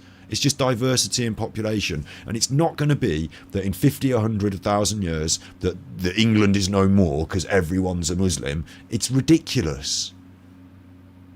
Numbers. They're transferring the Middle East to here. I can't talk about this on this channel, and I won't. On this channel? You mean your TikTok? But what about the riots in Leeds? I can't talk about that on here. Really? Who they are, why they're here, what they're doing. What's the future of England as it becomes a minority to be a white Christian? Minority to be a white Christian. Fucking ridiculous. Go and look at numbers. If you don't understand numbers, that's a ridiculous. Like, just do some mathematics. Go and literally run the numbers and see how long it would take. Obviously, you can balance out the idea that there's secularization of society. There are fewer Christians. That it's going to go down that number. But you could also secularize the Islamics as well, because as they integrate into society, they become less secular as well. So, like, oh, they don't know. Come on. So, like, basically, you're talking about predicting 500 years into the future and culture, and like, it's just silly. And you won't even be alive then anyway. Like, race wars in 1,000 years if you don't stop it now. As London is taken over by Gaza, as the main events and the main pressure groups are all what's going on in the Middle East. How the hell are we going to police this in the future when... This is the problem. We shouldn't have to police protests. Protests are acceptable. They're the people in the country coming together to say, we're not having this, we don't accept it. And if you want to police it hard, then you're not giving people their voice to protest. We've got a problem with that. I'm getting political now at the end of today's show. It shouldn't be, but Alan's doing this. It's happening now with the people that got arrested for throwing paint on the painting. You know, that painting was safe. It was behind glass. They threw some paint on it. They got a photo in the newspaper. There was a big, thing about their protest. That's what protesting is sometimes like. Okay, they damaged a picture frame. Okay, but let's not pretend they need prison time for that. It's silly. But if you do imprison people for doing things like that, as silly as what they did was, and as silly as it all is, right? If you do imprison people like that, then you're infringing on people's human rights to protest. Just another step. They've already taken away your ability to use loudspeakers at protests and have large gatherings, didn't they?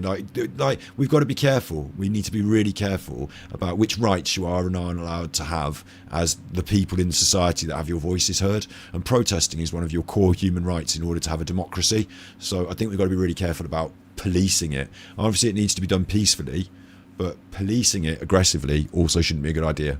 I'm not going to talk about it on here. I refuse to talk about it on here. Join me on Rumble, please, where I can talk about these things, and I will. So this is basically an advert for his Tommy Robinson then? It's our last chance to speak freely on Rumble. For migrants, I'm not going to talk about it. Oh, 4 out of 5 migrants are not from Syria. EU figures expose the lie that majority of refugees are fleeing a war zone. Hello, wakey wakey Daily Mail. That means 1 in 5 immigrants or migrants are. And that doesn't say illegal ones either, it just says migrants. So 1 in 5 are, so that does actually corroborate the fact that people are fleeing a war zone. Plus on top of that, the war didn't happen yesterday, so a lot of them might have fled to different countries. For example, Foodie Beauty's husband, Salah, he's in Kuwait now. If he tried to get to the UK, would he come as a Kuwaiti or whatever? Like, there are people that have moved around a lot. They might not now be fleeing the war zone, but they might still be migrating. So, like, just get your head in check. Can't talk about it on here. Tut, tut, tut, tut, tut. But you can see for yourself the West is changing very, very fast. And soon, they will be the majority. No, they won't be the majority.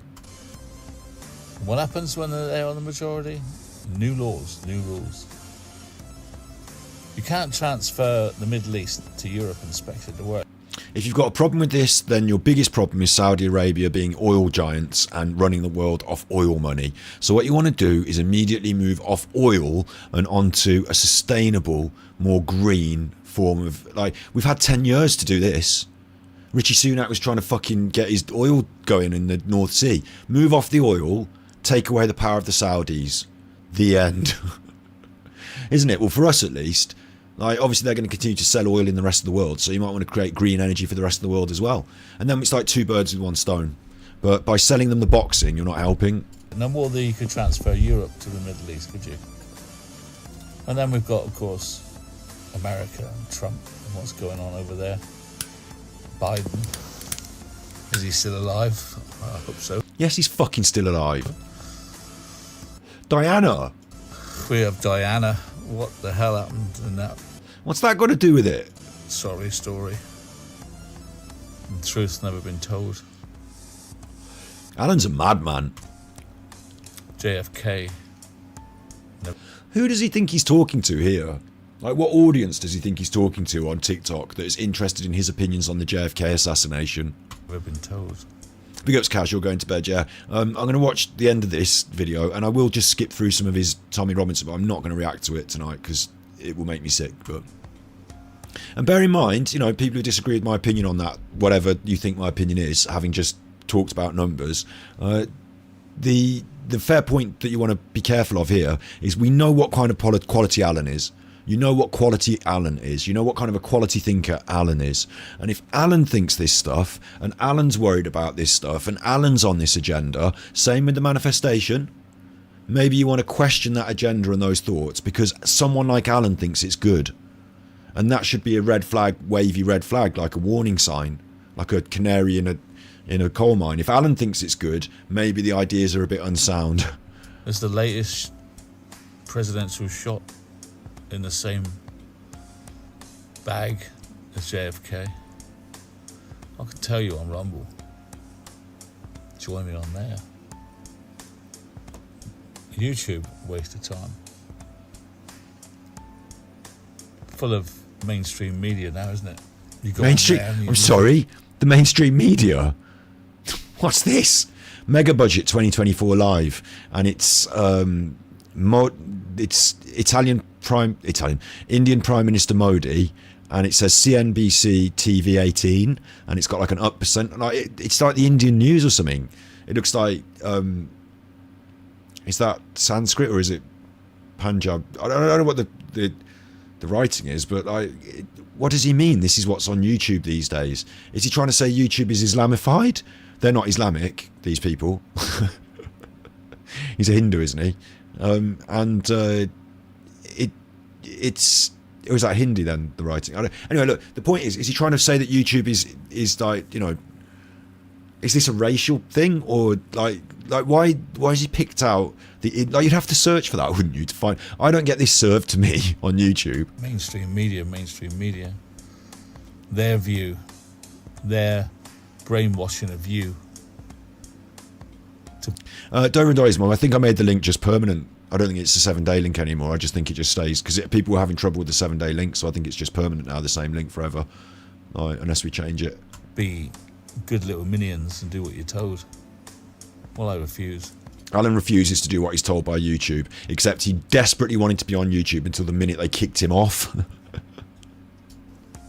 I refuse to take breaking news from the BBC. You won't take breaking news from the BBC, which is potentially, or should be, the most reputable organisation because they're paid for by tax money, not directly informed by the government. They're there to hold the government to account, if anything, by us, the people, having our own news organisation. No advertising money, no ownership by government, no ownership by private companies, for us, the people, to have our voices heard and to hold those people to account. But you would rather have it from fucking Eamon Holmes on GB News, Talk TV, paid for by the Conservatives. You'd rather have the Conservative marketing agency give you your news. ABC or anything that's... Murdoch Media's the best, suck it up.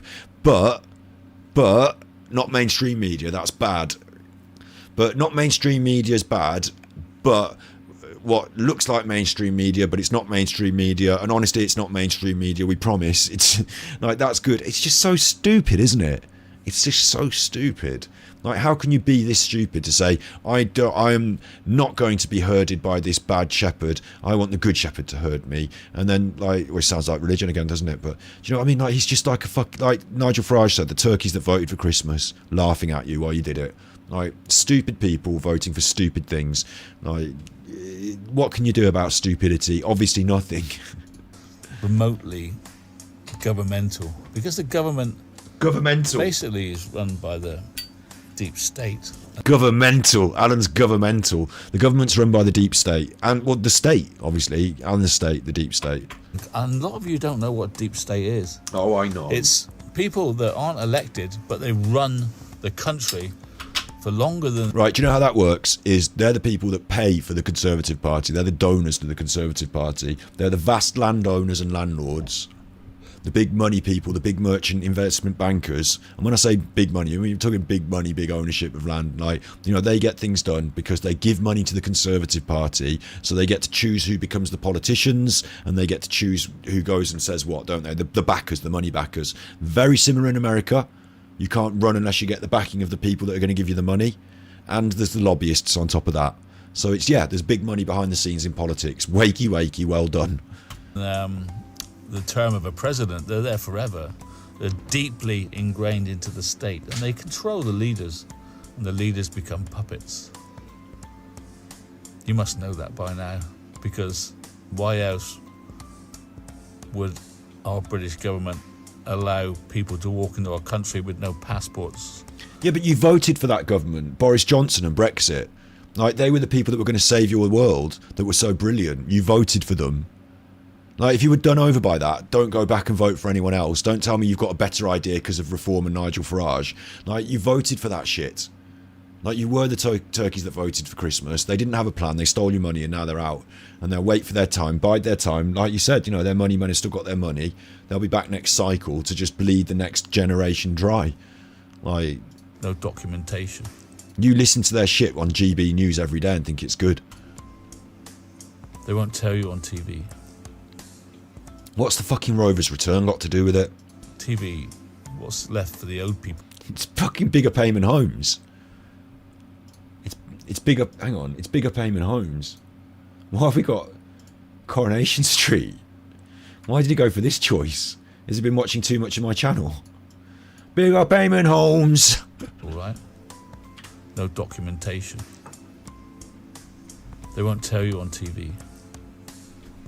TV, what's left for the old people, right?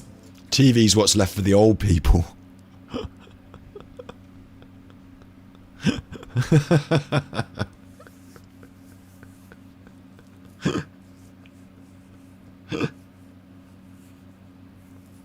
Like, I kind of understand his point, but it's the way he makes it. And when they pass in 20, 30 years, there won't be TV. In fact, radio is more popular. People listen to radio podcasts more than they do watch telly.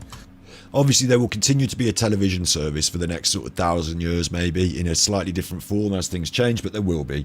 A broadcast that you can pick up on a screen, like the radio, because it's a very valuable resource. The BBC World Service, like, you know, not everywhere is the same as Netflix California. Like, the BBC World Service will persist in an ever-changing world in different forms, different ways, but the concept of having a screen that you can directly broadcast a service like that, it's going to change. But I believe the telly, like the concept of having, I don't know, maybe you wouldn't call it the telly, I suppose, but the concept will persist. Programming, broadcasting by organisations on channels that you can access. Maybe it'll be digitally more than ever, won't it? But like, isn't there still a radio signal, FM and AM? Like, even though you can have digital radio, like, won't there still be some value in it? And internationally as well, of course, television service will be internationally persistent, and so things like the BBC World Service should be, hopefully, you know. You can have. We used to moan that we have 5 channels, and now there's thousands of channels, but they're all full of rubbish. Now, Rumble is where the free speech lies. Join me there.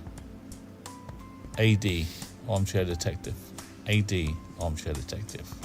Rumble's not where the free speech lives. It's where the right-wing, hard right speech lives that isn't permitted on YouTube. There I am. There I am. Join me, please. Everybody's moving to Rumble. No one's moving to Rumble. Don't be the last one to leave and Alan, you're the only one that's been pushed out. turn the light off. Join now, while it's growing. Now, I don't think that mainstream Rumble growth.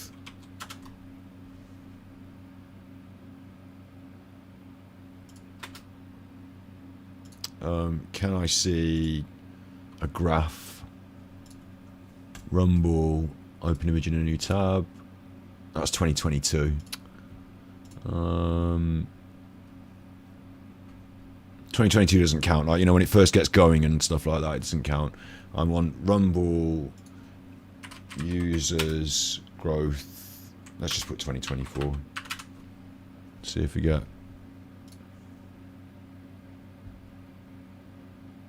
Yeah, there you go. Oh, it's little. Number of monthly active Rumble users worldwide from the third quarter 2020 to the first quarter 2024. So you can see that it took a bit of an uptick there, but then it dropped off. And then it went up, and then it's dropped off. I believe that's election cycles, my guess, I don't know. But, like, you know, maybe someone got banned, like Trump was banned and went on Rumble or someone, like, but, like, it's not continued to grow, has it? It's got its initial popularity, and then it's very stable. Very stable, with a few bumps, but slow growth. From 20 to 50 million users, that is. I think, number of Rumble users. Let's have the number total of Rumble users. Can't believe I'm debunking this shit. 50 million, right? 50 million on the old Rumble users. And YouTube users? 2.49 billion. Don't make me have to do the... Don't make me have to do this. Don't make me have to do this. Yeah? 50 million, 2.49 billion. There's a lot more people on YouTube. It's not, Rumble's not growing. It's a fucking tiny little dead platform. The media are going to get us on Rumble because we all own our own channels and we decide what goes on it. So if you want the truth, not just me, follow people on Rumble. Rumble's massive in America now. No, it's not.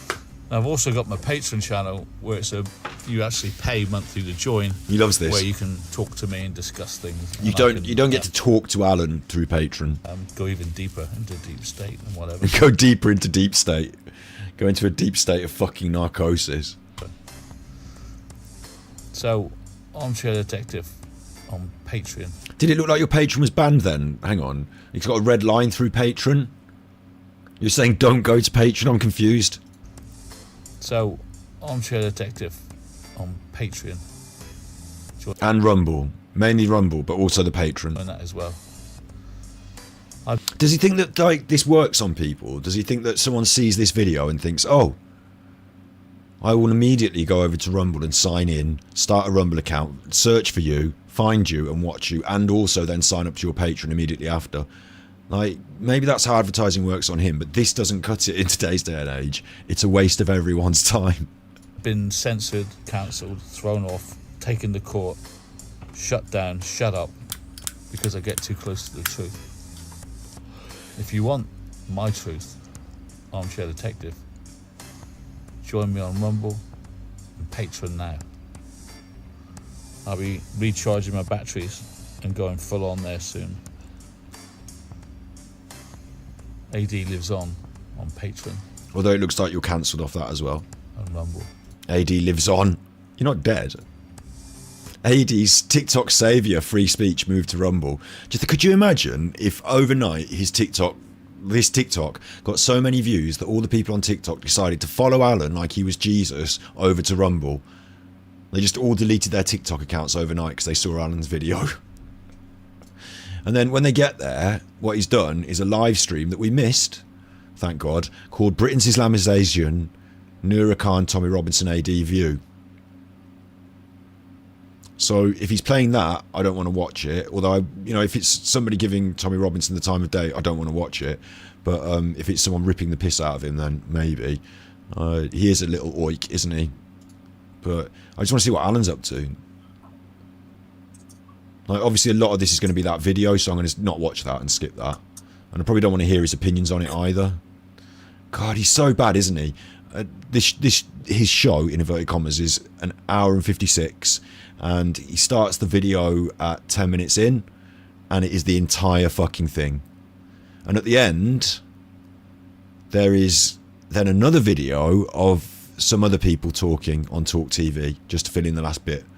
Like, he's just not present on his own show again. He's back to his old form. Because if you tune into this on Rumble, look, if you like, oh, who's this? What am I tuning into? You see this and you think this is what you're watching. Oh, she's quite good. And there's a little man in the corner that you might mistake. You might not know he's there. And that's how he snags new viewers. Is because when they stumble into his content, they think this is interesting because it's not his content. There's another Alan on YouTube doing the same thing, uploading other people's TikToks wholesale as if their content just, you know, it's a content library TikTok. We just take it and upload it. Like, that's not how it works. Don't care even if you ask them. It's not your content. It's very, very lazy to the point of being Alan. And it's because when people tune in and skip in there, you might get some views, you might get some looks, you might get some hits. You know, it's desperate clickbaiting. And on top of that, for Alan, it hides him from his own show. So he doesn't look as stupid all the time. Because without that, he looks stupid. Like now.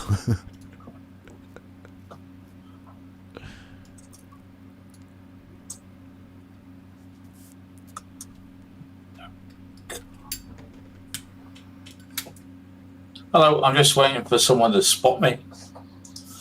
My name's Alan, I am the Armchair Detective. I'm here tonight to have a look at a guy called Tommy Robinson. I've heard a lot about him, but let's look at him. He seems Stephen Yaxley Lennon to be quite popular amongst some people, and they call him far right. So I thought, am I far right? Are you? Because that is your right hand. You got the hand right. However, this image is flipped in a mirror. Isn't it? Is it? I don't know. Am I tripping? I'd have to see some fonts, some scripts. Maybe it's not. Do you think he got his right hand right? Wait, he's got... No, it's not, is it? Because you can see the Under Armour and the Real Madrid on his hat. It's not flipped in a mirror. Damn it. I thought he got his wrong hand then. He got his right hand. Let me check that. Did he get it straight away? Have a look at a guy called Tommy Robinson. I've heard a lot about him. Because he's using that hand, which is his left hand. Is this a mirror image or not? But let's look at him. He seems to be quite popular. No, because you see Club to Demand, don't you? That's not flipped. Amongst some people, and they call him far right. Oh, right. He was wearing the wrong hand initially, and then he brought up the right hand. My name's Alan. I am the First of all, he brings up the left, and then it's the right. I knew he'd get it wrong. Armchair Detective. I'm here tonight to have a look at a guy called Tommy Robinson. I've heard a lot about him, but let's look at him. He seems to be quite popular amongst some people, and they call him far right. So I thought, am I far right? Yes. If you support him, then you're a Nazi and you're far right. Well, Alan, it's not just that. It's lots of other things that you've said and done. What was your vote? The easiest way to check this is, did you vote for the fucking, what are they called, Reform or Conservatives? If so, then yes. According to the election, millions of people voted Reform. And oh my God. Reform is we want to stop mass immigration. Is that what it was supposed to be, Alan? Was that you voted for that one thing? Again, I'll refer you to this graph. This set of numbers. You want to stop mass immigration, yeah? The mass immigration. So there's all the people that are in the country that have got problems and issues and things that are going on and, you know, contributing to the economy and all this. And that's what's going on in the country. And then I'm going to add 100,000, which is twice the amount that will come in this year as immigrants. There's another 100,000. Let's put them in. Let's just slip them in. I'm going to delete 100,000 old people, just bin them off. They die of COVID. Look, bang, they're gone. Right? And I'm going to put in the new immigrants now. There you go. Right? So that's the problem. That's the problem that we've got. I'm going to fix it now. Ready? Ready? I'm going to delete them. Bang. And let's just have 100,000 new babies to nice white people that you like. Yeah, there you go. That's the society fixed, is it? That's what Reform would have done. And then, how's that fixed this society? How's that fixed any of this? Don't you understand things properly? Like, honestly, other analogies might be you're having dinner and there's like I don't know, like, you know, in the salt shaker there's 1 grain of salt that's sugar, or something wrong. And is that going to spoil everyone's dinner? I don't think it's. It's just like a tiny issue, and for the people that are involved, it's a big issue because it's their lives. So okay, it's a big issue. But in the numbers game of the whole, like, that's not why we're having problems with the heating. You know, like the heating bills and stuff. That's not going to fix it. It's not going to even touch the sides. Even if you delete all the immigrants. So is every one of those millions that voted for reform and for rights, are they all far-right fascists? Yeah. Or are they concerned that... No, what they are is they're quite ignorant people who think they're a bit clever, who have got onto this like political manipulation, like they're being manipulated and they don't see it. So they think they're a bit clever, gives them something to yap about in the pub. Like they watch the telly or the Daily Mail, but they don't really get the big picture, and they've got a bit of a chip on their shoulder, and maybe they're a bit bigoted. So they're not at the far right in terms of like the actual swastika wielding Nazis who like. But however, like what Hitler did to get that thing going was to point at the Jews. Like this is just facts of history. I don't know why we're going to be doing this again, but he pointed at the Jews, didn't he? And then those people who were reasonable people who just followed the Nazi party and just wanted to make Germany great again, because that was literally what it was. This is where Nigel Farage has stolen it from. Make Britain get great again, right? Germany after the Second World War was decimated. Sorry, after the First World War was decimated. And so Hitler came in saying, let's make Germany great again. Let's celebrate Germanism. Like, what's good about Germany? Let's, in fact, so much so, I don't want any of these stinky Jews, and let's get rid of all the, and that's like Germany for German people and all that. Like, don't you remember? So it's just the same thing. Like, and like, I'm surprised by people. We actually can't fit everyone into this country. Obviously, we can fit a load more people in. There'll be how many more babies? Google number of white babies born in UK 2024. Birth rate. I just want specifically the white people. Anyway, there was 600,000 live births in England and Wales in 2022. A percentage rate's no good to me, but like, you know, we're going to be having fucking thousands of babies. So even if you stop immigration, you are not going to stop the population from growing or changing. Like, there's an aging population as well, which means that people like Alan, like 100 years ago, might have been dead before they got to this age because they're feckless goons and like didn't anyway. Like, no, but people like Alan and other people, all of us hopefully live longer. Yeah, so that means that the population gets older and there are more people being born. Like, it's not about immigration, and our island is huge and the cities are big and can expand. We've got the space. We simply have a lot of space. What we don't have is the housing, because the government haven't taken the tax money and invested it in affordable housing stock. They've sold off all the houses to their friends that are landlords. Now, you don't understand politics if you think there's a problem. And a question I always ask people in the pub. Yeah, nothing wrong with immigration. I love Chinese people in the pub. I love Chinese food, but I just don't like these Muslims. restaurants, Indian restaurants. Oh my God, I'll eat the food, but I won't have the fucking Muslims. Like, come on. There's loads of things I love about immigration and the diversity of it. But if that's what you think it is, Chinese food, you haven't really understood it. And like Jamaica, yeah, fine. Jamaica? He just stated Jamaica. Fine. What do you mean? Or are they concerned that we actually can't fit everyone into this country? And this is what I mean. Again, I'll remind you, if you think Alan is talking sense here and Scott's on the wrong side of politics and actually politics, then just have a little head wobble, because politics aside, numbers game, getting things in perspective, like politics aside, like I said, the numbers game, getting things into perspective in life, you know, getting you eggy about something you don't need to be eggy about, all this. Like, this is the nonsense that gets people eggy, that gets you under control. Like, whatever. Like, Alan's fully down this road. So if you think, just have a head wobble, because Alan thinks like this, maybe you shouldn't. Because he's not a very thoughtful thinker, is he? And a question I always ask people in the pub. Yeah, nothing wrong with immigration. I love Chinese restaurants, Indian restaurants. There's loads of things I love about immigration and the diversity of it. And like Jamaica, yeah, fine. Why Jamaica? You can't Why Jamaica? There's a lot wrapped up in that, because you could extrapolate from that Alan understands that during the war, I've got a lot of stock in this Second World War, because that's the generation that brought me up, isn't it?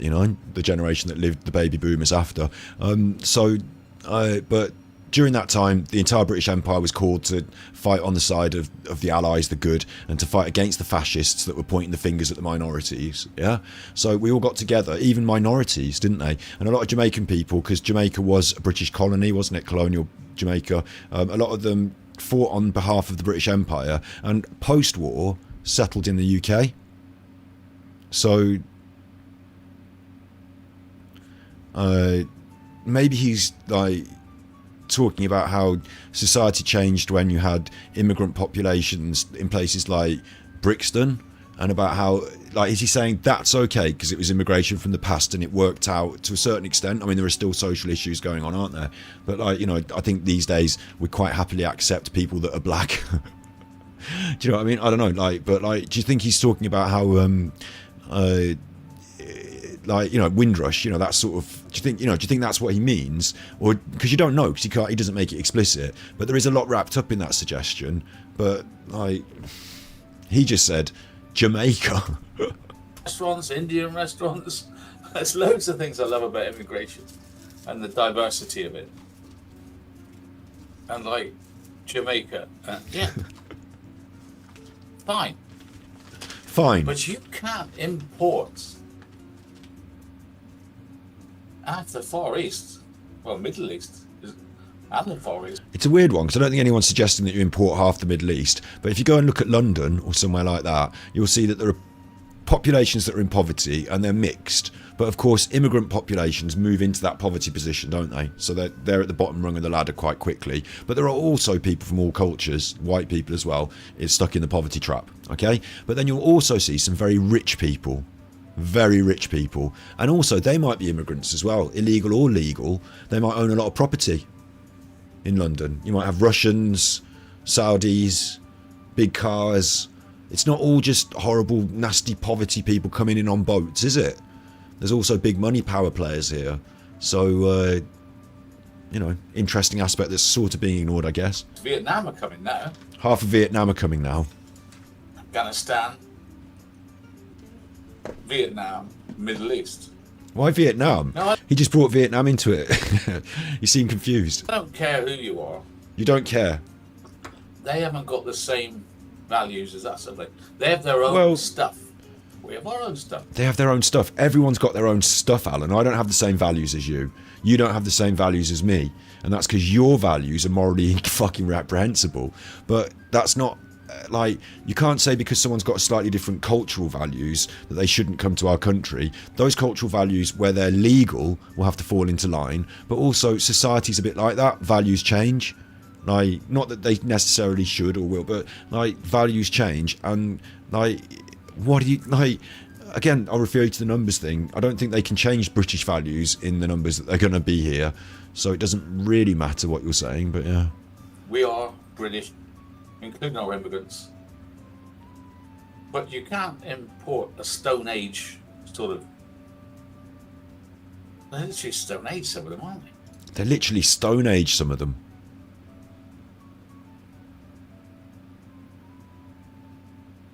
I mean, that's just straight racism. Their ideas. I mean, the men... As far as I know, the men have little regard for women, Nor do and you. all these, all these boats that are coming in. I guess you can see me, right? I can see you. Someone said they can see me because I'm rattling, aren't you? Normally Anaphylaxis says I could see you. But Yeah, she's fucked off, hasn't she? Anaphylaxis has fucked right off, and she don't want none part of your rubbish finally. Of all these, all these boats that are coming in. I guess you can see me, right? Someone said they can see me because I'm rattling, aren't you? Normally Anaphylaxis says I could see you, but maybe someone can.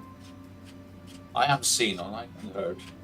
You are seen and heard, yeah, by the 3 people in your chat and the 100 people you paid bots so that they'd watch your rubbish. And us. Maybe I should wait a bit longer. I can see you, AD. I can see you, AD. Oh, what a desperate man. I can see you. Lots of trouble in Ireland, yeah. Right, there's lots of trouble everywhere. Because it's not just England or Wales or Scotland or Ireland, it's everywhere. The worst, Sweden and France and Germany. They're stuffed already. I have friends in Sweden, and the females I know in Sweden You don't have friends in Sweden. are afraid to go out at night. The females that he knows in Sweden are afraid to go out at night. Come on. Gangs who will follow them, and there's all sorts of gang rapes going on. I'm not saying Bloody hell, Alan. sex crime has trebled in Sweden since You went on holiday there. open the door and say, "Come on in, come on in." I would critique these statistics, obviously, but I can't be arsed with it. But obviously, you know, everything else he said has been a load of shit, so I don't know if that counts. Well, what are we going to do about it? I don't know what we're going to do about it. But I don't think it's fair old just to racist say, nonsense. Maybe a load of old racist nonsense. Just round up all the people who are slightly different, get rid of them, solve everyone's problems that way, and then at the end of it all, if it didn't work, too late. You've already just been hoodwinked. So they're all far-right racists. Surely we can have a middle ground where people like myself can listen. right, but you're not centre ground, and you're not listening. You're talking shit. So people like myself, you're about to platform Tommy Robinson. Tonight we're going to listen to an individual called Noraya Khan. I'm sorry she got the same name as the London Mayor, but anyway, so Noraya Khan. Khan's quite a popular name. Obviously, we're not going to be watching this, so like I said, I might take it on another day, but I don't want to watch an hour and a half of anything to do with Tommy Robinson, least of all with Alan commenting to cheerlead him. As a YouTuber who makes videos about Islam, human rights, freedom of oppression, and social political issues, and women's rights. She's worried about women. Right, she sounds all right, but I still wouldn't want to platform Tommy Robinson for any sort of discussion, like treat him like he's a real person, because he's not really, is he? That are not safe on the streets. And I've just told you that these people that are coming across in the boats, they're 90% males between the age of 16 and 30. You've just told us. They don't bring any children or women. Yes, they do. And you might wonder why that is. They can't, can they? If they brought women and children with them, what would our damn councils and government do? Oh, there's a family of 6 there, where are we going to put them? Oh, there's a family of 3 there, where are we going to put them? Well, They put them all in hotels because they're for the reasons recently is those conservative landowners and people that own those big hotel chains, those people that weren't making a lot of money and people weren't going on holidays in the UK as much because after COVID they all wanted to fuck off and go somewhere else. So those big old crumbling hotels, they're just big old buildings that are costing loads of money, and they weren't full of people, but they convinced the Conservatives, instead of building proper facilities for immigrants and sorting out the immigration problem, what they did instead was they just shepherded them into the hotels and took the taxpayer money and gave it to their friends who own the hotels. So like they made a load of money that way. They all bring in children. We can't just put them in a tent. They wouldn't be able to do it. The only reason they could put these millions into Europe is nearly all men.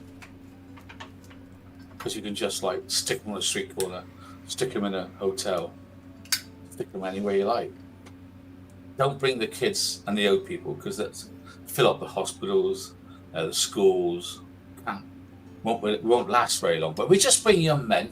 We can bring. So they're going to attack this generation then. Like these young men have got within 20 years to attack. They're not going to procreate. Not trying to settle down. Just the men. Maybe they'll take our women.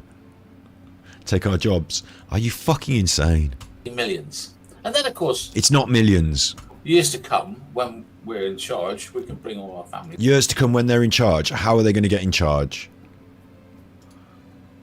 So, when we, knocked off this country completely. Now, I'm going to let this young lady tell you the truth. She's got no reason to lie. She's a British Pakistani, born in London but raised as a Sunni Muslim. As a child, she wore the hijab. He's going to read it off the internet. Middle East and other places, troubles to us. And they're fighting each other on our streets about the troubles in their country. What the fuck? On the 27th of July in London. He's doing one march and he's going to be surrounded. Okay, it's Tommy Robinson's march. Tommy Robinson, in the last march they did in London, the right-wing people got about 100, 150 people. It was really dead. And like all these people out Free Palestine, that's an international movement because of the fucking war going on in Palestine and the horrific bombing of children. So that's like a sort of, like there are obviously deeper political, you know, there's people on the streets who are angry about, but ultimately I think the average person can quite happily say, yeah, I don't want them to be bombing Palestine and killing all those kids. So can we stop that? So that's got a lot of sway. And then the horrible people who are just like, oh, I'm losing my pub. Like, you know, they're out just, it's stupid. It's woke. There's more of them, isn't there? There's a lot more of them. And they're going to try and antagonise him to cause trouble. Now, you saw the riots in Leeds and Whitehall, didn't you? The one in Whitehall was about Bangladesh. The one in Leeds, well, you saw they were. You saw who they were? Who were they, Alan? They're bringing the Middle East and other places. Obviously, they're not from the Middle East, are they? To us. And they're fighting each other on our streets about the troubles in their country. Really? Is that what's happening? We don't really want their problems, do we? What? We cause their problems, Alan. Don't you understand? Well, we've got to take it because we're so woke and we're so, oh, no, let them go. It's fine. It's fine. Tommy Robinson, they say, the Workers' Party. I say we didn't do any of this. You know, we're a generation removed from that. You know, I didn't make any of the power plays after the Second World War dividing up the countries or anything, did I? But like... Say that he wants a war on Islam. That's what they say. Fascist Tommy Robinson. He wants to create a hate-filled Islamic phobia and anti-migrant street movement. He's tried it before. So that's what they think he's doing. He might be trying to say, I'm not happy with the amount of sex crimes and violence against white people. So, what about all the crimes perpetuated by white people? It's fucking stupid again. Oh, God. Like, Alan twisting things in defence of Tommy Robinson is a really disgusting new low, and it's a repeat theme on his channel, isn't it? So I think what happens is he's got a supporter, probably one person I think on his Rumble, and I think it's one of these new people he's got, I think, in his chat somewhere. I think he's got one person that maybe he's on his Patreon or something, or maybe it's a man he's met in the pub and he sees in the pub, but he impresses the racists every now and then with his support of the British nationalist stuff. Like, it's really shit, isn't it? Going around at the moment. And the fact that people that worked all their lives paying their taxes can't get social housing. Right. Who do you think took all the tax money? Like, are you dumb? Do you think the immigrants have come and took all the tax money, all 100,000 of them? What about Boris Johnson's curtains? Richie Sunak seems quite well off now, doesn't he? What about all those companies that make bombs and guns? Who's their big investors? Who's involved in the money markets as things go up and down? Where does all the money get gone? Where's all the fucking tax money gone? Social housing now goes to the migrants. Oh, it's that. Any new houses built, as far as I know, goes straight What about really rich people who have got like 6 houses and rent them out? to the migrants. 90%. Well, in a few years' time, we'll have the right to buy these social houses and make a huge profit. Meanwhile, Right? Thatcher, right to buy your council house. the people that pay Was that their Thatcher? taxes I think that was Thatcher, wasn't it? So their children Selling off the council housing stock, but without replacing it with new housing stock. So creating a privatised housing industry. could get social housing, have to watch as house after house is given over to migrants.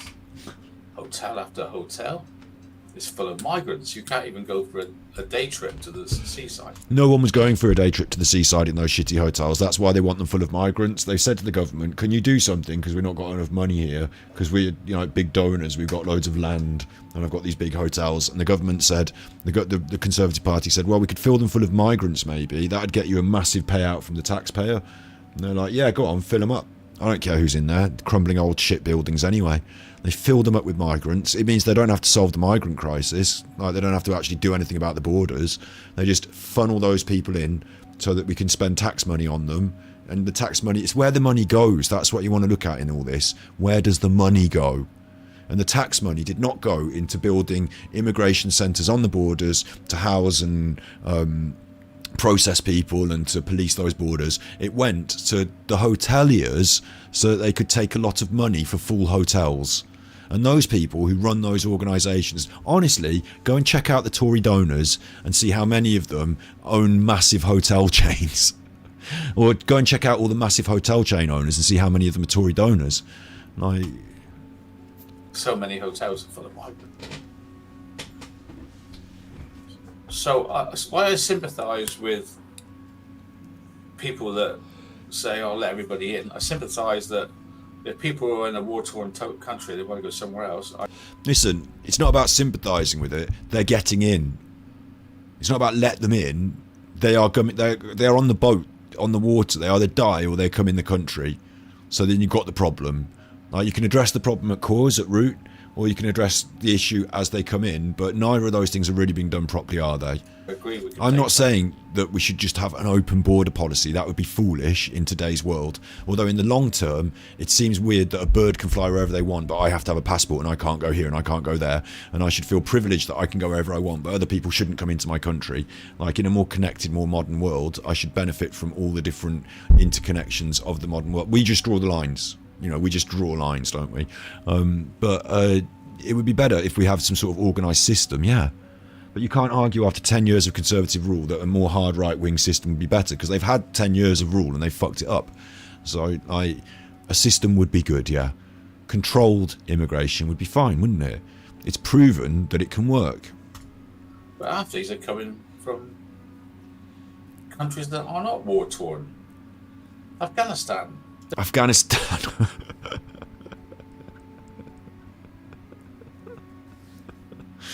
I'm sorry, what? Again, I would reflect, if anyone is thinking that Alan is on the right side of things here, they agree with Tommy Robinson, Alan agrees with Tommy Robinson, he just thought that Afghanistan was an example of a country that's not war-torn. Say, "Oh, let everybody in." I sympathise that if people are in a war-torn country, they want to go somewhere else. I agree we could take some. But half these are coming from countries that are not war-torn. Afghanistan. They're coming by the lorry load. So they're worried. So, do you know that Afghanistan has been at war perpetually for like 100 years? Like,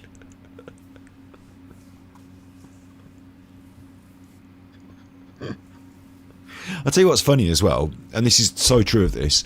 Obviously, you get the people on the boats, on the images on the telly, yeah. But what about people who come from, I don't know, like Romania, and you don't see them on a boat on a picture of a telly, like they get in a different way, and like they look a bit more European. They might speak a bit better English or something. Like, how do you spot them in society? What if there are a load of like Irish immigrants? Actually, there's a good example, isn't it? Irish immigrants to the UK, they're in the UK. You know what I mean? To the island of England, like across the. What if there were Irish immigrants to England? How would you necessarily easily spot and number them? Because you wouldn't care, would you, Alan? There'd just be people in the street. You just wouldn't care, because they're not black people, are they? Well, some of the Irish people are black people. You'll be surprised, Alan, these days. But like, if it was Irish people, you wouldn't have the same like sense of who they were and what's going on, would you? I think it's, Alan, I think it is because they're from places like Afghanistan and other places like that, as you described, Stone Age countries, because you can identify them in society and say, they're not like me. They're different. They look different for a start. They talk funny. So I think it's because you can clearly identify them as foreign that's got your chip on your shoulder straight off. Because I think there are people that come from other countries that are illegally here, but because they're from more westernised countries or not the bad countries, you're not that aware of them in that way. I think that's it. And the reason I thought it was interesting to reflect on Irish immigration is because it wasn't long ago that Irish people got the same trouble as all this. You know, it wasn't that long ago that they got tired with all this brush. So people don't really, like, they forget the rules they forget the lessons of history and are destined to repeat them, the mistakes, if they're idiots. It's that there's going to be a swell of, I don't know, things against pro-Palestine protesters. I don't see that. I see, like, I feel sorry for the Jews that can't walk the streets. I feel sorry for the Jews that can't walk the streets. Well, you should feel fucking happy that they didn't get fucking murdered in the war and they're still here to fucking, you know, procreate after it, aren't you, eh? Because we fought against people that were ready to ship off all the Jews and create concentration camps and Germany for the Germans and make Germany great again. So, like, you don't understand the parallels. For women that can't But it's good for Tommy Robinson as well, isn't it? Because I think he's of Jewish heritage as well, isn't he? walk the streets in the dark. I feel sorry for parents of children that won't let their children out to play. Alan, that's not necessarily because of immigration. I just don't see England in many vast places of England now. I don't recognise. Right, because you don't go there anyway and you've never lived there and you won't, you know, the world has changed since you were a kid, yes, but you're basically a country bumpkin. You don't see England and don't recognise it. Get off. It's nothing to do with being a racist. It's everything to do with being a racist. It's scary. Well, it's to do with just being old, is it? Seeing the world change. Very scary. So let's listen to these two. I'm not going to. And you're going to be shocked, if you don't know much about it, on what it's like to be a Muslim in England. Like, he might try and play the other side of the coin here, you know. He might try and say, well, she's got some really good points. And, like, obviously she's not going to let Tommy Robinson just, like, rattle it off and it's going to be edited to make her look a bit better, isn't it? But at some point they're going to explore his opinions and she's going to say things that, you know, don't add up. There's a lot more of her speaking than Tommy Robinson, actually. You know, maybe he's been hoodwinked into making himself look stupid on this one. But I can't, for the good conscience in me, countenance putting him on the screen. Even if I'm detracting him, I just don't want to see him or talk to him. You know, I just think he's a bit beneath the, you know, I just don't think that's, you know, I just think no. So. Criticise Muslims. I heard him say nice things about Muslims. I heard him criticise Islam. The young lady, Nuria Khan, she is a Muslim, was. But she sees what it's done to her country. Oh my God, she's a convert. She was a Muslim, so she's whether like what is it? I don't know what the word is. She's now not a Muslim, so maybe I got the wrong end of the stick there. Maybe she was actually like, you know, a bit of a clever one because while she looks a different skin colour, she's actually arguing on the side of the British nationalism. So, you know, you get a few of them, don't you? We had one at Home Secretary, didn't we? Suella Braverman as well, like, you know, it's a Suella Braverman situation. Which is now England. I don't know. It's so much censored that I can't even say anything myself. Yes, you can. You've been going on about that. Alan, you've been going on about that, about how you can say whatever you want. They've just said it all. Like, this is your Rumble. How dare you send people to your Rumble on the idea that it's censored everywhere else, you have to watch Rumble, and then on Rumble say it's censored, I can't say anything. Maybe you think, Alan, that if you come out with some real outright horrible stuff, people will just not want to watch you and leave. Maybe you'll think you're going to offend some of the last remaining dregs that are in your show, in your chat. But I think those last remaining dregs seem to have put up with this before, so I don't know. But the idea that you should be censored is bizarre. Their words and tell you that there's 4 million possible people that support the idea that Islam is God's law. Right, what you're saying is there's 4 million, and we rounded it up, remember, 4 million people of the Muslim faith in the UK. But if you look at all those Muslims, it is ridiculous to think that even half of them would want there to be some sort of brutal Sharia law in the country. I mean, half of them are probably fucking women, so they don't want that, do they really? Like, imagine the percentage of them who are just fully integrated standard members of society who practice the Islamic faith and are no threat to anyone. Probably a majority, a great majority, isn't it? That's why they call it radicalisation, because it's radicals, you know, it's separatists, it's small factions, it's small fractures. Oh, you might think it's growing amongst the Muslim population. Honestly, come on. Like, if you want to say that, you might look at Tommy Robinson and his supporters and say it's growing amongst the white population. I think the majority of us, like, obviously I'm vegan, so I don't like going to KFC, but like the majority of people just want to go to KFC, watch a movie, do Netflix, have a job, you know, raise a family, like do normal stuff. And the majority of them, once they're engaged in that, even if they come over on a boat, like in a Trojan horse situation, once they get into the UK and you give them a mobile phone and an opportunity at a job, and then they can spend the money they get from the job doing things, they might just enjoy it and not want to bomb boots.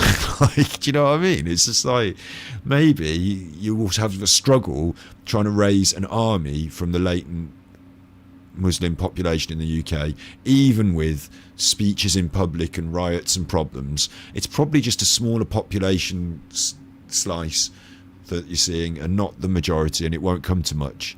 But you can cause all this conversation about it and really whip people up into a frenzy. And they talk about Project Fear and stuff, but like, this is creating a bogeyman out of nothing so you can have a summer of something to get worried about. And also political law, and also Sharia law, and also must be obeyed under sentence of death if you give it up. This is like 7th century, but it's on our streets. So. And the worst thing is that we're importing large groups of men every day into this country. I don't know if they're Muslim, Islamists, but they're all from the areas that could be activists for Islam. They don't come with any passports. They don't come with any credentials. You don't have to come from prison. You don't know what they think of women. I assume that if they've been in prison, they've let them out at the end of their prison sentence. So, yeah, they might have gone to prison before, but so have some of the people in our society. But they're piling in. Like, it is fair to say that you might get a slightly different cross-section of society prepared to do this, you know. But on the other hand, like, it is also fair to say that in terms, again, the numbers game in our society, right? Like, in terms of the amount of prisoners who are going to be released from prison this year, like, number of violent prison releases UK 2024. Well, we know there's going to be about 5,500 prisoners released early in England, don't we? Like, I just wondered how many prisoners get released that have been doing violent crimes per year. Like, you know, like if you're worried about the number of people adding to society that net negative and all this, like, you can't just, and also you can't throw the baby out the bathwater, can you? You can't say these people, some of them might be bad people, so therefore none of them can come. Like, that's just society, isn't it? Like, 1,000 by the 1,000. And it almost looks planned. That's what worries me. Yeah, big ups. I've watched Adam Curtis' stuff. I love it. It almost looks planned. So, just before I go, I'll let you know what's going on around our coastline. If you're not in England, this is what's going on around our coastline. Just to let you know, this is Jeremy Kyle on Talk TV spouting a load of fucking propaganda nonsense, so I'm going to skip it again. Like, because if we do not get houses built in this country, irrespective of immigration... Oh no, that's a good point. We are in a mess. Here. We're going to end up... I was in Ireland a while ago, in Dublin. You were in Ireland, were you? Over there to play poker. But you didn't say you were. So there's a bit of a catch. Do you remember? Not so long ago, there was poker in Ireland, and there was a suggestion that actually he'd been out there playing, and his son had been out there playing, but Alan hadn't been recorded, but his son had been recorded, and we questioned whether he was using his son's name. For those deep divers on the Alan stuff, there's a catch. He was in Ireland, apparently, recently, even though he wasn't. Beautiful part of Dublin, by the river. Wonderful. And then there's all these tent cities of these guys. They're all men living in these tents in these beautiful parts of London. I'll make a prediction right here now today, 24th of the 7th, 24. We will, this time next year, have mushroomed tent cities because there's nowhere for these guys to go. Well, we can't necessarily have that, can we, Alan? Because didn't Suella Braverman make it illegal to sleep in your tent? Didn't she pass a law like criminalising the sleeping of tents by the homeless? Or am I just dreaming that? Taken all the hotels, they've taken all the leisure centres, they've taken all the... They've not come here to take the hotels and the leisure centres as operational bases.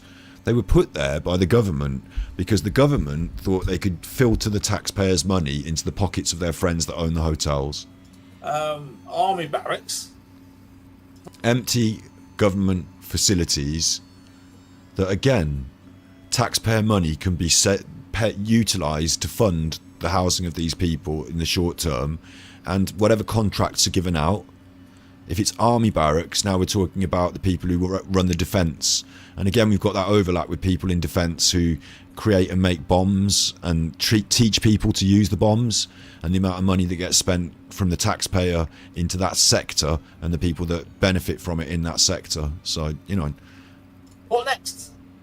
What next? What next is affordable housing stock so that people of all different creeds, should they fall upon hard times or come to our country in a difficult situation, can be given and afforded the opportunity to enter into our society at the pace level with shelter, support for maybe some food, get their kids into school, get a job, and just integrate and be another productive member of society. They're taking the houses that are up for rent. What next? They're taking the houses that are up for rent. The people that took the houses that are up for rent are the greedy landlords and landowners, aided and abetted by the Conservatives, who have bought up all that affordable housing stock so that they can rent it instead of allowing people to live in it themselves and get on the property ladder. Welcome to 2024. Oh, we're going to have to build a tent city. Oh, yeah. Yeah, we'll build a tent city. He's drivelling now. That's all we can do.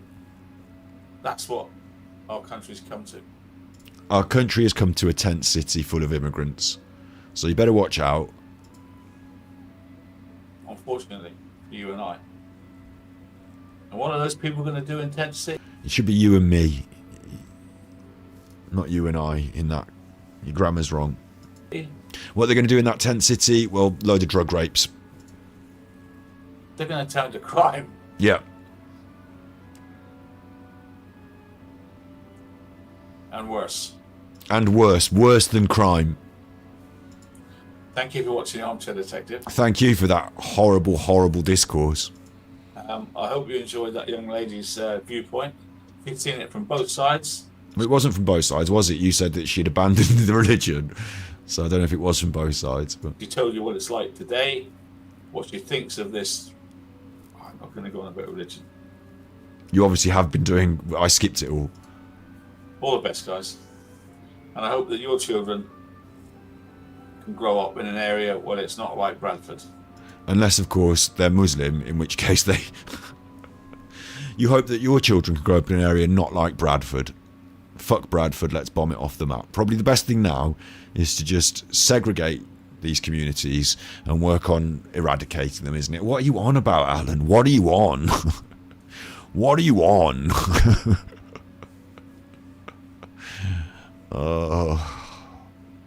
Do you know what would make me laugh, actually, is if it turned out that all the Chinese really were sleeper agents and that the Chinese food and all that, and we all say, oh, Chinese food, though, we like it, but like it turned out the Chinese were actually sleeper agents. Obviously, it's silly, isn't it? But like, it would make me laugh.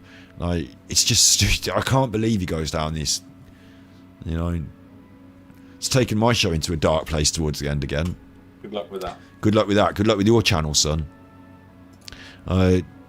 Actually, last time we watched it was a funny place, wasn't it, with Alan? No, thank you. Good night, thank you, yeah. Coming on Harry Kane's back, that was funnest. But that was a dark one at the end. He's back all right, isn't he? He's back doing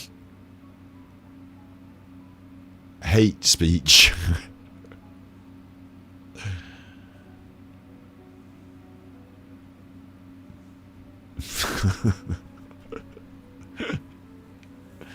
Where's his patron about the?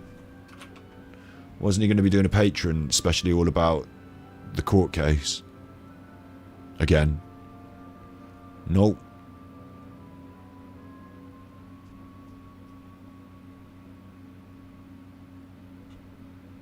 Nope. He said he was going to do it, but he didn't do it. Nope. Instead, we had Britain's Islamic nightmare. Depraved. Dirty Alan. Bad Alan. Naughty Alan. He's wearing a hat. I'm going to, I don't know, is Alan Merritt watching? If Alan Merritt's watching, I'm going to invite him on this podcast, because if that works, then I can start doing some good lives from here. So,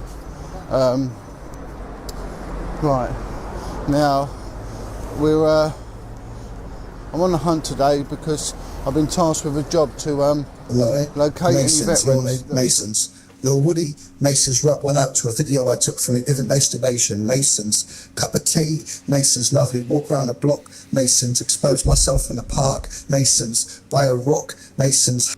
Listen, you be good, and if you can't be good, you're naughty. Morning, and sound. Morning. Masons, yawning. Thank you for everything. If you be good, and if you can't be good, you're naughty. Again, I'm feeling in good health. If I get murdered, it's them lot. I'm not, no plans to murder myself. I feel great. So, you be good, and if you can't be good, you're naughty. Masons, little Woody Masons, rock one out to a video I took from the house next to the station. Masons, cup of tea. Masons, lovely walk around the block.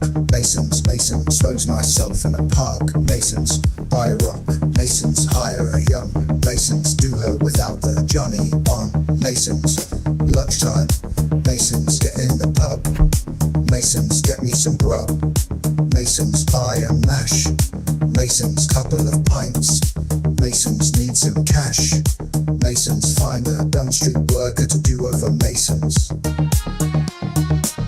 Maybe grab up a junkie. Masons, grab 4 cans from the one stop. Masons, get home and set up on the sofa.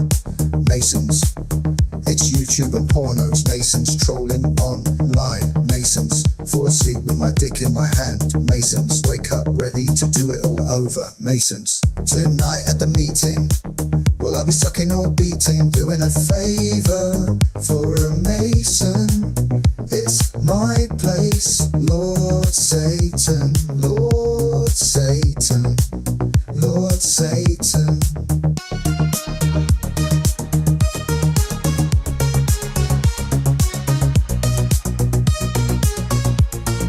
Get out the meeting. Masons, take it to the street. Masons, I wanna take it out on the street. Walker, Masons, I tell them I'm a copper. Masons, get them in a corner. Masons, I love to see them hurting. Masons.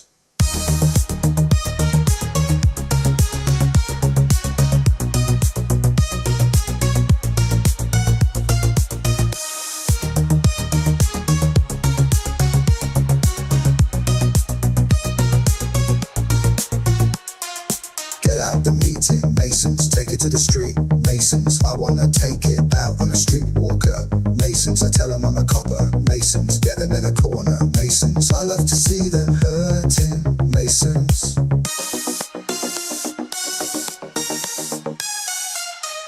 Get out the meeting. Masons, take it to the street. Masons, I wanna take it out on a street walker. Masons, I tell them I'm a copper. Masons, get them in a corner. Masons, I love to see them hurting. Masons.